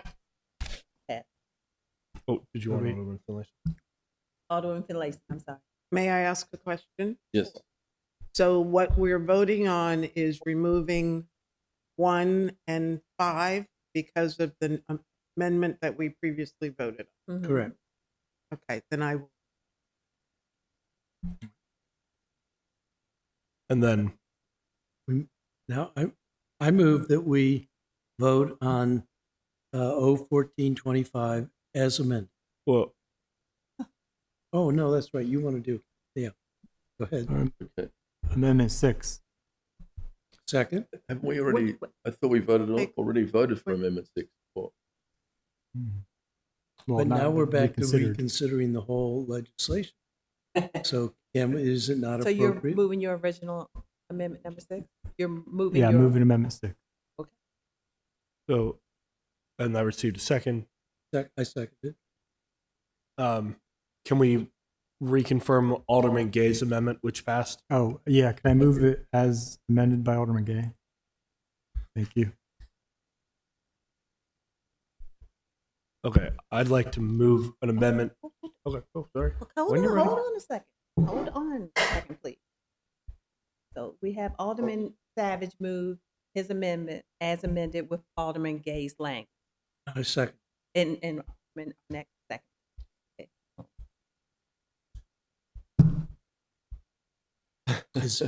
Are we having discussion? This is, to everybody, this is substantive, so we will be bringing it back to you. But, Is there discussion? Are we moving to roll? yeah. So we've got a first motion and a second, right? Yes. Okay. Alderman Huntley. Okay, so I do have an amendment to the Amendment 6 to address one of my biggest concerns, which is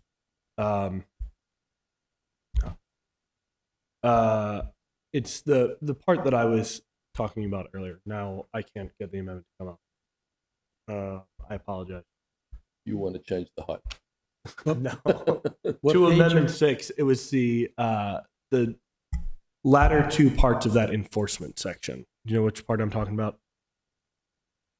It was parts B and C of that section that had to do with enforcement. The one about 20% being cars or not cars.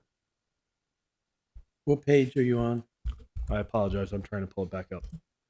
So I think page 13, line, oh, I don't have the lines, but page 13, number 3, G3. I think, is that what you're talking about? The penalties?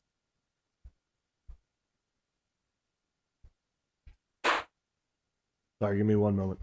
It's, No, it was page 5. No, go back to the legislation redraft. So Yeah, I if think it we're was talking about the page same thing. 5. It was page 5. if it's page 5, that's also page 13. Page as written. 13. And can you summarize it for Yes. us? So my amendment to Alderman Savage's amendment is to strike this section labeled performance security, which says a performance bond or letter of credit equal to 10% of the estimated cost of on-site transportation demand management, blah, blah, blah, blah. And then 3, which says penalties, failure to achieve or maintain 20% non-single occupant vehicle mode share within 2 years, blah, blah, blah, blah, blah. That 2 and 3 there on page 15. And you're moving to strike the penalties? I am moving to strike the performance security and the penalties portions there. Yeah. It's on page 5 of Amendment 6. So I accept it as a friendly amendment. it's moved and second.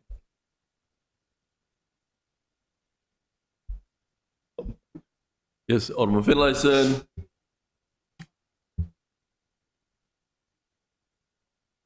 Correct. No, just 2 and 3 of D.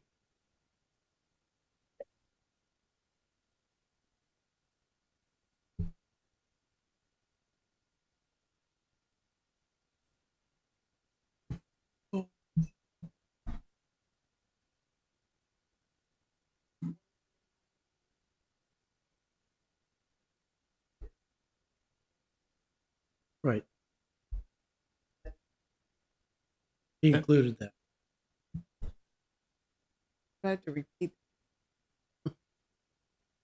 My question is, was there not an amendment that would change the reporting period from every year annually to every 2 years? Is that in the previous one? That was included in Alderman Huntley's motion So, to include the Gay amendment.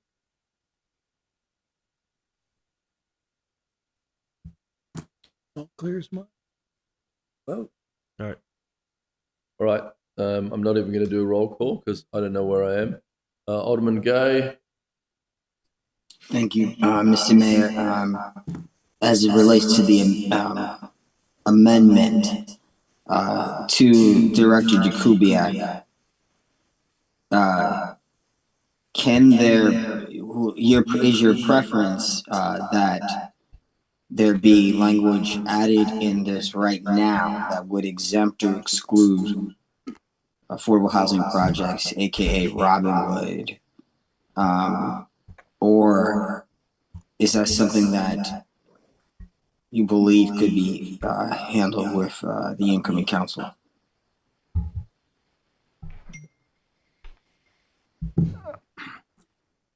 No, I don't want to propose exempting one project. Okay, I It's appreciate complicated that. and there, so I know. Okay. I'm worried about that, Alderman Savage, because obviously I supported you because I supported this the first go round. What are the security measures in place to make sure that Robinwood can move? Or let me. What are the security measures to make sure that affordable housing projects could potentially be exempt or could be protected from this? Alderman Savage. I mean, that one way we could accomplish that would be just via a resolution, or if there is an affordable project that comes forward and they sit down with staff and identify some concern or constraint with the legislation, or sorry, with the code, then we could very well just introduce a resolution to waive that particular requirement. So that, I mean, I think that's, I mean, if you have an example in mind, but I think that's probably the best way to handle any kind of issues. And do you agree with that, Director Jakubiak, or not?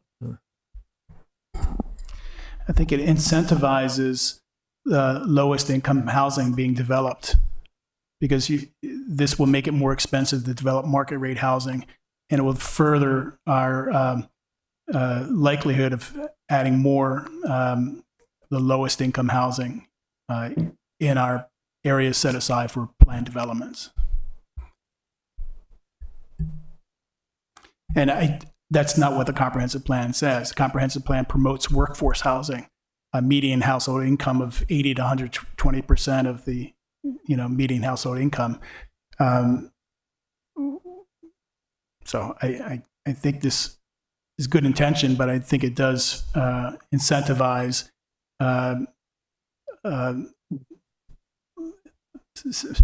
housing that uses income tax credits and the like over regular market rate housing.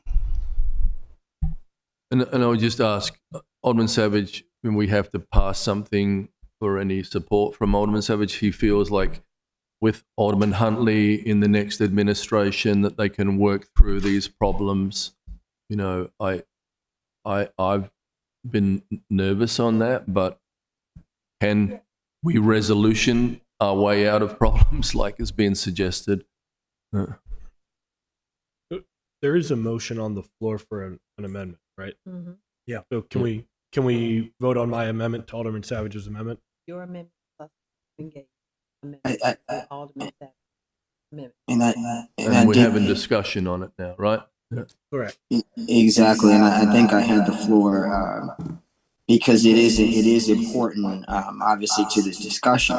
Nobody, at least I don't want to be a part of something that could potentially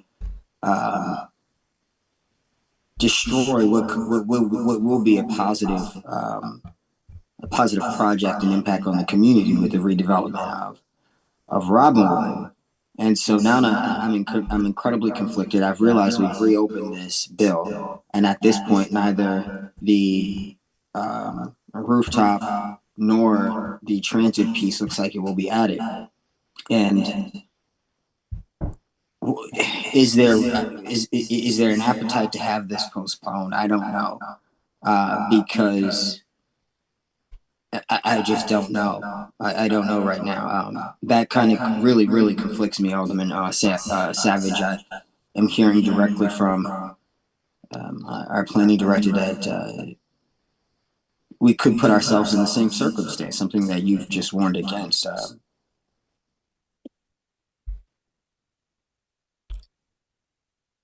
Alderman Huntley. Yeah, I'd just like to vote on this amendment to the amendment, which is I've brought up. So just striking these two relatively small pieces, and then we can go back to discussing if there are other changes needed to get Amendment 6 through. So I had an amendment. It got seconded. Can we vote on my amendment to Alderman Savage's amendment?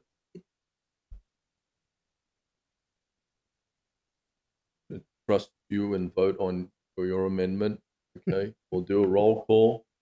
Mayor Buckley, Aye. Alderman Finlayson,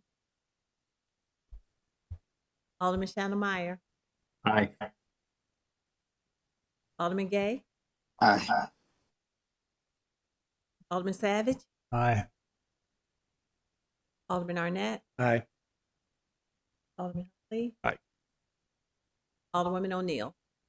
Aye.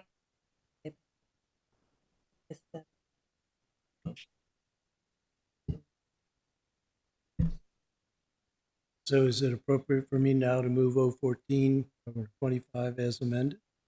We still haven't voted on Amendment 6. Alderman Gay had. Alderman Savage is moving Amendment 6. No, that's. No, it's We already just done. did We that. didn't. My motion was just- for an amendment to Alderman Oh, Savage's oh. amendment. Hold on. Your motion was a friendly amendment to his amendment number 6, and so was Alderman Gay, and that just passed. 7. Oh, okay. We haven't So we're passed finished with Amendment 6. 6. No, no, we haven't passed Amendment 6. Yes, we have. We No. just did. We just did. pass. Amendment 6 You as amended amended. it. Yes. The motion that I made was to amend Amendment 6. It was not to pass Amendment 6 as amended. That was the motion that I made that was second. We Right. still have to vote on Amendment 6. As amended, yeah. As amended. Okay, It's the same. It's all right. Okay, let's just vote on it, please, just to get it done. As amended, all those in favor, please say aye. Aye. Aye. Opposed? Thank you. So it is I'm now we abstaining from the have vote. 6 amendments Yeah. that are through. That No, are we very took 2 off. complicated. Sorry, yeah, one. 4 amendments because we got rid of 2. And So to move passage of 014-25 as as amended. amended, Is that- I make that motion. Thank you. It fails for a Second. second. Oh, good. Okay, second. aye. You have to do another roll call? Okay, Mayor Buckley, A point of order. We're voting on at them, 014-25 with amendments 1 through 4. Correct. Well, you're voting on 014 as amended on second read.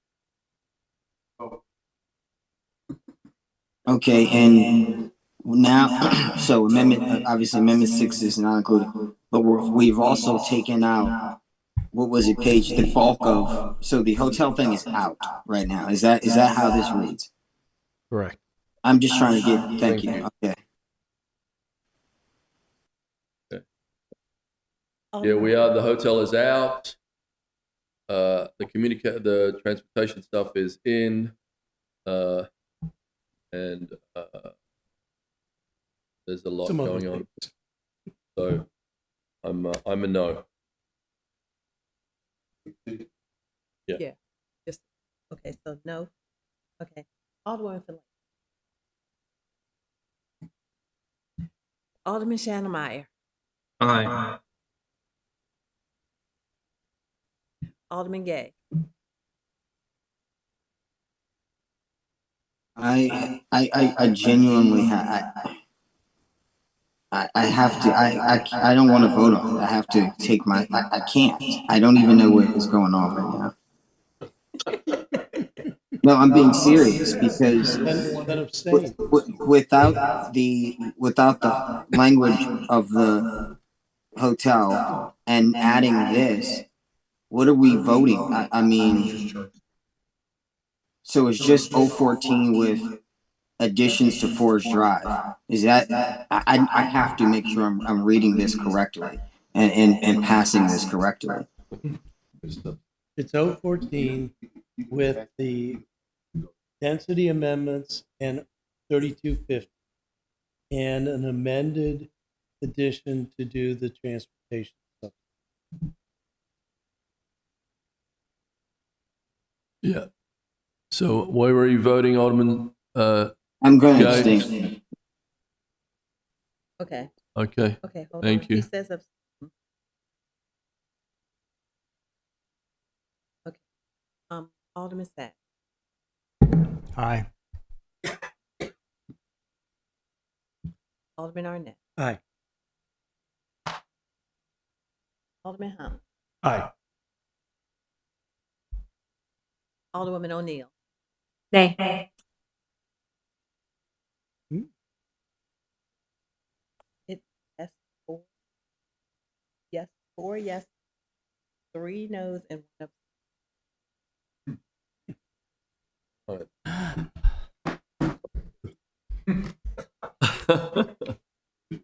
Yes. Can I get a motion on third reader? So moved. Second? Roll call.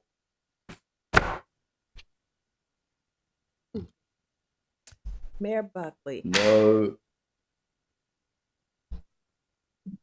Alderman Finlayson. Alderman Chandlermeyer. Aye. Okay. Alderman Gay. Abstain.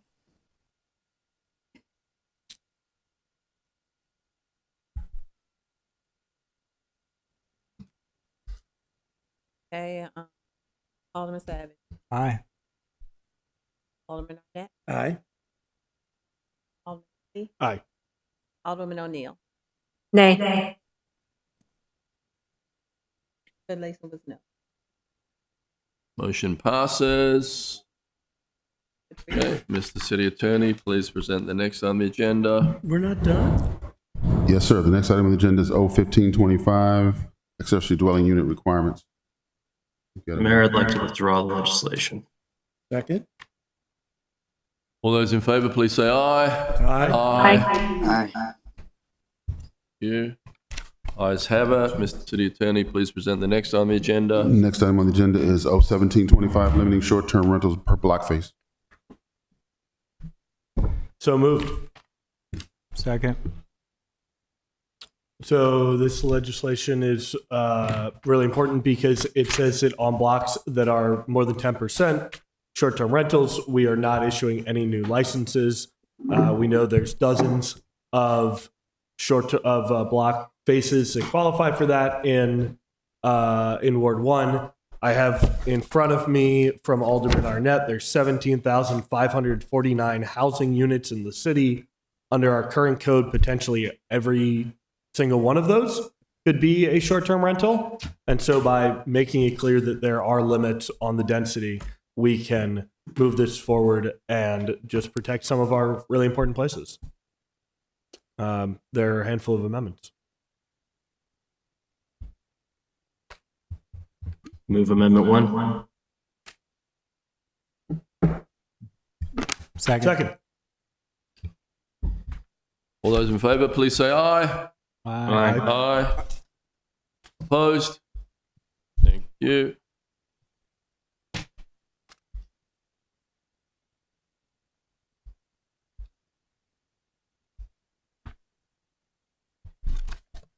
Can I get a motion as amended? Wait a minute. We have some more. Yeah, we have more. Amendment just two. Amendment 2. I just have one. Second.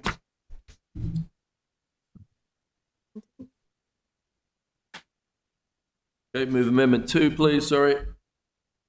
So moved.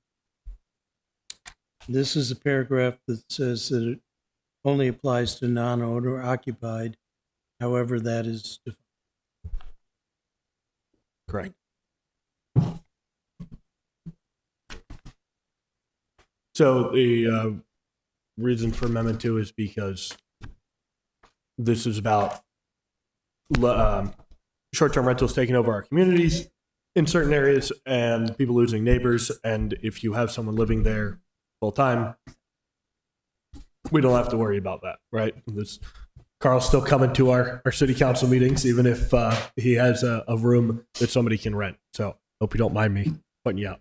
Then I think we want to make sure those things, those people doing that are not caught up in this bill that's all about protecting our neighborhoods. And as a point of clarification, if I may, this still only applies for new applicants for short-term rentals, not renewals, new applications. Sure. Yeah. I mean, I kind of both. Well, I think that's, Yeah, doesn't. yeah. All right. Moving right along, is there vote? Okay, all those in favor, please say aye. Aye. Aye. Opposed? No. Ooh, roll call. Amendment number 3. So moved. Second?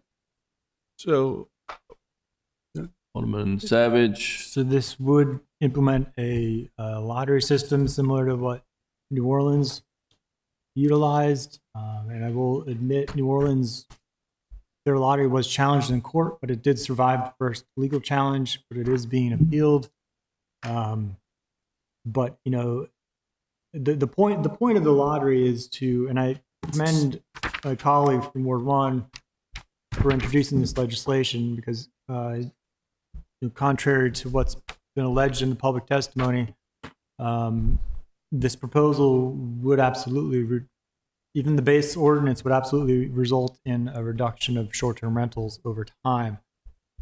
That's why it's a cap. It would prevent any additional ones from being added or approved if the blocks are over 10%. However, the way that the underlying ordinance gets to 10% is through kind of natural attrition. As property changes hands, they will not be able to transfer their short-term rental license. And so what I'm proposing with this is something much more aggressive. It would get us to that 10% within 2 years or after 2 years, because that is when the lottery would trigger. So there'd still be no new permits in that interim 2 years, but after that period, it would all be reset, but they would be prioritized first. The first round of prioritization would be city and county residents who own short-term rental properties in the city. For renewal. For renewal, who are in good standing. So they've gone through the process to get licensed, properly licensed. Second phase would be those in city, county who own properties in the city who want to get new licenses. And then the last round would be those outside the city and county who want to get renewals or new licenses. And so after that initial lottery, it's done, and it just reverts to first come, first serve as far as applications. So this will be an immediate reduction of, well, not immediate, but within 2 years, it sets a plan path to achieve that 10%. Okay, all those in favor, please say aye. May I? Other discussion? Sorry, Alderman Huntley. So I appreciate the merits of this. I don't support it because I think I spent a long time negotiating with a lot of folks talking about what we could do right now. And I was perfectly clear in that we were not going to make changes to existing short-term rentals in it. That they would, they would have to lose their licenses through, well, you said attrition. I would say it as either sale or from violations. So I can't personally support this. I think if you brought it forward as a standalone bill, I'd vote for it, but I don't think it's appropriate for it to be an amendment to this. So I'll be voting no. Alderman. What's your name, Annette? Alderman Cordell here. I do support it because what I'm hearing from my constituents, and I think we've heard loud and clear in testimony, is there's a problem with the number of dense areas with the number of existing short-term rentals. And the legislation as originally proposed doesn't really address that. this does. After a 2-year period, it says we're going to consider all renewals. And if you're in an already dense area, you can only have so many of them in that area. So places like Fleet Street and other places in the city where there's high concentrations, this amendment not only goes after the intent of the original legislation, which is to focus on areas of high concentration, but it goes after the total number of short-term rentals and how they're dispersed. I think there's probably some legal questions that need to be sorted out, and those will take care of themselves with the passage of the legislation as amended. So I do support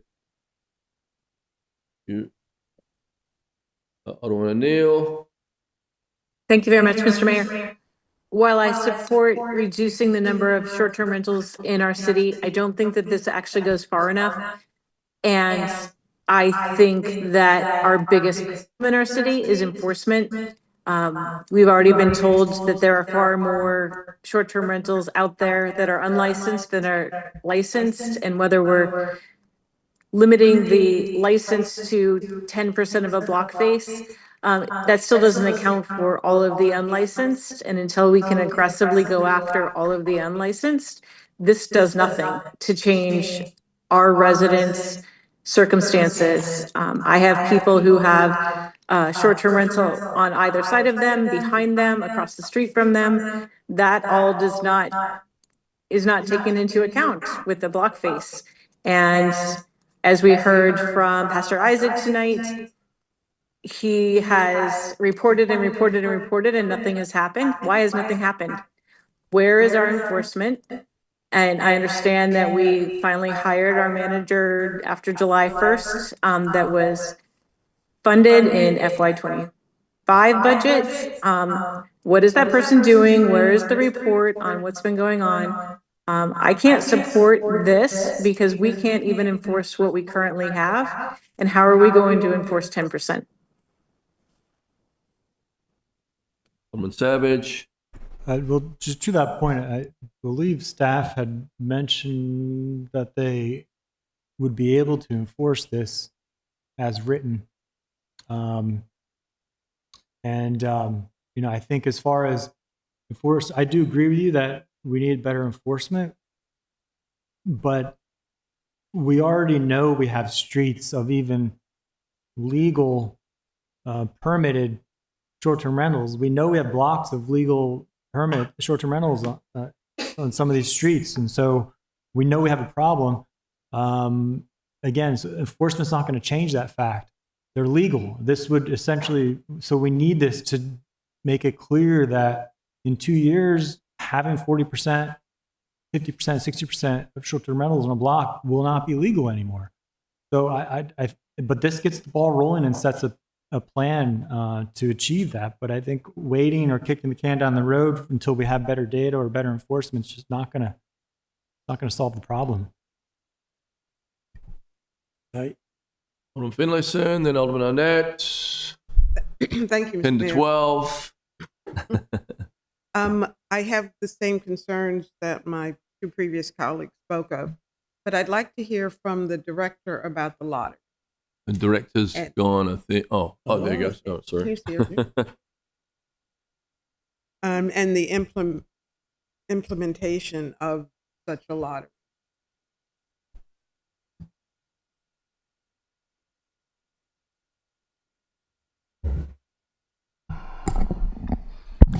So municipalities do assign licenses through lotteries, not all of them and not all types of licenses. So there's a precedent for that in municipal law. And we don't see it as a particular difficult or onerous way of handling it. We would make sure it's transparent. We would probably do the lottery here live so that everyone knew and there's no question about the results. It's just a different way of going through the process. So we can make it work. And what about all of the STRs that aren't registered now. Do you think that the lottery is going to encourage them to participate? No, there's scofflaws out there.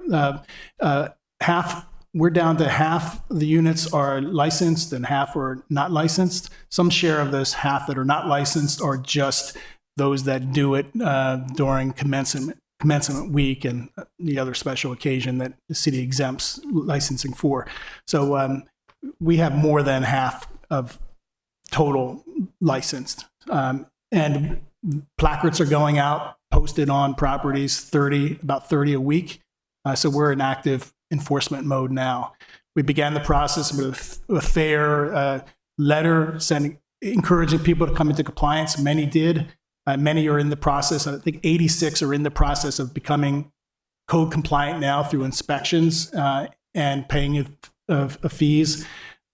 Those that decided not to respond favorably to our letter are getting less friendly letters from us and are getting placarded, which is leading to more phone calls and more action. So we're going after those that are serial violators.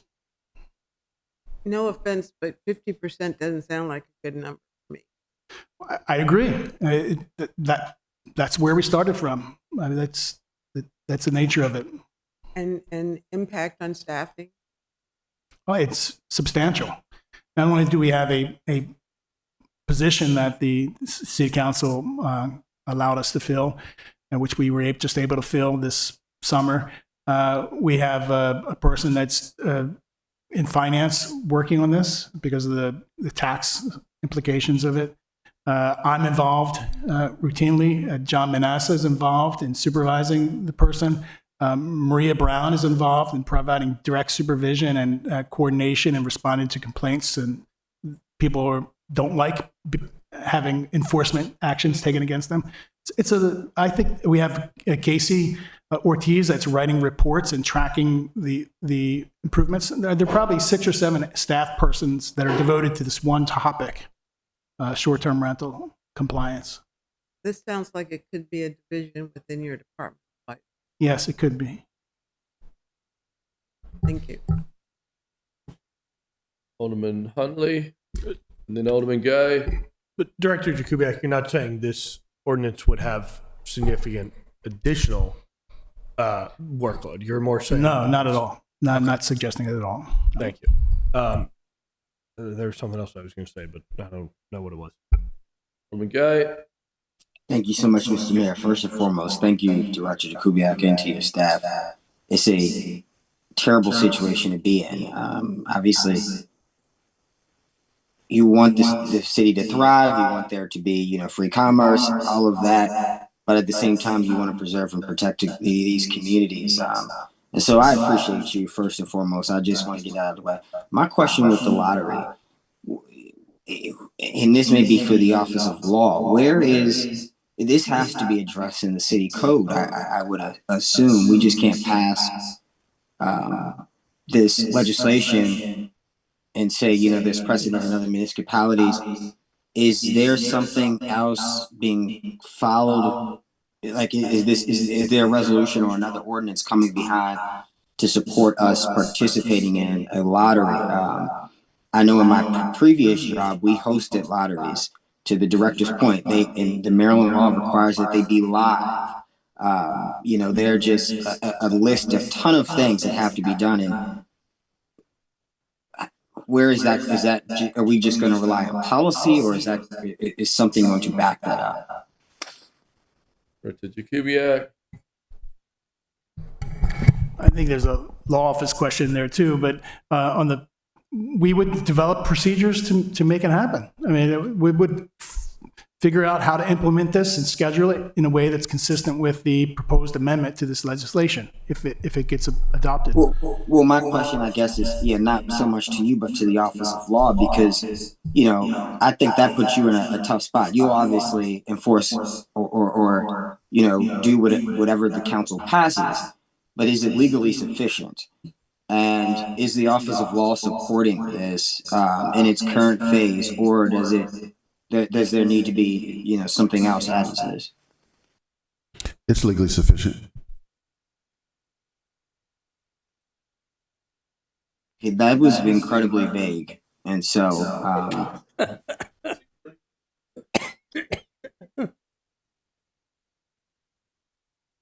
Do you have another question? I answered the question you asked. no, I just, I appreciate it, first of all. I'm sorry. I shouldn't. I just want to, it just says lottery phase and priority, but I'm not seeing anything else. Like there aren't instructions on how we would participate or anything. And so my question is, does that have to be done by ordinance or is that done through policy by the department? It has to be done by the department, has to be worked out with respect to implementation to develop the specific procedures, regulations, rules regarding it. As those rules, regulations are developed, we will review each one for legal sufficiency. But as a concept, the council passes laws all the time that haven't been figured out, and the staff have to go into the law, determine whether or not it can be done, how it is to be done, and carried out. Or sometimes the council does require that the department develop procedures within a certain period of time to implement the laws that you pass. And that'll be done here. I appreciate that. And that does clarify things for me in particular. I mean, I guess you can pass something and then the staff create policy in the next administration. I don't know how that works. That's why I'm just asking questions here. My apologies. Alderman Annette. So just to amplify on that a little bit, Alderman Gay, in the current code, when a department develops a new rule or procedure, they promulgate it. It has to come to the Rules and City Government Committee for review. The Rules and City Government can't deny the legislation, but they could then create an ordinance that would supersede and further direct the processes developed by the department. That's never happened, but there is a safeguard so that if there's some concern about the rule and procedure developed by the department, it does come to the council for review, and the council does have the option to do clarifying code changes.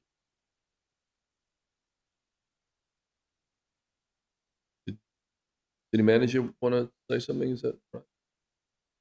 No, I was simply going to say something very similar. There is a promulgation language that's contained within the city code that when there are rules and regulations that departments create where the public is expected to follow them, then that goes through that process that's outlined in code, which Alderman Arnett referred to, and that would certainly be true in this case.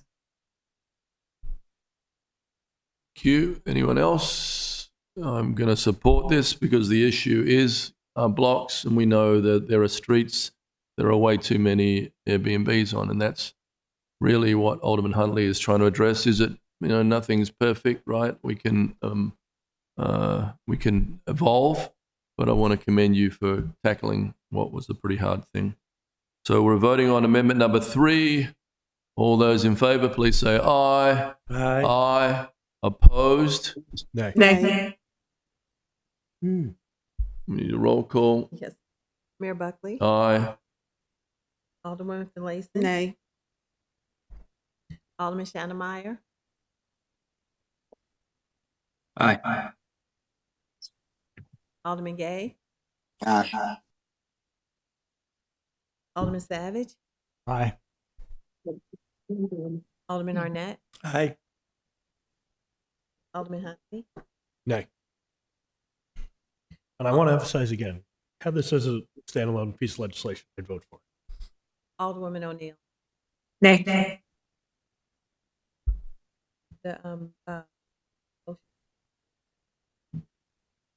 Thank you. Alderman 5-3. Savage, amendment number 4. It's the Mr. same Mayor, one. I'm not moving. It's a duplicate, but Yeah, there's another amendment. 3 and 4 are the same. Okay, so did we just vote on 3 and Yeah, 4? we just voted. I'm just not going to move it. Okay. All right. Thank you. Okay, could I get a motion on this as amended, No, please? there's an Amendment 5, which has to do with the, well, okay, for having to do with Section 2. I'm not of the moving ordinance. that one. You're not moving it? No. Right, good. We're ready to go. Okay, so we have 3 amendments. Could I get a motion on the legislation as amended? So moved. Can I get a second? Second. Second. All those in favor, please say aye. Aye. Aye. Opposed? Nay. Nay. Ayes have it. Moving right along. Crushing it here. Third reading. Can I get a motion on third reader? So move. Second. Thank you. Roll call. Sir Mayor Buckley? Aye. Alderman Finlayson? Nay. Alderman Shannemeyer? Aye. Alderman Gay? Aye. Alderman Savage? Aye. Alderman Arnett? Aye. Alderman Hunt? Aye. Alderwoman O'Neill? Nay. You, Mr. City Attorney, please present the next item on the agenda. Yes, sir. The next item on the agenda is O1825, reallowing historic duplexes in R2 zoning districts. Move to withdraw. Second. Thank you. All those in favor, please say aye. Aye. Aye. Opposed? Thank you. Mr. City Attorney, please present the next item on the agenda. Yes, sir. The next item on the agenda is O1925, regulation of tours in historic Annapolis. So Can I get moved. a motion on O1925? So moved. The second, Second. have a Huntley amendment. Yeah, so this legislation, what it does is just put some licensing requirements for our tour guides in the city. And what we came to realize, the tour guides have asked for this, but what we came to realize is that there are some people who do it practically just as a hobby. They're just there for, might just be them, or maybe they have a helper. They might even do it for free or just for tips. And we wanted to make it clear they don't need to get licensed. So I spent a long time working with the Office of Law on an amendment that would be acceptable about that. I heard from the Economic Matters Committee that they wanted these folks to still hold insurance. So they are still required to hold insurance, but they don't have to go through the licensing process. And they could have to present that certificate of insurance if asked. Aye. Okay, all those in favor of the amendment, please say aye. Aye. Aye. Opposed? No. Thank you.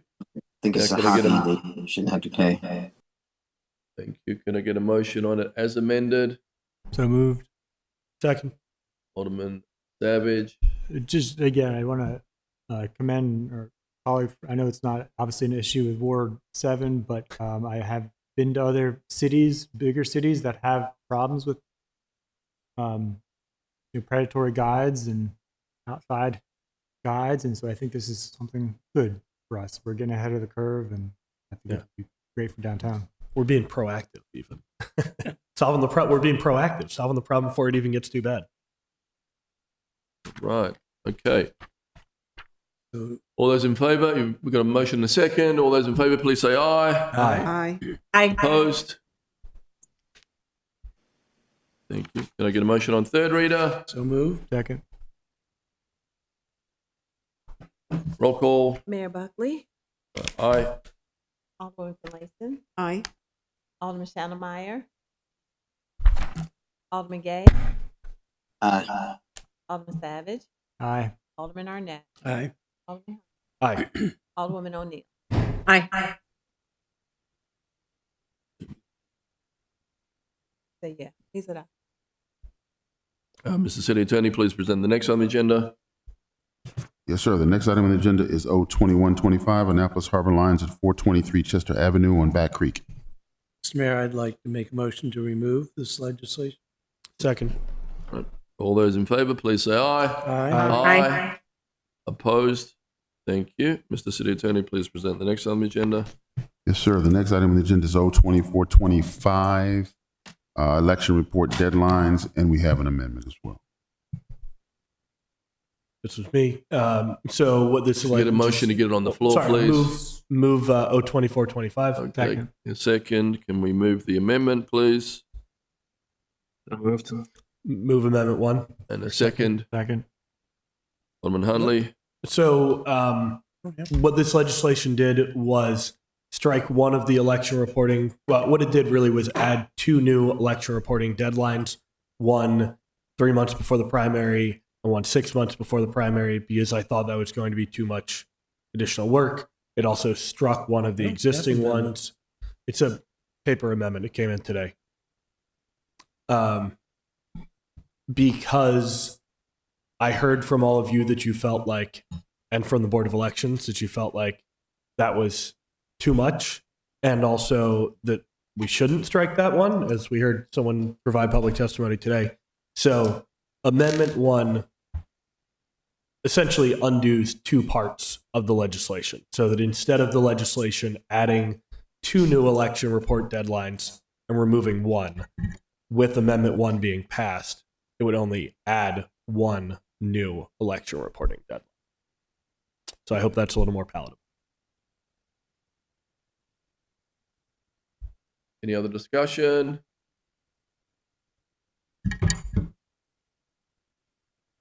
All right. All those in favor, please say aye. Aye. Aye. Opposed? Okay. Can I get a motion on it as amended, please? So moved. Second. Second. Second. All those in favor, please say aye. Aye. Opposed? Thank you. Madam City Clerk, please. Sorry. I need a motion on third reader. Sorry. Oh, so moved. Second. Thank you. Madam City Clerk, please call a roll. Yes, sir. Mayor Buckley, Aye. Alderman Finlayson, Aye. Alderman Shannon Meyer, Aye. Alderman Gay. You said? Aye. Okay, Alderman Savage, Aye. Alderman Arnett, Aye. Alderman Hunt, Aye. Alderwoman O'Neill. Aye. Thank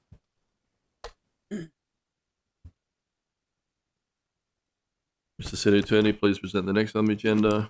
Yes, sir. The next item on the agenda is 02925, Tyler Avenue Complete Community Overlay District. So moved. Second. Thank you. All those in favor, please say aye. Aye. Aye. Opposed? Thank you. Is there a motion on third reader? So moved. So moved. Second. Thank you. Madam City Clerk, please call the roll. you. Yes, sir. Mayor Buckley, Aye. Alderman Finlayson, Aye. Alderman Shannon Meyer, Aye.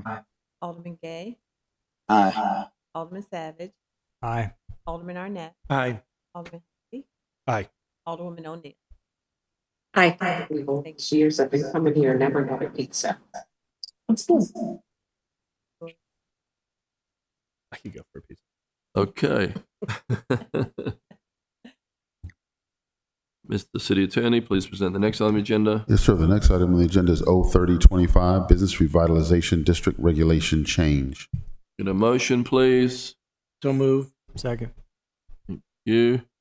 Got 2 amendments here. Alderwoman O'Neill. I'd like to move Amendment 1, please. Second. So moved. Thank you. Amendment 1 just clears up some of the language as far as the height and usage. Okay. All those in favor, please say aye. Aye. Aye. Opposed? Thank you. Amendment number 2, Alderman O'Neill. I'd like to move Amendment number 2, please. So moved. Second. Thank you.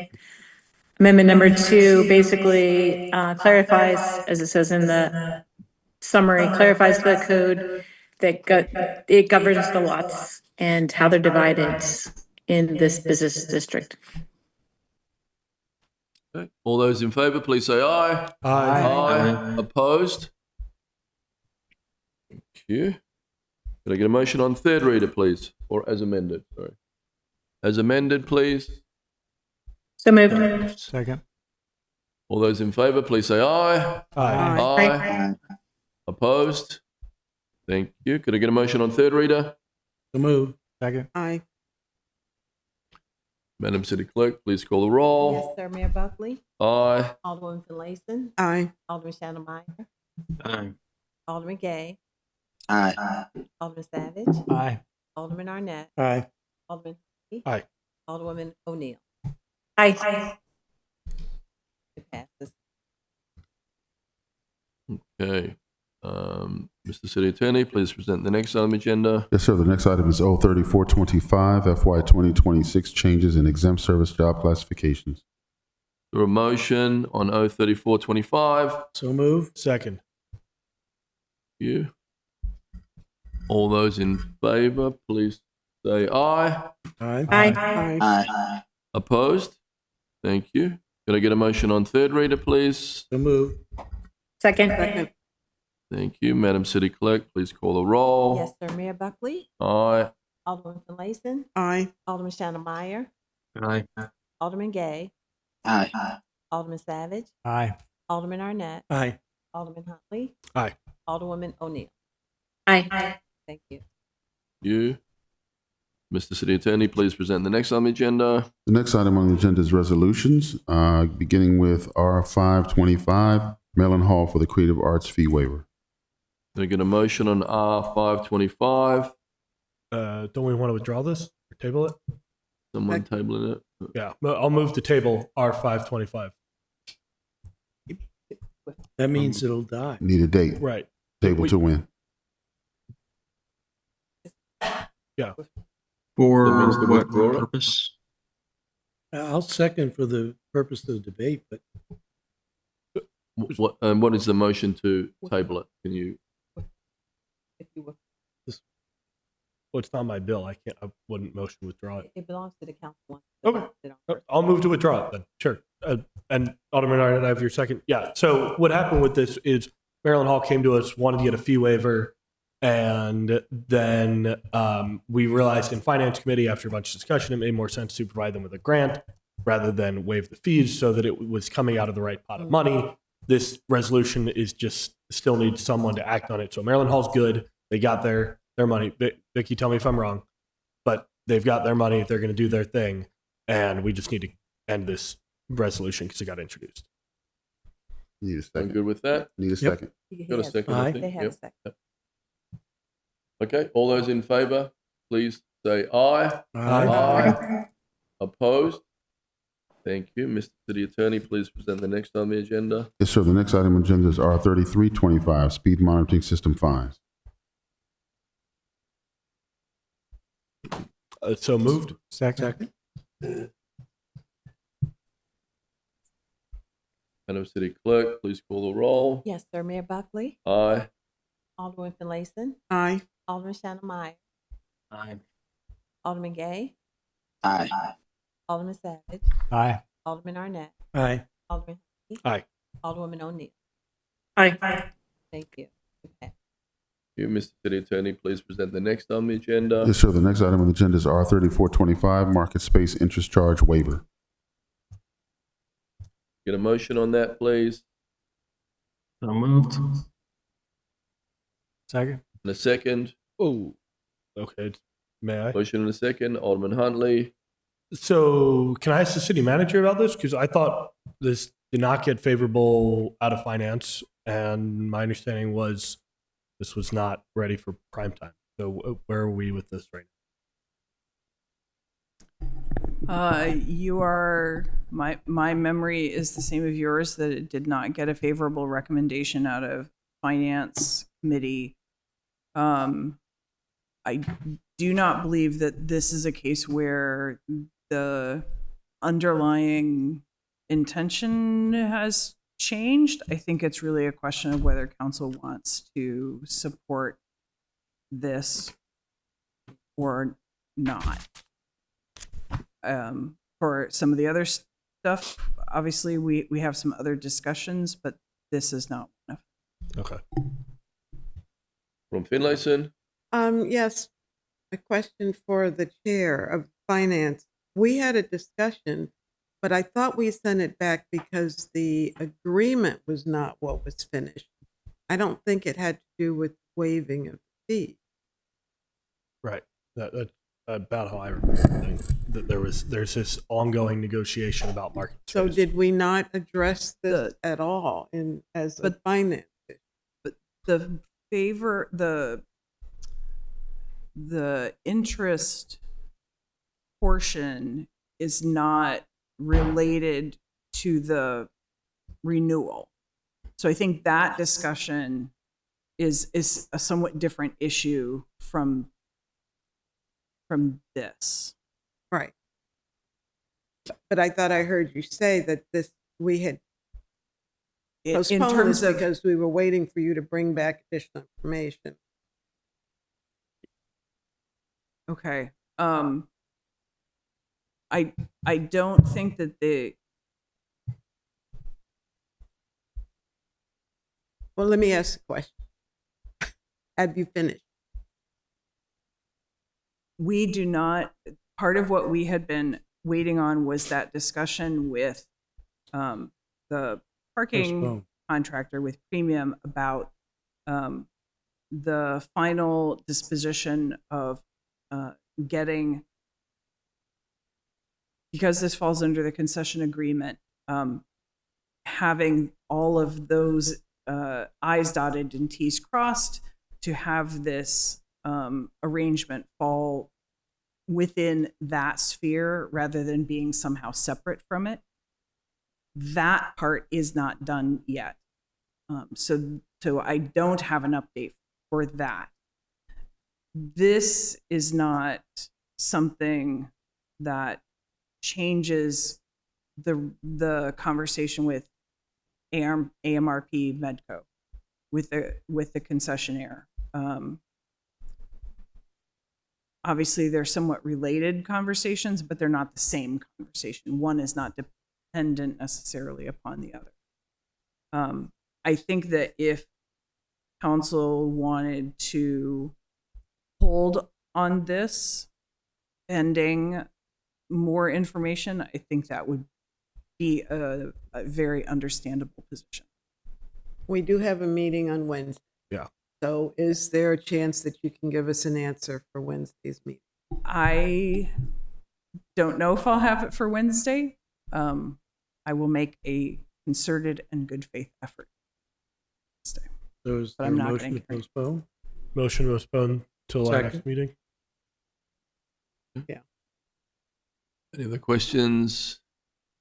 Okay, all those in favor, please say aye. Aye. Aye. Opposed? Mr. Mayor, I think Alderman Schandelmeyer. I missed the boat. I did have questions, but yeah, There'll be a chance in 2 weeks. Mr. City Attorney, please present the next on the agenda. Yes, sir. The next item on the agenda is R3525, 181 Prince George Street, sidewalk easement. Okay. We get a motion on that, please? So move. So moved. Second. Any discussion? Alderman Huntley. Yeah, I have thought way too much about this trash enclosure, and I don't support this. It is far from the biggest deal in the world. This is not the most important thing we're going to consider tonight, but I think what's happened here was that a structure got put up in our historic district, no less, without getting approved. And I don't like the precedent we're setting by going back and approving it ex post facto. Mind you, not by the HPC. HPC would still have to approve it, but I don't like us going back and opposing and passing this at the end. So I would ask you all to oppose it, because I understand the person doing it felt like they were kind of between a rock and a hard place, but I don't think we can go around giving out easements in situations where somebody went and took the public land. So that's where I am. Alderman Savage. Thank you, Mr. Mary. So I want to support your position on this, but I guess my question would be, how does the property impacted, I should say, primarily impacted, have a way forward? Because my understanding is they don't really have an alternative, because it's I think 3 units in the structure, and the one particular unit doesn't even have like a backyard to store trash. This is really their only option. So do they have path forward if we vote this down? I think if you asked the guy, he would say no. I still stand on what I said of we can't be approving public use of space because somebody took it. But I mean, I'll tell you the words he said to me earlier today, where we don't have a path forward on this. So I feel the need to be transparent with you. And can the applicant reapply? Sure, they could. Yeah, they could go and I think they could go and take down the structure. But then the concern is then they're in violation of, if they leave those trash cans out there, not having a structure to shield the trash can. So where do the cans go? And they don't seem to like the answer of inside, which is kind of what they're left with. So They currently have to bring the trash cans through the house, right? But I'm sure other properties on that street have to do the same thing, right? No? Yes. On we go. I think Alderman Schoenemeyer had his hand up longer, but I do have a question after him. Sorry, didn't see your hand up there, Brooks. Sorry. Alderman Schoenemeyer? Thank you, Mr. Mayor. Look, my stance on this is it's a narrow sidewalk space. We're not planning staff. I think us doing this is just going to be an unwise call, even for something this small. So I'm going to vote no because, again, narrow sidewalk is going to block a lot of space on that. So on we go. Thank you. I just would like a quick clarity on the fact that people are bringing their public trash cans and recycling bins through their house. That's the only option? Am I understanding that correctly? That is something that people... That's what it looked like to me today when I went to the site to see it. It's deeply concerning. I would hope that that could be fixed in an amendment with the new council. I couldn't imagine having to carry a nasty trash can through the house.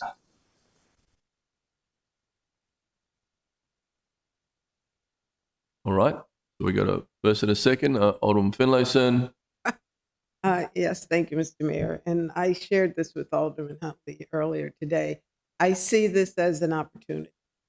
You know, there was a problem that was created by a resident who did something clearly outside of our scope of the code. So why not put a process in place to help assist the folks who are in this position?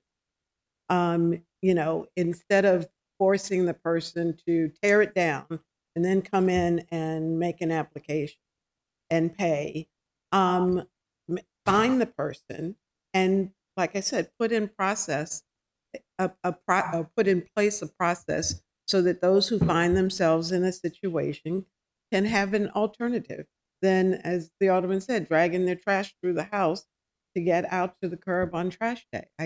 We should be about helping and fixing problems, not just slapping people on the wrist and being done with it. Just my perspective. Thank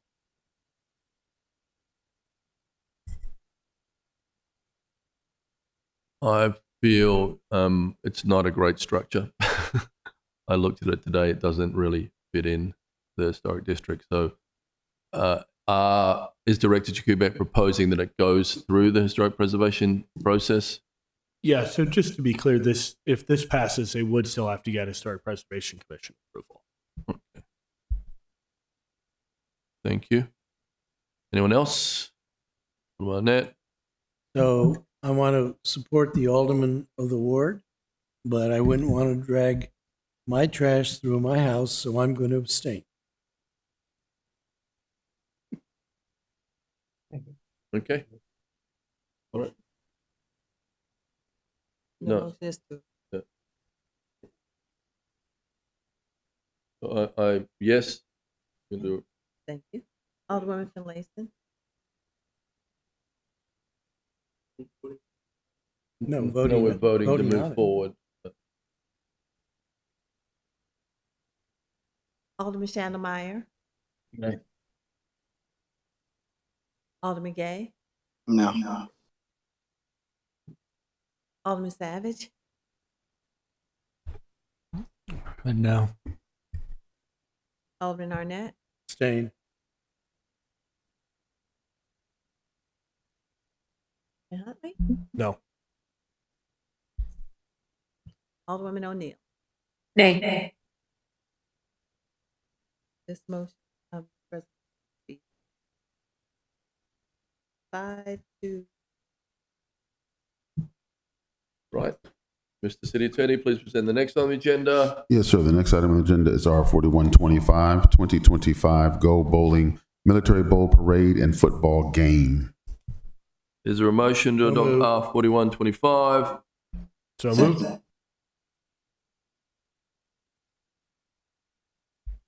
Okay, we have a Savage amendment. What? No? Huntley The amendment. amendment. You can't play Is that a bowling. Huntley? Sorry.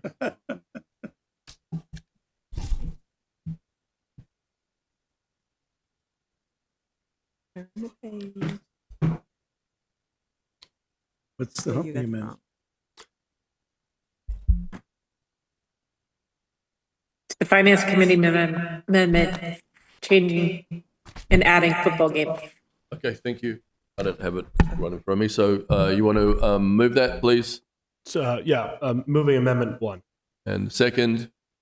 Second. Thank you. Thanks for clarifying that. All those in favor, please say aye. Aye. Aye. Opposed? Can I get a motion on it as amended? So moved. Second. Madam City Clerk? Yes, sir. Mayor Buckley, Aye. Alderman Finlayson, Alderman Chandler, Aye. Alderman Arnett. Aye. I'm sorry, Alderman Gay. I know.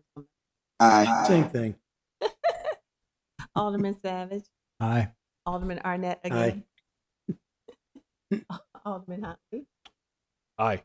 and Alderwoman O'Neill. Aye. Thank you. Yes. please. Thank you. Mr. City Attorney, please present the next on the agenda. Yes, sir. The next item on the agenda is R4225, compensation of acting city manager Victoria Buckland. So moved. Second. Madam City Clerk, please call the roll. Yes, sir. Mayor Buckley, Aye. Alderwoman Finlayson, Aye. Alderman Chandler, Alderman Gay, Aye. Alderman Savage, Aye. Alderman Arnett, Aye. Alderman Huntley, Aye. Alderwoman O'Neill. Aye. Yay. Thank you. It passed. Mr. City Attorney, please present the next item on the agenda. Yes, sir. The next item on the agenda is R4425, was added at the beginning. First reader. So moved. Second.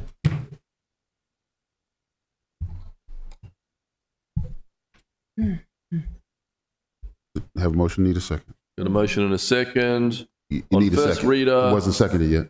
Huh? It was. Wasn't seconded. Yeah, I didn't hear a second. it was Second. Alderwoman O'Neill. Okay, all right. Okay, it's on first reader, everyone. All those in favor, please say aye. Aye. Aye. Opposed? Thank you. Mr. City Attorney, please present the next item on the agenda. Yes, sir. The next item, the agenda is complete, Mr. Mayor. Thank you. Is there anything else for good order? On O'Neill? Thank you very much, Mr. Mayor. Sadly, I have to report that one of our beloved Food Friday members, Patrick Fleahy, passed away last week. He was a volunteer with us since 2020. He and his wife delivering over 7,000 boxes to city residents. Please keep his wife and family in your hearts and thoughts as they try and deal with his loss. Thank you. Anybody else? Okay, could I get a motion to adjourn? So moved. Second. Second. All those in favor of adjournment, please say aye. Aye. Aye. Opposed to an adjournment? Okay, meeting adjourned. Thank you.